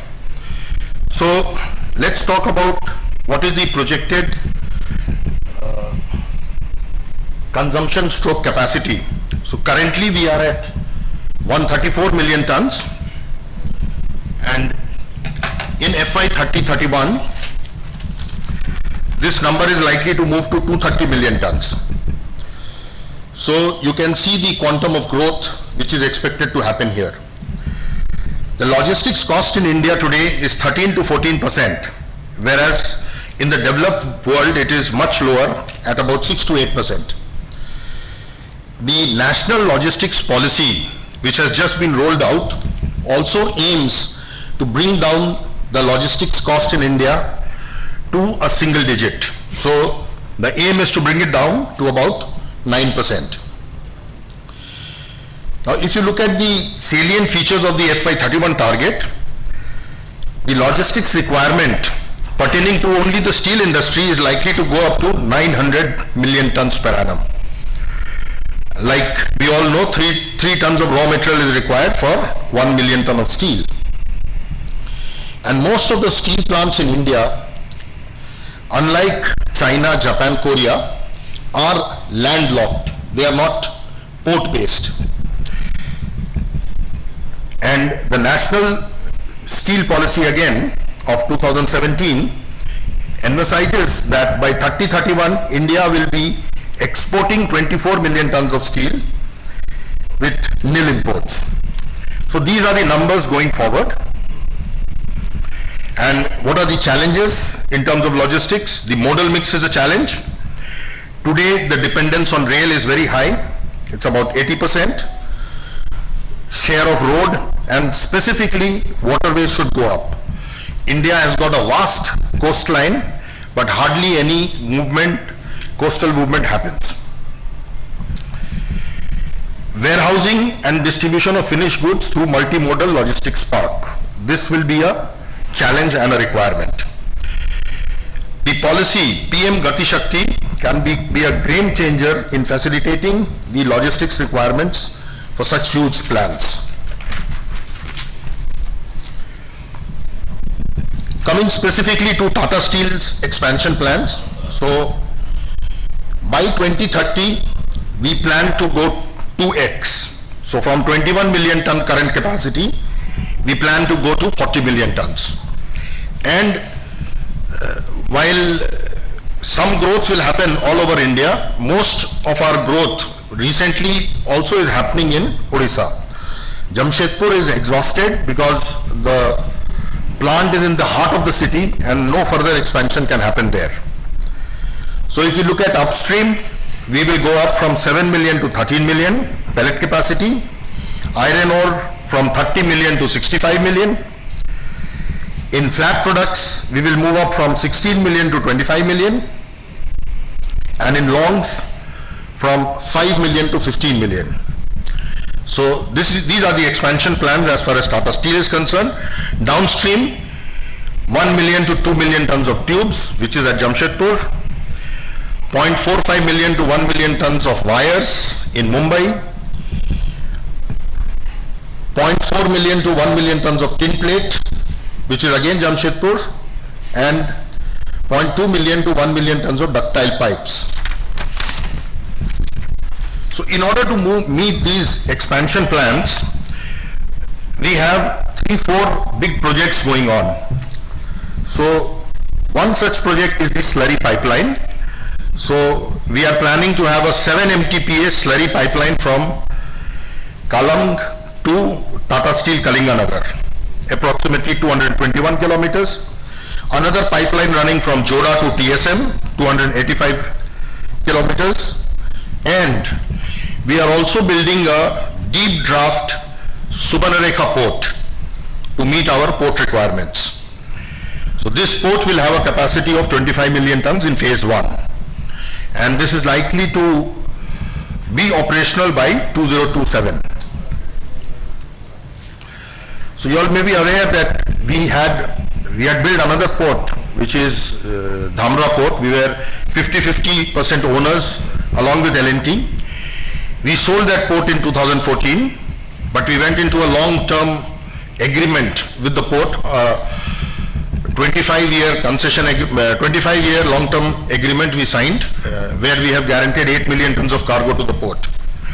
So in order to meet our raw material requirements, specifically imported raw material requirements, we are planning to build this Subarnarekha port. Two other things which is not mentioned in this slide, but these are our biggest current problems, which is movement of raw materials, whether it is coal and flux from the port to plant, or even finished goods from plant to various locations. So how are we mitigating this? So we have already ordered for 32 rakes under GPWIS scheme. 22 of them are already running. Balance, we will get it in the next 2-3 months. And about 24 SFTO rakes. So these are our own rakes which will transport our material, whether it is raw material or steel, apart from what we get from Indian Railways. Now, coming to the salient features of PM Gati Shakti and its impact on steel industry.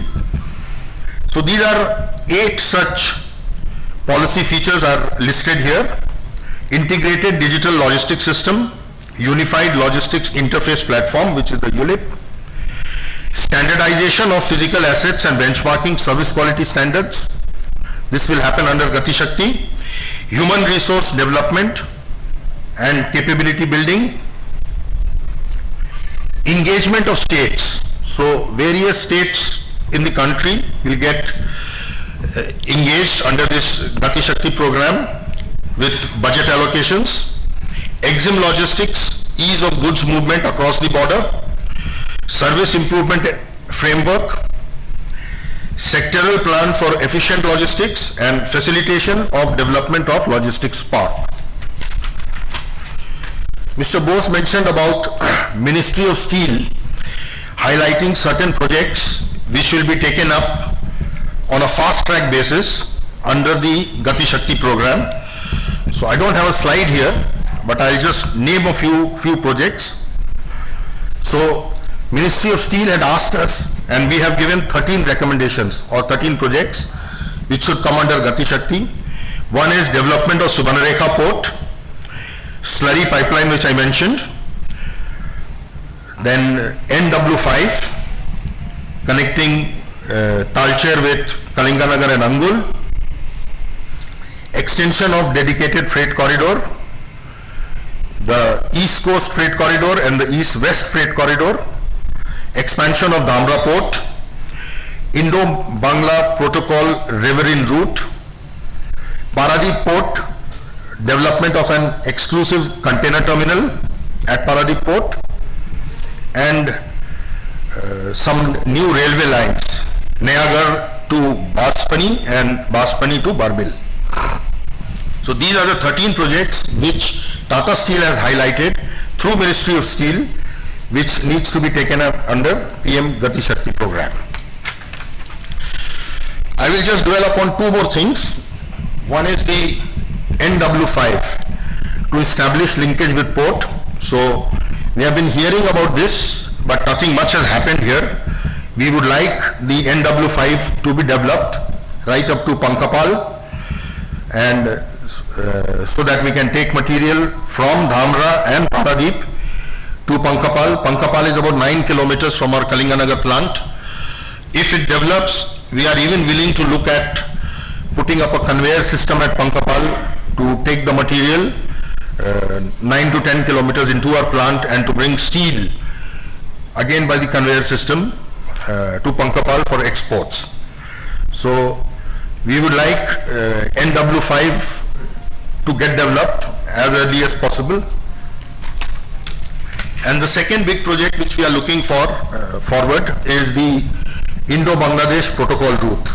Like Mr. Bose also mentioned, we were also earlier transporting or exporting material to Bangladesh through the road route, and it used to take 35 to 40 days waiting at the border. So we have also shifted everything into waterways, and we would like this Indo-Bangladesh protocol route to be working efficiently to not only export material into Bangladesh, but can also serve into northeast, Tripura, and even to Guwahati.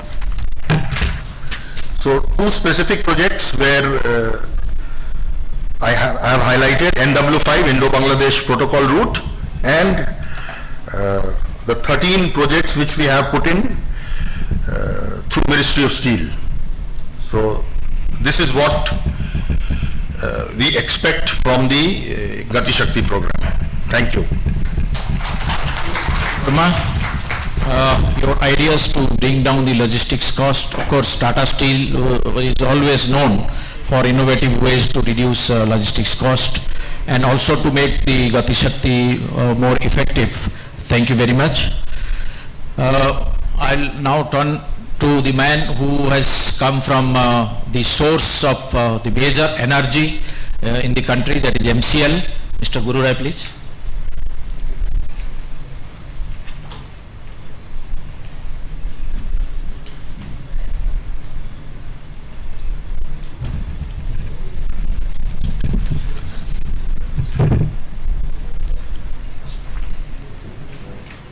Good afternoon, esteemed moderator sir, esteemed panelists, Chairman Paradip sir, and august audience. Today, most of the panelists in the morning half and now have touched upon this logistics part, economics, technicals of coastal shipping. So I won't be going details into it. Basically, coastal shipping involves three components. That is availability of cargo, movement of cargo from hinterland to the port, and shipment of cargo from the port to the different destinations. Here, I will basically touch upon availability of cargo, that is coal at hinterland. MCL is a subsidiary of Coal India Limited, incorporated in the year 1992-93, with a very modest production target and achievement of 23 million tons only. During that year, we evacuated around 22.6 million tons from our mines end. And over a period of time, we reached 148 million tons in 2020-21, then 168 million tons in 2021-22, and we have a very aspirational target for the year 22-23, that is 180 million tons, out of which Talcher coalfield alone will be producing 100 million tons this fiscal. And we have got a even better target of evacuation of coal, that is 200 million tons this fiscal from MCL mines. And if we go by the rail coefficient, it is around 70%, so we will be dispatching around 140 million tons by rail out of the 200 million tons. Ultimately, availability of cargo is well assured from Coal India end, which is the primary requirement for coastal shipping. Luckily and fortunately, we have also seen enhancement of unloading capacity at Paradip end, port end, with the induction of JSW terminal. It has gone up to say double the capacity from 25 rakes per day to around 55, 60 rakes per day. We can safely say it is around 50 rakes per day. I think I am right, sir. And we have also adequately enhanced our infrastructure at Talcher, which is primarily moving coal to Paradip. From now present 50 rakes to around 70 rakes, which is effective pretty soon we will be doing 70 rakes. The main hurdles that was there at Talcher was the Ongul Balram link, which has been commissioned 2 days before only. We have started taking out and placing empties through that route. So that way the congestion at Talcher end will be minimized and movement to Paradip will be increased.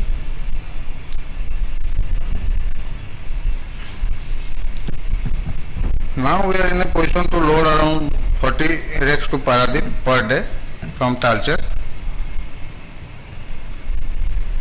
and at Paradip unloading capacity, there is adequate unloading capacity also to unload 40 to 50 rakes, but only issue is movement of cargo from the mines end to the port end. There is a bottleneck of railway infrastructure in between, where at present railway is ready to move around 35 rakes per day. There is a total of around 10 rakes per day, which we are expecting railways, they are taking up the infrastructure development. Pretty soon they will be coming up to 40 rakes per day. So cargo availability from mines and movement to Paradip port and availability of cargo at Paradip for shipment is ensured. Now coming to ports, different ports in the eastern coast, eastern and southern coast, we have mainly Paradip, then we have Vizag, we have Krishnapatnam. These are the major ports handling coal. And consumers, if you see, we have linkage of about 30 rakes per day, linkage from MCL. This has to be increased to another 10-15 rakes per day. For that, we are already taken up with consumers in the central India and western part of India, mainly Rajasthan, Gujarat, Maharashtra, to utilize the ports at the western part of India, like Dahej and Kandla. And we are expecting very soon those consumers will come up with their logistics plan for movement of coal via Paradip to western India, western coast.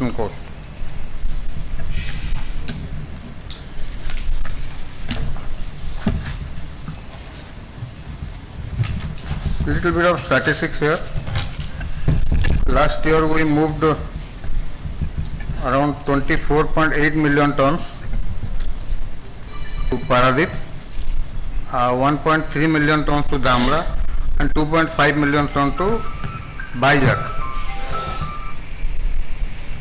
This year up to October we have already moved 22.2 million tons to different ports, mainly Paradip 20.4, 0.6 to Dhamra and 1.2 to Vizag.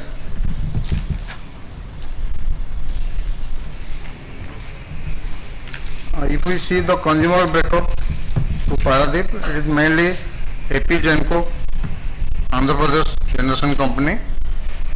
There is another unit, AP PDCL, Damodar Sanjeevaya, TPS in Andhra Pradesh.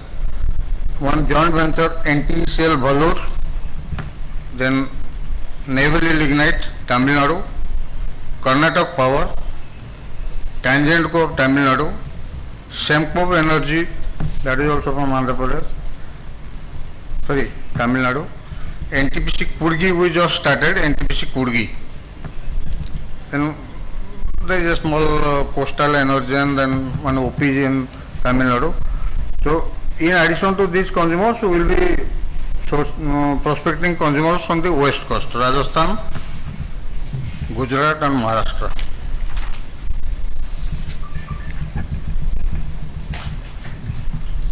If we see state-wise dispatches in million tons, Tamil Nadu via Paradip 16.2, during 21-22, 16.2, Andhra Pradesh via Paradip 8.4, Karnataka was only 0.2.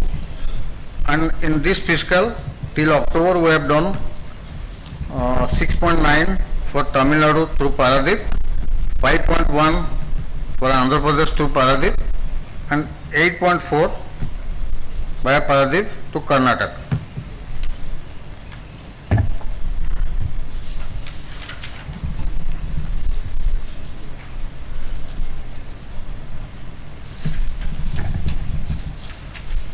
Now talking about this west coast, there are mainly two ports we are targeting into, that is Kandla and Dahej.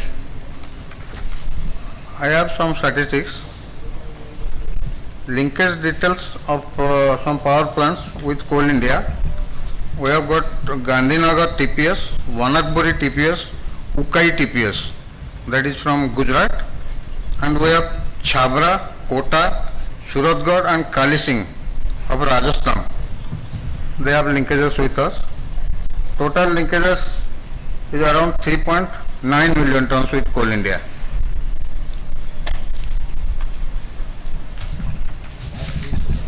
Pardon, sir? थोड़ा जल्दी करिए. हाँ. So these are all statistics will be available anytime. One thing I would say, coastal shipping, we have some key findings. Paradip is expected to do 45 rakes per day. We are ready to load it, only dependent on railway to enhance their infrastructure. Vizag port can handle 5 rakes per day. Currently they are doing only 2 rakes per day. If that can be enhanced, only Tangentco is taking 2 rakes per day. Now cost of domestic coal to different power plants, different thermal power plants by all rail route is little cheaper than IRSR. But the availability of rake and infrastructure of railways are not adequate to cater to the requirements on time. So it is always better to go for coastal shipping, which is in a long term it is cost effective in the long term. Thank you. In fact, this is a very typical case of critical infrastructure shortfall in the country. When the mine side, which is MCL, is having almost 25% of the entire deposit of the country, and this supplies coal to different states in northern, western and southern sides. Now with the JSW coal berth coming up at Paradip, the unloading is not an issue. So tomorrow I think we all will hear from the railways what plans they have to carry the offered traffic from Talcher to Paradip. Thank you, Mr. Gururai. May I now request Mr. Patel to give his presentation.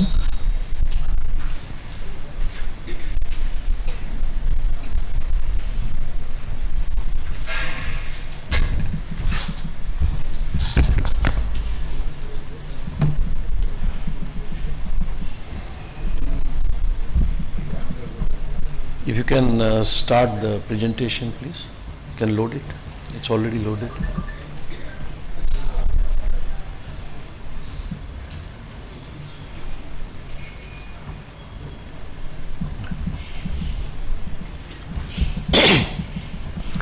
A very good afternoon to all of you.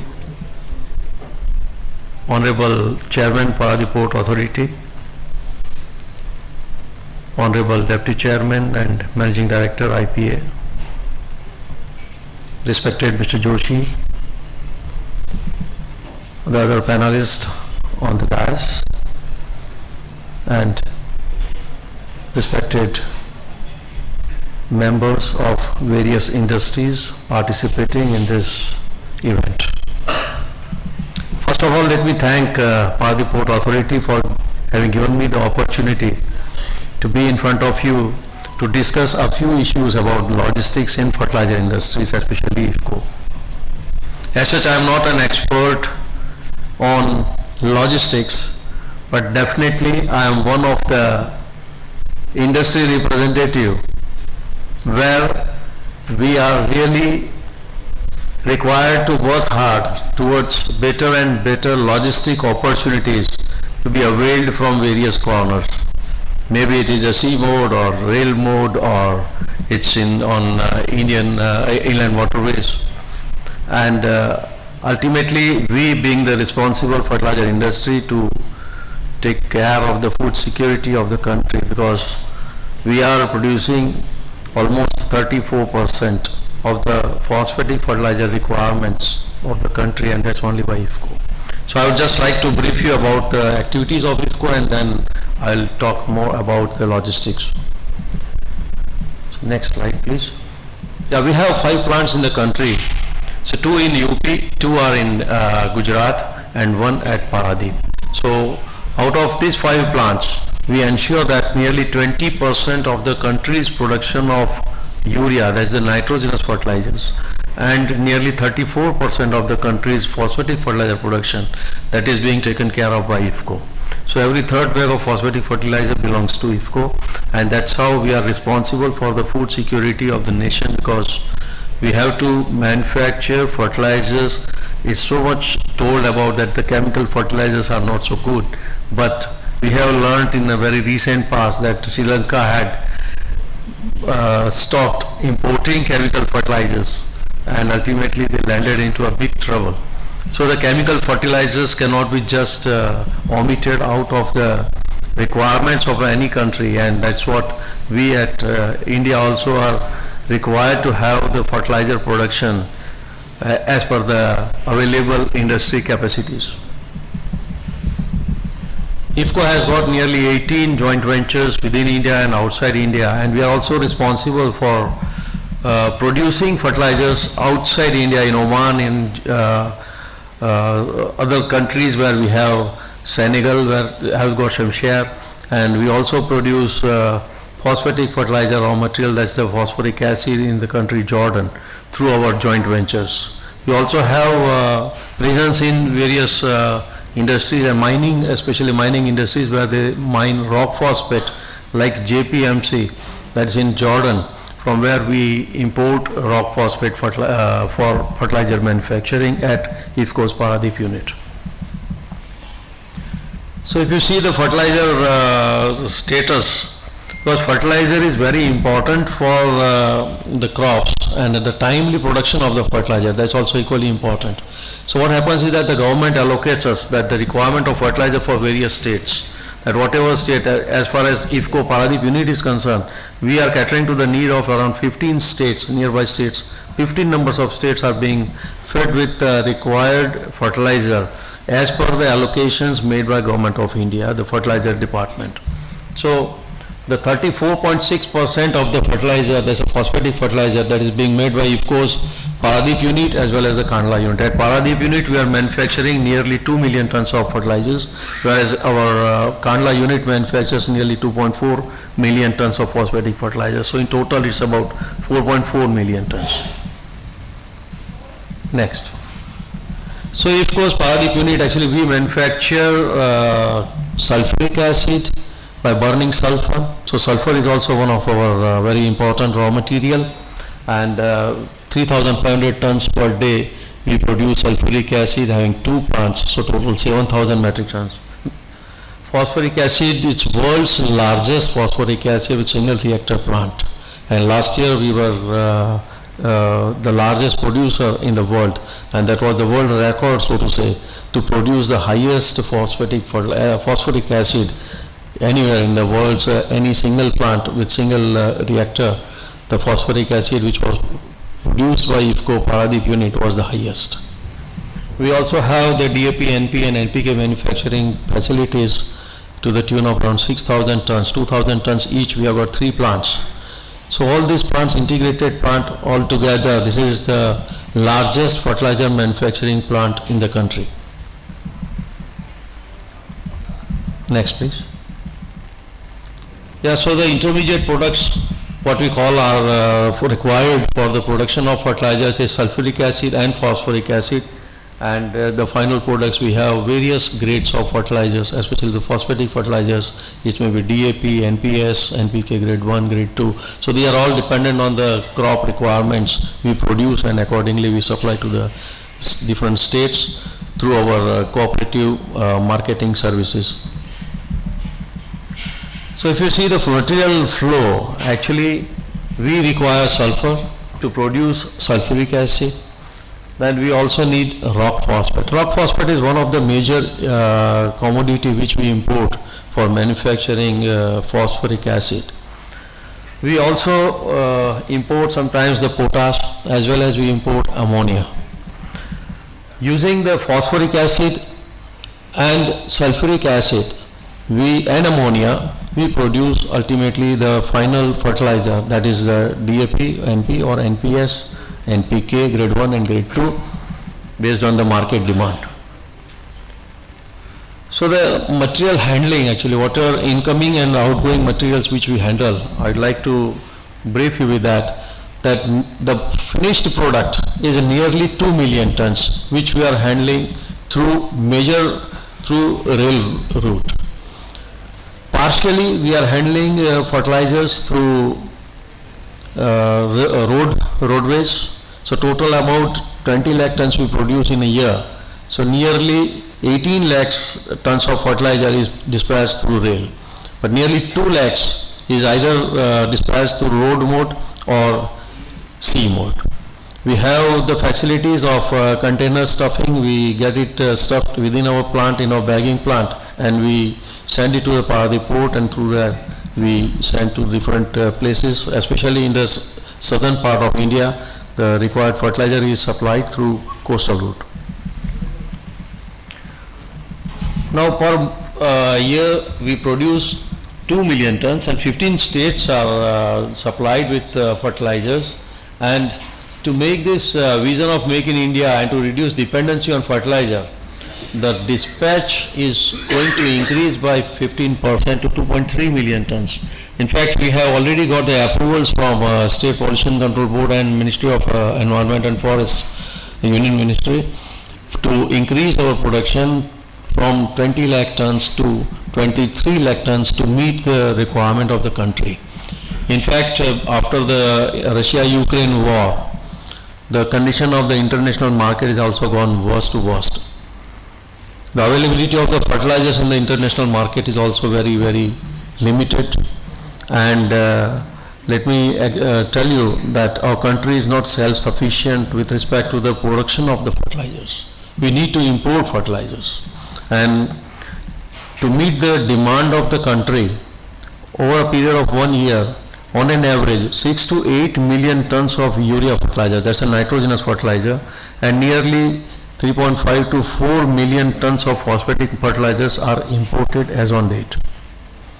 Now, to reduce the imports and to make sure that the fertilizers are available within the country, IFFCO has gone into two aspects. One is to increase the existing plants' capacities. With that, we need the extra raw materials, and we also have to have good logistic options for dispatching the product. At the same time, we are also have identified the alternate of the fertilizer, and that's the nano fertilizer, which I'll talk about. So if you see year on year, the 2010-11 to 2021-22, the statistics of the total fertilizer dispatches have gradually, very slowly changed, and that is because only and only because of the raw materials. We have to import the entire raw materials for manufacturing fertilizers from outside the world, they are not available in India. So we are totally dependent on port facilities, and our Paradip port, we have a captive berth over there, and where we handle nearly 4.5 million tons of the raw materials, which are directly sent to the plant through pipelines to it or through conveyors. The bulk materials we get transported through belt conveyors. So the fertilizer productions, once upon a time we were producing at 16.54 in the year 18-19, which has gone to 21.5 this year we are expecting to, and next year we are going to achieve around 23 lakh tons of fertilizer production. So the 4.5 million tons solid and liquid cargo together we are importing, and we also have certain requirements of the other inputs to the industry, and that is nearly 2.5 lakh tons of coal, which we receive from MCL. Till last year we were getting regularly from MCL, but because of certain limitations and especially the priorities being given to the power industries, so we are now dependent on port to import coal, and imported coal is being used for producing fertilizers to somewhat extent. Next please.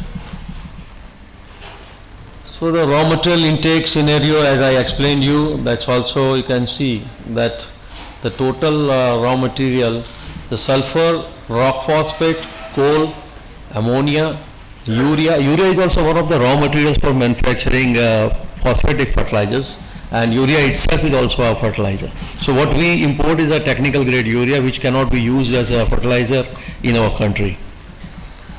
Potash also we import, and sulfuric acid. Although we are having a capacity of nearly 7,000 metric tons of sulfuric acid production, we still need to import sulfuric acid to cope up with the requirement of the increased production. So at present we have the world's largest phosphate fertilizer plant which can produce 2,650 as 100% capacity, but we are producing to the tune of 3,000 to 3,600 tons per day to meet our additional requirement of production as directed by Government of India to meet the requirement of the fertilizer for the domestic purposes. Next please.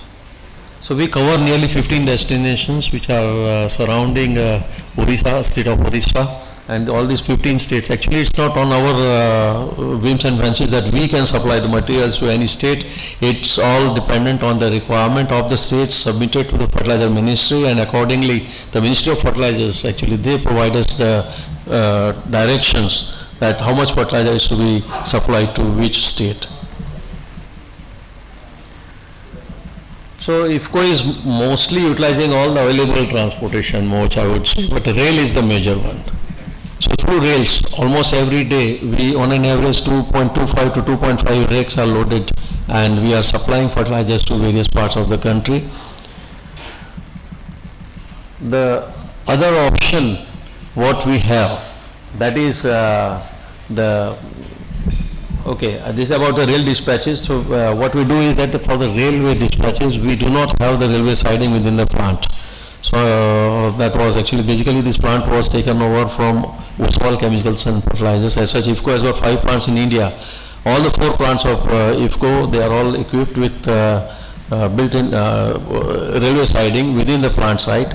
But unfortunately, the plants at IFFCO's Paradip unit, which is world's largest phosphoric acid manufacturing plant, I would say, but still unfortunately that does not have the in-house railway siding available with us. So we need to transport our fertilizers from the plant to the nearby railway siding, which is also under Paradip port only, and through that railway siding we are dispatching. So nearly 2.25 to 2.5 rakes every day we are dispatching through rail route.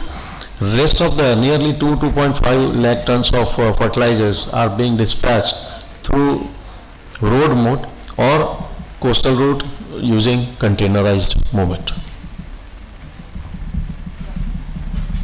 So in case of containerized movement, actually what we do that we use the PICT terminal that is available as a clean cargo terminal in Paradip port.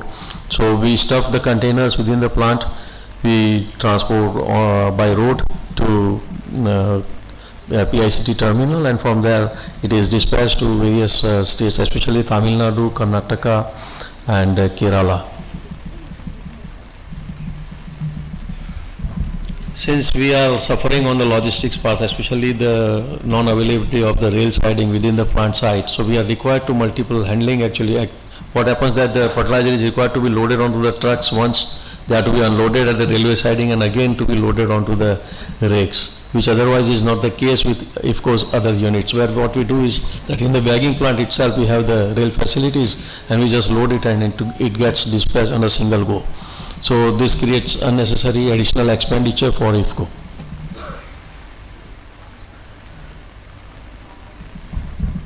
So mode of transport as far as the sea is concerned, the major limitation what we are facing as of now is that the sea route, if we are trying to dispatch the fertilizers which are required on time-bound manner, but unfortunately the stuffed containers, when we are dispatching it to the port berth of PICT, and from there it has to reach the destinations, and it takes nearly good time, maybe 10 days, 15 days time, and thereafter again at the port because of the congestion of the vessels and all. So it takes very long time to get it unloaded, and then further it has to be dispatched to the destination points where we sell fertilizers. So it takes very long time, and that's why this particular mode of transport, that is the containerized fertilizer bags movement, that is very restricted. Our proposed action plans I would like to talk about. That is the railway siding inside the plant. Actually we are working with this. Unfortunately that could not happen till last year, and ultimately about in the year 2016 December we got a directive from Paradip port to identify our own railway siding somewhere away from where we are operating because of the expansion of the port capacities. So in that context, we had identified one location where Container Corporation of India, they have already worked on it, and one of the railway siding that is for handling fertilizers is going to be ready within a week's time, and we will be starting our operations for rail dispatches of the fertilizers from that railway siding. But that particular railway siding is also about 10 kilometers far from the IFCO's Paradip unit, and that leads us to extra expenditure as well as multiple handling of the fertilizer bags. So that is another issue, and that's why we are looking forward that if by any policies, by any means, if IFCO can be helped to have the railway siding inside the plant. Riverine jetty, yes, that was actually, we have one excellent facility, and that is the Mahanadi River is very close to our plant. Unfortunately, so far that available way of transportation, that was the inland waterways transportation route, that was not explored so far. But with the help of Paradip Port Authority, we could make it, and with the permissions from state government as well as different parts of the different ministries of Government of India, we could ultimately get it cleared in the month of April 2022 that Riverine jetty has got approved, commission, and we have started dispatching gypsum. Because gypsum, actually what happens that when we produce fertilizer, actually phosphoric acid is one of the main constituent, and when we have to produce fertilizer, that's phosphoric acid. Every ton of phosphoric acid, totally we are using around 3,000 tons of phosphoric acid every day. But when we produce 3,000 tons, we produce 15,000 tons of gypsum. So it is almost 5 times the production of the acid which also gets generated, and that gypsum can have several utilization in various industries. Gypsum itself is also a fertilizer. In addition to as a fertilizer usage, we also have other options to use it as a raw material for production of GRF panels and gypsum boards. Then cement industries, they are using nearly 5% of the cement manufacturing capacity is 5% is required as a gypsum as a filler. So the cement plants also need it. So the demand is high. And one more thing, that the gypsum, as it is not available easily to the cement plants in the country, so they import gypsum from outside world. The cost of gypsum is varying from 2,000 to 3,000 rupees a ton when we are importing natural gypsum from outside the country. Whereas this phosphogypsum, what is available with us and other fertilizer, phosphatic fertilizer plants like PPL and Coromandel, who hold we three are the major holders of this gypsum, and we at Paradip unit have nearly 5 crore tons of gypsum available. So the movement of gypsum from Paradip unit to various parts of the country, to various cement plants, as well as we can also have, if this IWAI, that waterways, if those facilities of movement of gypsum to various waterways terminals, if they are getting established, and the small entrepreneurs, the industrialists are ready and they are really enthusiastic, if the industries based on this gypsum as a raw material can be started.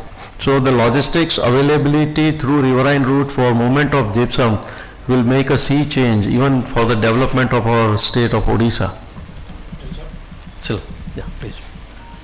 Okay, this is the route through which right now we have the movement of gypsum from plant siding to Paradip Port, and with the help of kindness of Paradip Port Authority, they permitted us to utilize their railway siding for dispatching gypsum to various cement plants and other users. Even we are dispatching to nearby stations to Nepal, from where it is transported through road mode to Nepal. This is the river and jetty where we can load up to 2,000 tons of each barge vessels, and in a day we can handle 2 to 3 vessels as such. But unfortunately, due to non-availability of sufficient rakes at our Paradip port, siding, especially we need look for box and wagons, and those rail racks are not available sufficient. Otherwise, this river and jetty can be used to dispatch on a day at least 5 to 6,000 tons of gypsum to meet the requirement of the cement plants, which otherwise is being made by importing gypsum from outside. So quickly can go, please. Go ahead. So with the river and jetty we can avoid road transportation. We are also looking forward to have permanent river jetty in future if we can have the identified terminals which can be used by the user industries, then we can definitely look forward to have a permanent river jetty. Next please. Yeah, the various national waterways are available, and we are also looking forward to identify certain cement plants who would like to have our gypsum to be dispatched to them. Next. So, next please.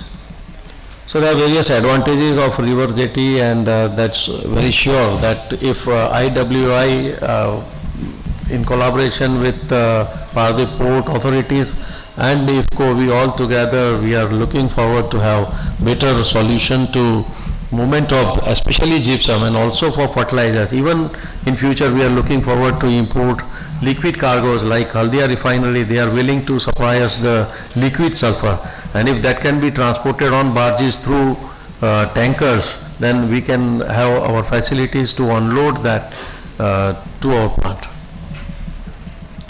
So there are various constraints also which I already discussed. Next please.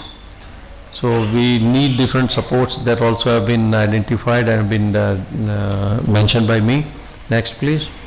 And the road ahead is very clear that we are looking forward to boost the economy by reducing the cost of transportation, and at present we are suffering because of the cost of transportation, especially the limitations on the logistics, and I'm sure with this PM Gati Shakti program definitely will be benefited, and especially the increased riverine route and availability of the rail siding within the plant premises can make a big solution, and game changer it can be proved. Yeah. And thank you. And one small information I wish to give, that one way is that to have the logistics facilities for the industry like IFCO, but at the same time IFCO has gone into the development or innovation of a fertilizer, that is a nano fertilizer. A nano fertilizer, many of you might have heard, it has been displayed at various events even by Government of India, that one 500 ml bottle of nano fertilizer is equivalent to 50 kilogram bag of a fertilizer. So it is a small sized fertilizer, liquid fertilizer that can meet the requirement of a 50 kg bag for a farmer, and that's how one rake of fertilizer being loaded and dispatched can be dispatched in one small truck of around 10 tons capacity. So you can imagine it is a big change in logistic requirements. So if logistics are not available, we'll have to look forward that how we can avoid logistics and go into other options. And that too, it is a very environment friendly option, because it will be reducing the possible fertilizer, as well as the soil contamination because of the chemical fertilizer. So that will also be reduced to a great extent. The effectiveness of fertilizer utilization is also quite high with nano fertilizer. So I thank once again the PPA authorities and all the respected Joshi sir for giving me permission to present my Mr. work. Patel. That is really out of box. Thank you very much. May I now call upon Captain Verma to please. Respected Chairman, sir, respected boss, sir, my dignitaries on the dais, my friends and colleagues from the fraternity. Before I begin, I have not come with any presentation or any data or statistics. I was sitting next to Patel, sir, and he looked at my plate and he said, "You're not having any food." I said, "I'm not feeling hungry because there are so many people, senior people around here, in front of whom I need to present or share some stats." So I begin with, sir, we at Samsara Group, we are handling close to about 6,000 vessels call in India, and India handles about 45,000 vessels call every year. If I take the present scenario in shipping, container vessel trade, which is from the time of arrival of the vessel to the commencement of the cargo. I'll be talking very basics at this moment, how the operation works, because I have been always an operations person. So container industry, if we talk about, from the 2 hours time from the arrival or the berthing of the vessel to the commencement of cargo has been brought down from 2 hours to 30 minutes or maybe 20 minutes. But if we talk about bulk, break bulk, tanker and other segments of the cargo, the commencement take at least 2 to 3 hours, which we as a trade, for the service recipient and the service provider, there are right people here who can take this challenge head on and bring down that time from 3 hours to about 45 minutes. With 45,000 vessels call, we are talking of 125,000 hours in a year. And if we are increasing to the capacity what was spoken today 3 times, then we are talking of 300,000 hours in a year purely on the vessel arrival and departure. This is just one simple aspect of it. Congestion, as we all know, is a cost of about 0.2 USD per ton to 0.5 USD per ton for the vessel waiting outside the port limits when she is waiting for her turn for the berthing, which is a very huge amount of cost which is paid by the owners and the service recipient indirectly, and that cost translates to us in an indirect manner. It reaches finally to as an end user. So this is also one aspect. On the eastern side, if we talk about, we have the ports which have a huge drafts available, but western side we still have the challenges and limitation in terms of the draft availability, which shall be looked upon. Because this is very important. I am coming from sea to land. I will come to one point every one by one point basically. So this is from the sea point of view. The deep drafts are required on the western front. In terms of vessel handling, Paradip port has gone into mechanization. Other ports also are going into mechanization, but where the bulk raw material is handled manually, the utilization, the turnaround of the vessel is very poor, which is another limiting factor. If we talk about turning around of a 60,000 or a 70,000 vessel, taking 10 or 12 hours additional in a port is again huge cost to the service recipient basically.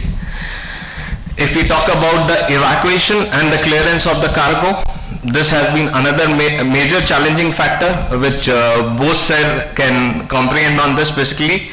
I'm talking 2015, we have a facility lying idle for almost 3 years, a private container terminal which was built in Bombay, but due to various reasons it could not be started. This was an initiative taken by both sir, and we could move the entire ro-ro traffic from the Bombay Port Trust to that private terminal.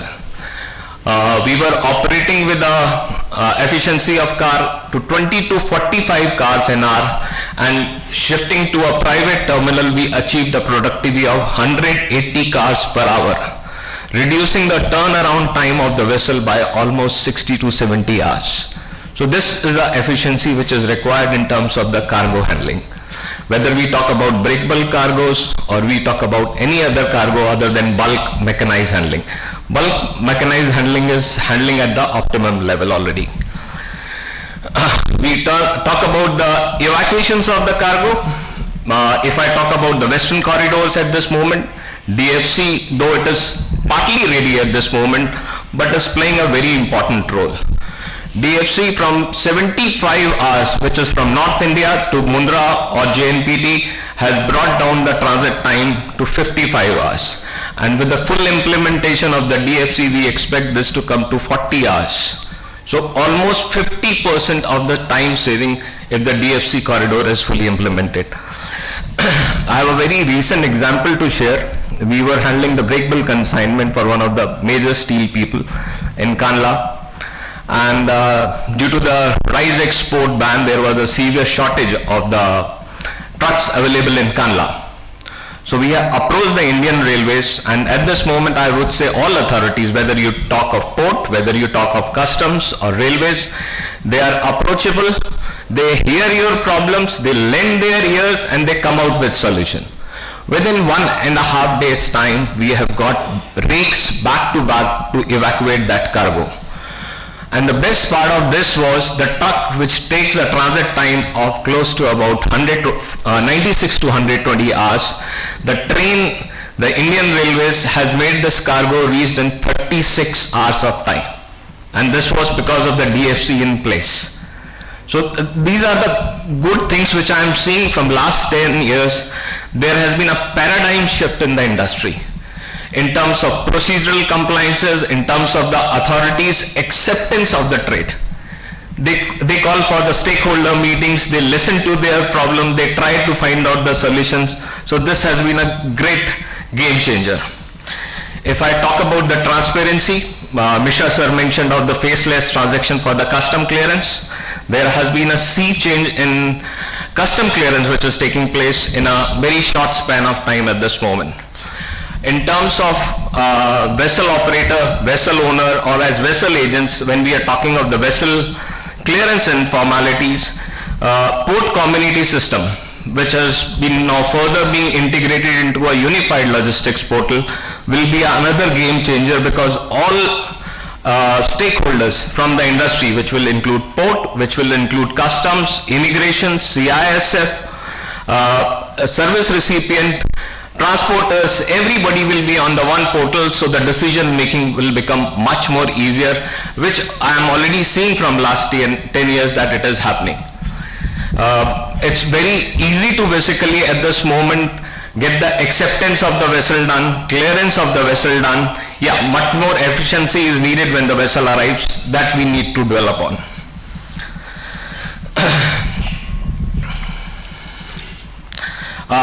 One most important thing which Bhushan Kumar ji mentioned, we are handling cruise vessels also.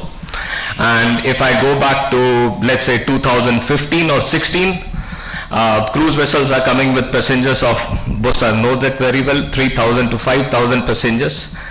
And to get the passengers cleared, it was taking at least about 3 to 4 hours. And at the time of departure also it was 1 to 2 hours. So, and these cruise vessels planned an itinerary of 12 hours in the port. They have to carry out their scheduled itinerary, which is to the visit to the city or any location.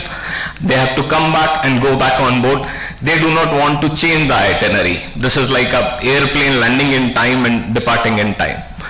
But with the implementation of the passenger manifest system by the immigration, which is a major game changer, these clearance of 3 to 5,000 passengers takes only about 30 to 40 minutes now. So like Goa Cruise Terminal, infrastructure planning is coming up. They have a future vision of next 20-25 years. In terms of infrastructure planning, the rotation in terms of cargo or the crew or the passengers, but the otherwise the back-end integration which has been done in last 10 years has been phenomenal.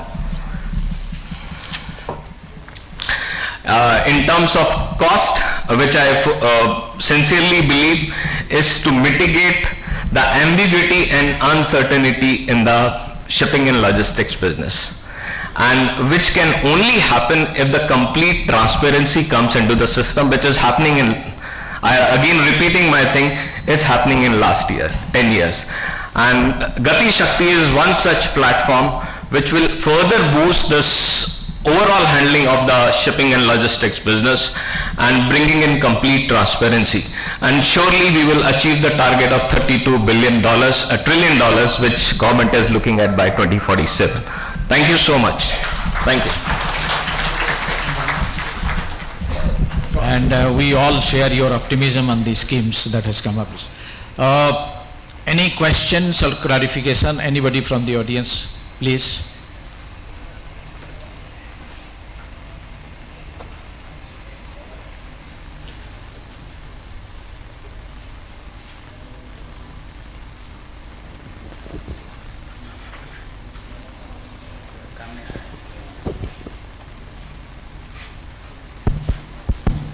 Hello. Yeah.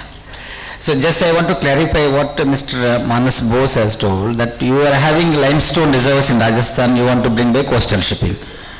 Already we have been able to market the Paradip port for the logistics of the thermal coal coastal shipping to western ports. Already Guru has spoken on that.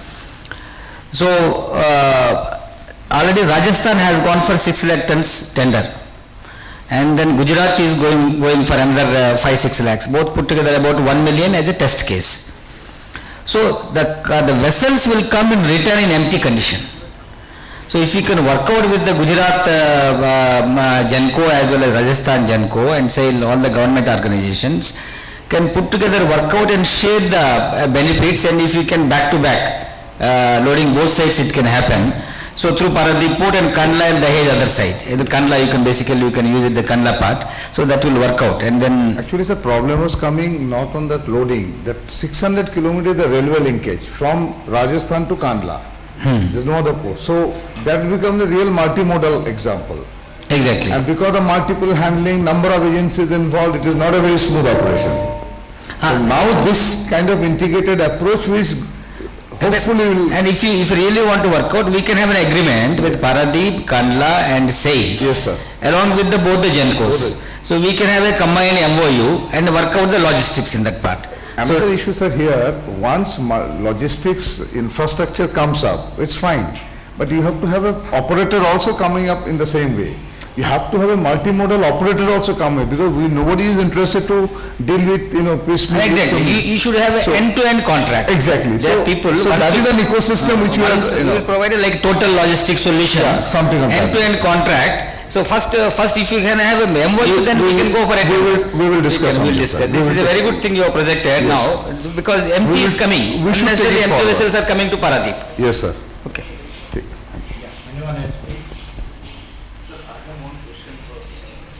Patel, sir. What you have been referring to this issue that you don't have a siding. What is the problem? It was basically the original investor who invested for the plant. But now you can set up. Now we need to set up. Now, no, sir. What has happened? We have a yard in Vizag, steel stock yard. It is in a private land. We didn't have the connectivity. We have been applying to railways. Now, although we paid the money, because of this Gati Shakti scheme has been launched, now railway said that old scheme is gone, you come under Gati Shakti. And we are already doing that. So we are It's also just, trying to, we already approached, and we are looking forward to that. And your office is here only, your railway office, Chandrasekhar Puri is only going to handle this better. Okay, sir. Okay. Yes, please.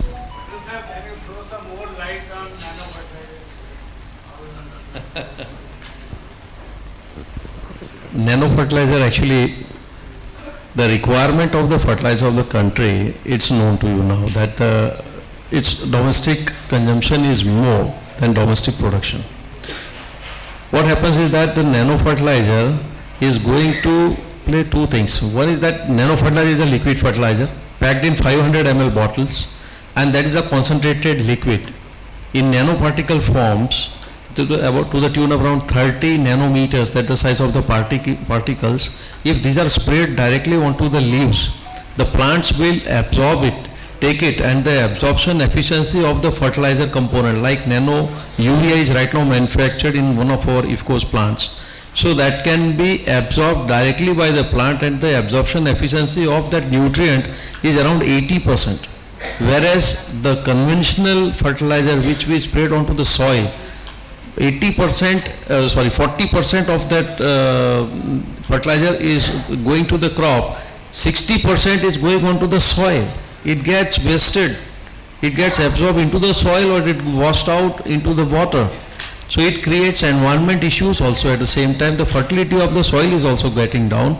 So this fertilizer, that nano fertilizer product, will be available in our country. Right now, nano urea is already available, nearly 4 crore of bottles that have been sold to various parts of the country, and almost all the states are provided with. What will happen is that it will be a game changer for the government, because the fertilizer, when it is produced, right now we produce DAP or urea. One bag of urea, the fertilizer subsidy cost is nearly 2,000 rupees to 4,000 rupees per bag, which is borne by Government of India, whereas the farmer pays only 266 rupees. Same is the case with DAP and other fertilizers, where 2,500 rupees per bag of DAP, what we produce and sell in the market, government pays 2,500 rupees. We charge only 1,350 rupees from a farmer. Now all this payment of subsidy is going to industries, because ultimately it is reimbursed to industries. That will not be required with this nano fertilizer. So we are selling at present the nano urea bottle at 220 rupees, 25 rupees, 225 rupees against 266 rupees bag, and government pays subsidies. Now that subsidy payment has gone out.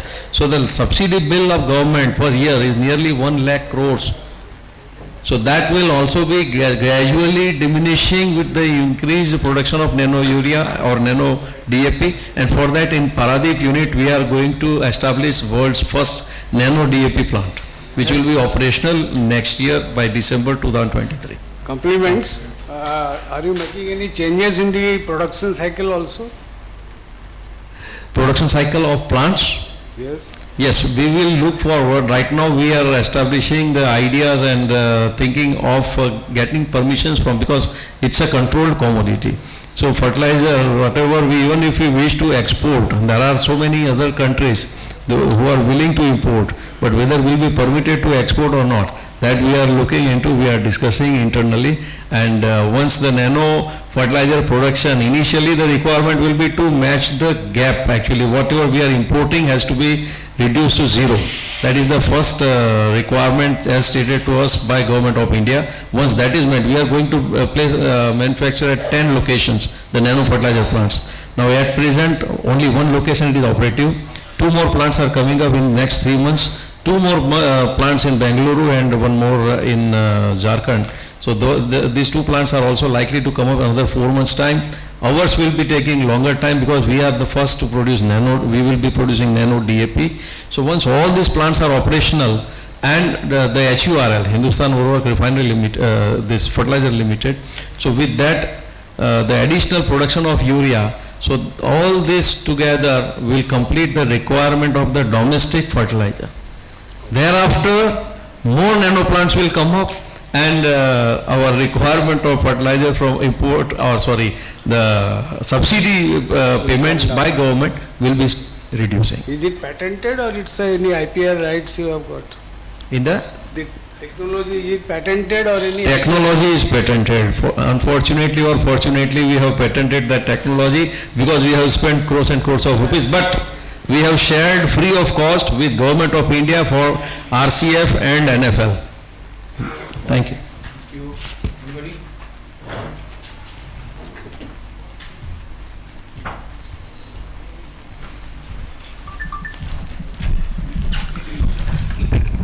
So thank you. I must thank the PPA chairman and the organizers for putting such a eminent and knowledgeable panel. A huge round of applause for each of our speakers, please. Now these 2 schemes, Gati Shakti and logistics plan, they are too recent for any fact checks.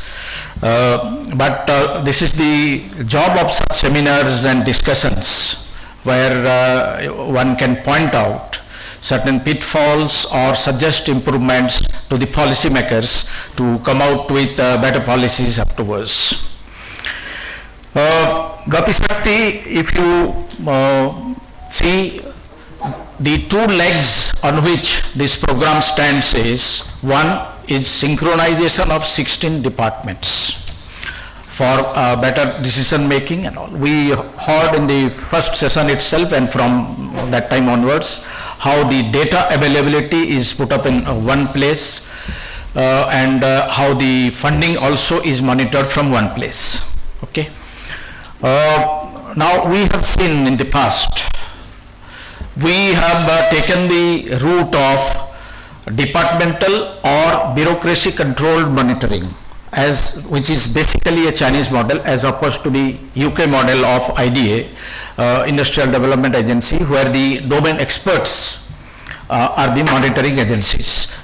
It's okay, we are comfortable and we have been seeing this part. Only thing is, we have seen that even if there are more than 1 department, only 2 departments, how difficult it becomes in this country to actually manage that. I'll give you one example.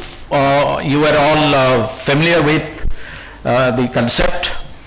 In the morning, chairman was mentioning about Salegaon to Paradip new route. In 2015, when Mr. Nitin Gadkari, the Honorable Minister, floated the idea of having a railway company within the port ministry for last mile connectivity to the port, I had attended the first meeting in the which was taken by the Secretary Shipping, which was the concept of IPRCL, and the Shipping Ministry proposed that this new organization under the Shipping Ministry will take up construction of new railway lines to Paradip. Immediately Ministry of Railways opposed it on the ground that they were also going for capacity expansion, so that will go waste, and therefore this idea was shelved. And today the body which was created, the IPRCL, has become the railway service provider to the port sector itself. Now imagine if this idea was sold by the two ministries and that Salegaon Paradip had been started in 2015 or 16. Today we would not have been talking about it, we would be reaping the fruit out of it. So my point is, synchronization of 16 government departments will require a very strict and a very strong headmaster. The second leg on which this scheme stands is the funding. Now, initially when this was discussed, this was supposed to be envisaged as a self-financing scheme, this Gati Shakti. Ultimately, the version that has come out is the funding will be through government agencies and the funds will be accrued through monetization of government assets. Now, when we talk of monetization, we have to see the recent history and be very cautious about it. What happened to Air India? How many years it has taken for monetization? What is happening to Concur? What is happening to BPCL, LIC? These are all up for grabs for monetization or generating money from the government. Now, if we have to achieve this 6 million ton or 32 million ton by 47 and all, we have to learn from the histories. And whatever is required for getting the money from alternate sources, that must be done very soon. I'll give you again the example of coal. Now, coal mines were opened up in 2020 after the Supreme Court judgments. 64 coal mines were auctioned for commercial use in 2020. Only 2 have become functional till now. And Government of India has issued notice to 16 others for the delay, and they are threatening of surrendering these mines. Now, this will require a lot of synchronization and coordination and all for the coal miners to generate their company. So, if these two aspects are taken care of, I think Gati Shakti is a very good concept and we can derive a lot of benefits. As I said, we have a lot of catching up to do. From 18% in the 50s, we come down to 6-7% of world economy. Now we are now struggling to go back to 18-20% again. Now come to logistics. The first strategy is that railway share will go up to 40%. Really? Is railway prepared to accept that kind of share? Very recently you have all seen, to enhance the coal transportation, 1,000 passenger trains were cancelled by the country. And coal transportation was done to the neglect or to the detriment of all other commodities. So if we are capable today of taking 40% more share, why did it happen? Obviously, we are not ready, railways is not ready. Now, any kind of capacity building or capacity creation requires money. If you go through the reports of the controller and auditor general, CAG reports, all is not well with the monetary situation in the railways. Their OR, the operating ratio, has gone up well above 100. That means they are spending more than 100 rupees to earn 100 rupees. That is the situation. So from where do they get money for capacity creation? If you see the recent budgets, railway gets money either from capital fund or from the development from or from the DRF. three sources. If you see the budgets recently, most of the railway projects are funded by EBS, that is the extra budgetary resources. Now, extra monetary basically in layman's terms is either PPP or monetization or loan. Now, somehow or other, the PPP is not catching up the way it has caught up with the air or the road sectors or even the shipping sectors. And monetization is hardly, if you think of it, railways have the second largest land holding in the country after probably the defense sector. Now, there is a tremendous scope for monetization, but it is yet to start in that scale. Therefore, railway share to 40%, we have to try very, very hard. Even the passenger train privatization had to be withdrawn and scrapped, that policy recently. Roll on and roll off, that is one of the strategy that has been mentioned in the logistics plan. Now, roll on, roll off is nothing new. In late 1990s, 94, 95, this was started from Shalimar to Bangalore. Loaded trucks loaded onto the flats and taken to Bangalore. The problem was that you were loading only one truck per flat, which doesn't work out. If you see in where Europe, northern Italy, Switzerland, across the northern Alps, they carry about 6 to 8 vehicles per flat. Now that kind of revolutionizing thought has to come if RoRo is a very good concept, because you save in fuel, you save in carbonization of the fuel, you save the time, and at a time you are carrying a lot of weight on by the rail, but then implementation is the issue. Now let's say waterways, that is the most emphasis in this program has been given to the waterways.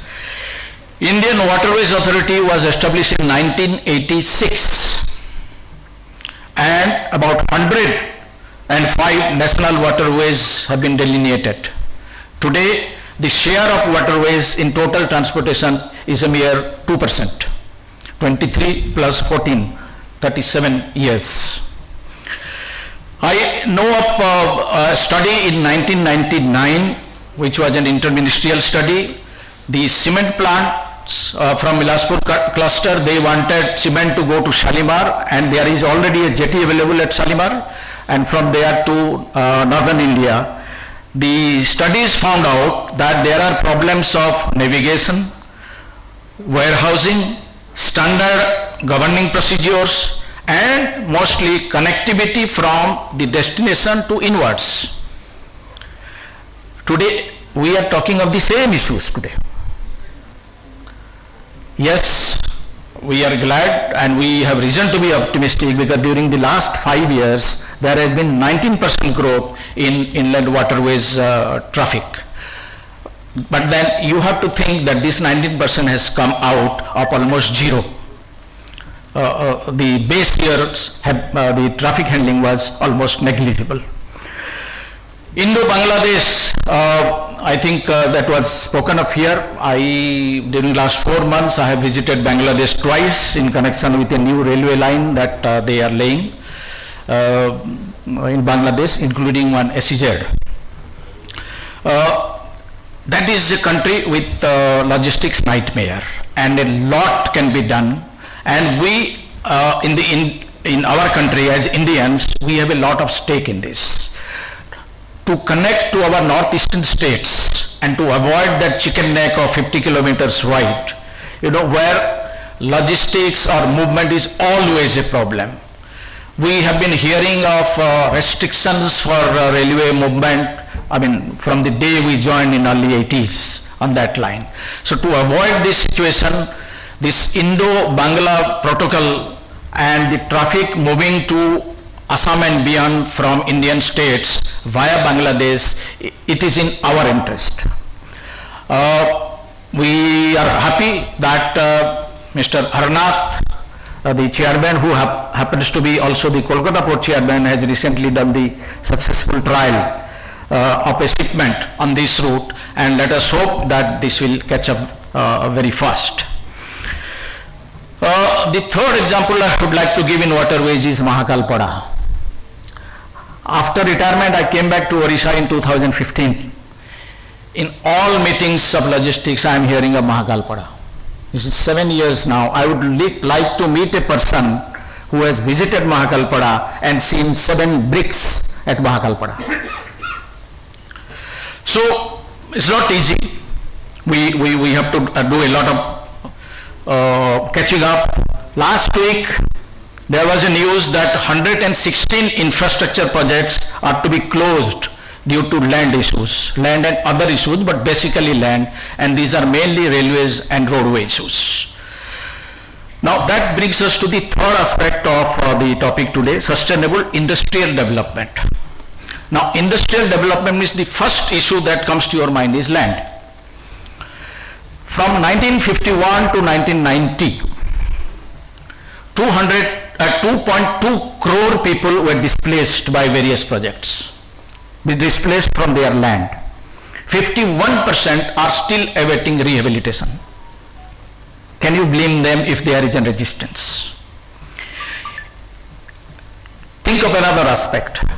80% of the tribal people for whom there is a special land acquisition arrangement, 80% of the tribal people live in the belly region of our country, Andhra Pradesh, Odisha, Chhattisgarh, Jharkhand, Maharashtra, Madhya Pradesh, North Maharashtra, South Gujarat. 80% of tribal. And 100% of crow more, 90% of all coal, 95% of bauxite, more than 50% of iron ore exists in this region. Things to ponder about. World War II gave rise to the concept of carpooling because of the shortage of fuel. I think there is time we have to think of common use of land and land pooling for various infrastructure and industries in the country. But there is hope for optimism. I am with Captain Verma when he said that the things are changing and people are more receptive today and all. Now optimism also stems out of 2-3 factors which have come up recently. One is the infrastructure vision of 2047, which has been mentioned by Chairman and others in the morning. That talks of an investment of 835 to 870 lakh crores. Let me repeat that figure. 870 lakh crores investment for the next 25 years. 2. The Indo-Bangladesh protocol route, as I said, the trial has been successfully conducted by Kolkata port, and let us hope that this will catch on now to the benefit of the country. The third is in Banaras 2-3 days back, jetties, multiple jetties have been inaugurated to facilitate river transportation. Now, these are positives, and we should hope for the benefit of the country that sooner rather than later all these plans and policies that we are talking about through Gati Shakti and logistics, they fructify and the country benefit as a whole. I must thank all of you for giving a patience hearing even at such end of the session. You had interest to interact with our panelists. I also thank Mr. Harnath, the chairman, and Mr. Bose, the deputy chairman, and all of you for having invited us to share our thoughts during the day. Thank you very much.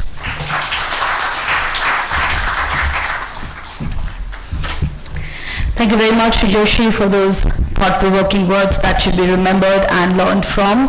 What an absolutely brilliant session that was. May I request the T.N. Sondhi, Financial Advisor and CAO PPA to please join us on stage and felicitate the Honorable Moderator and esteemed panelists with tokens of love and gratitude.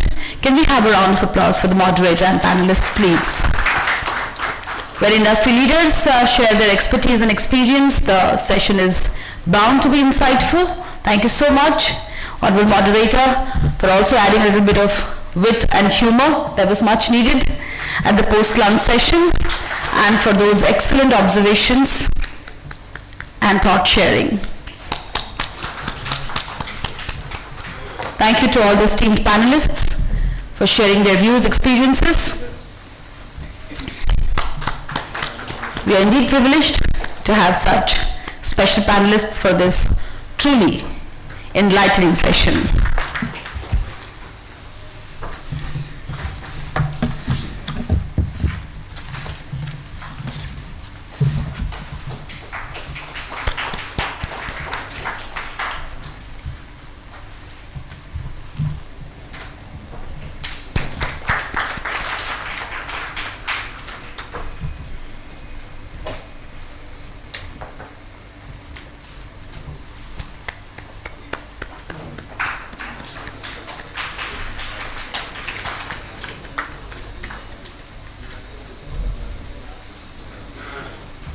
A beautiful Patachitra and Angabastra for all the panelists and the moderator.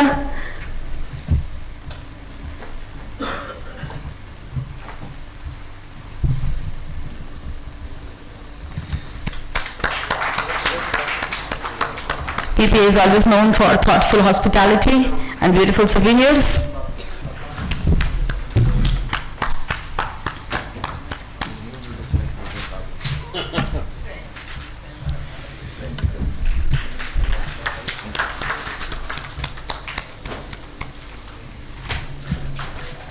Thank you, Shri for doing the honors.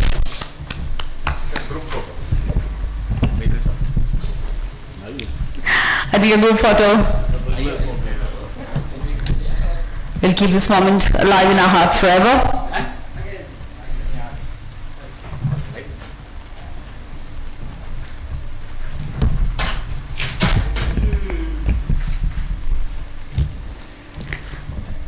Thank you once again, the entire panel.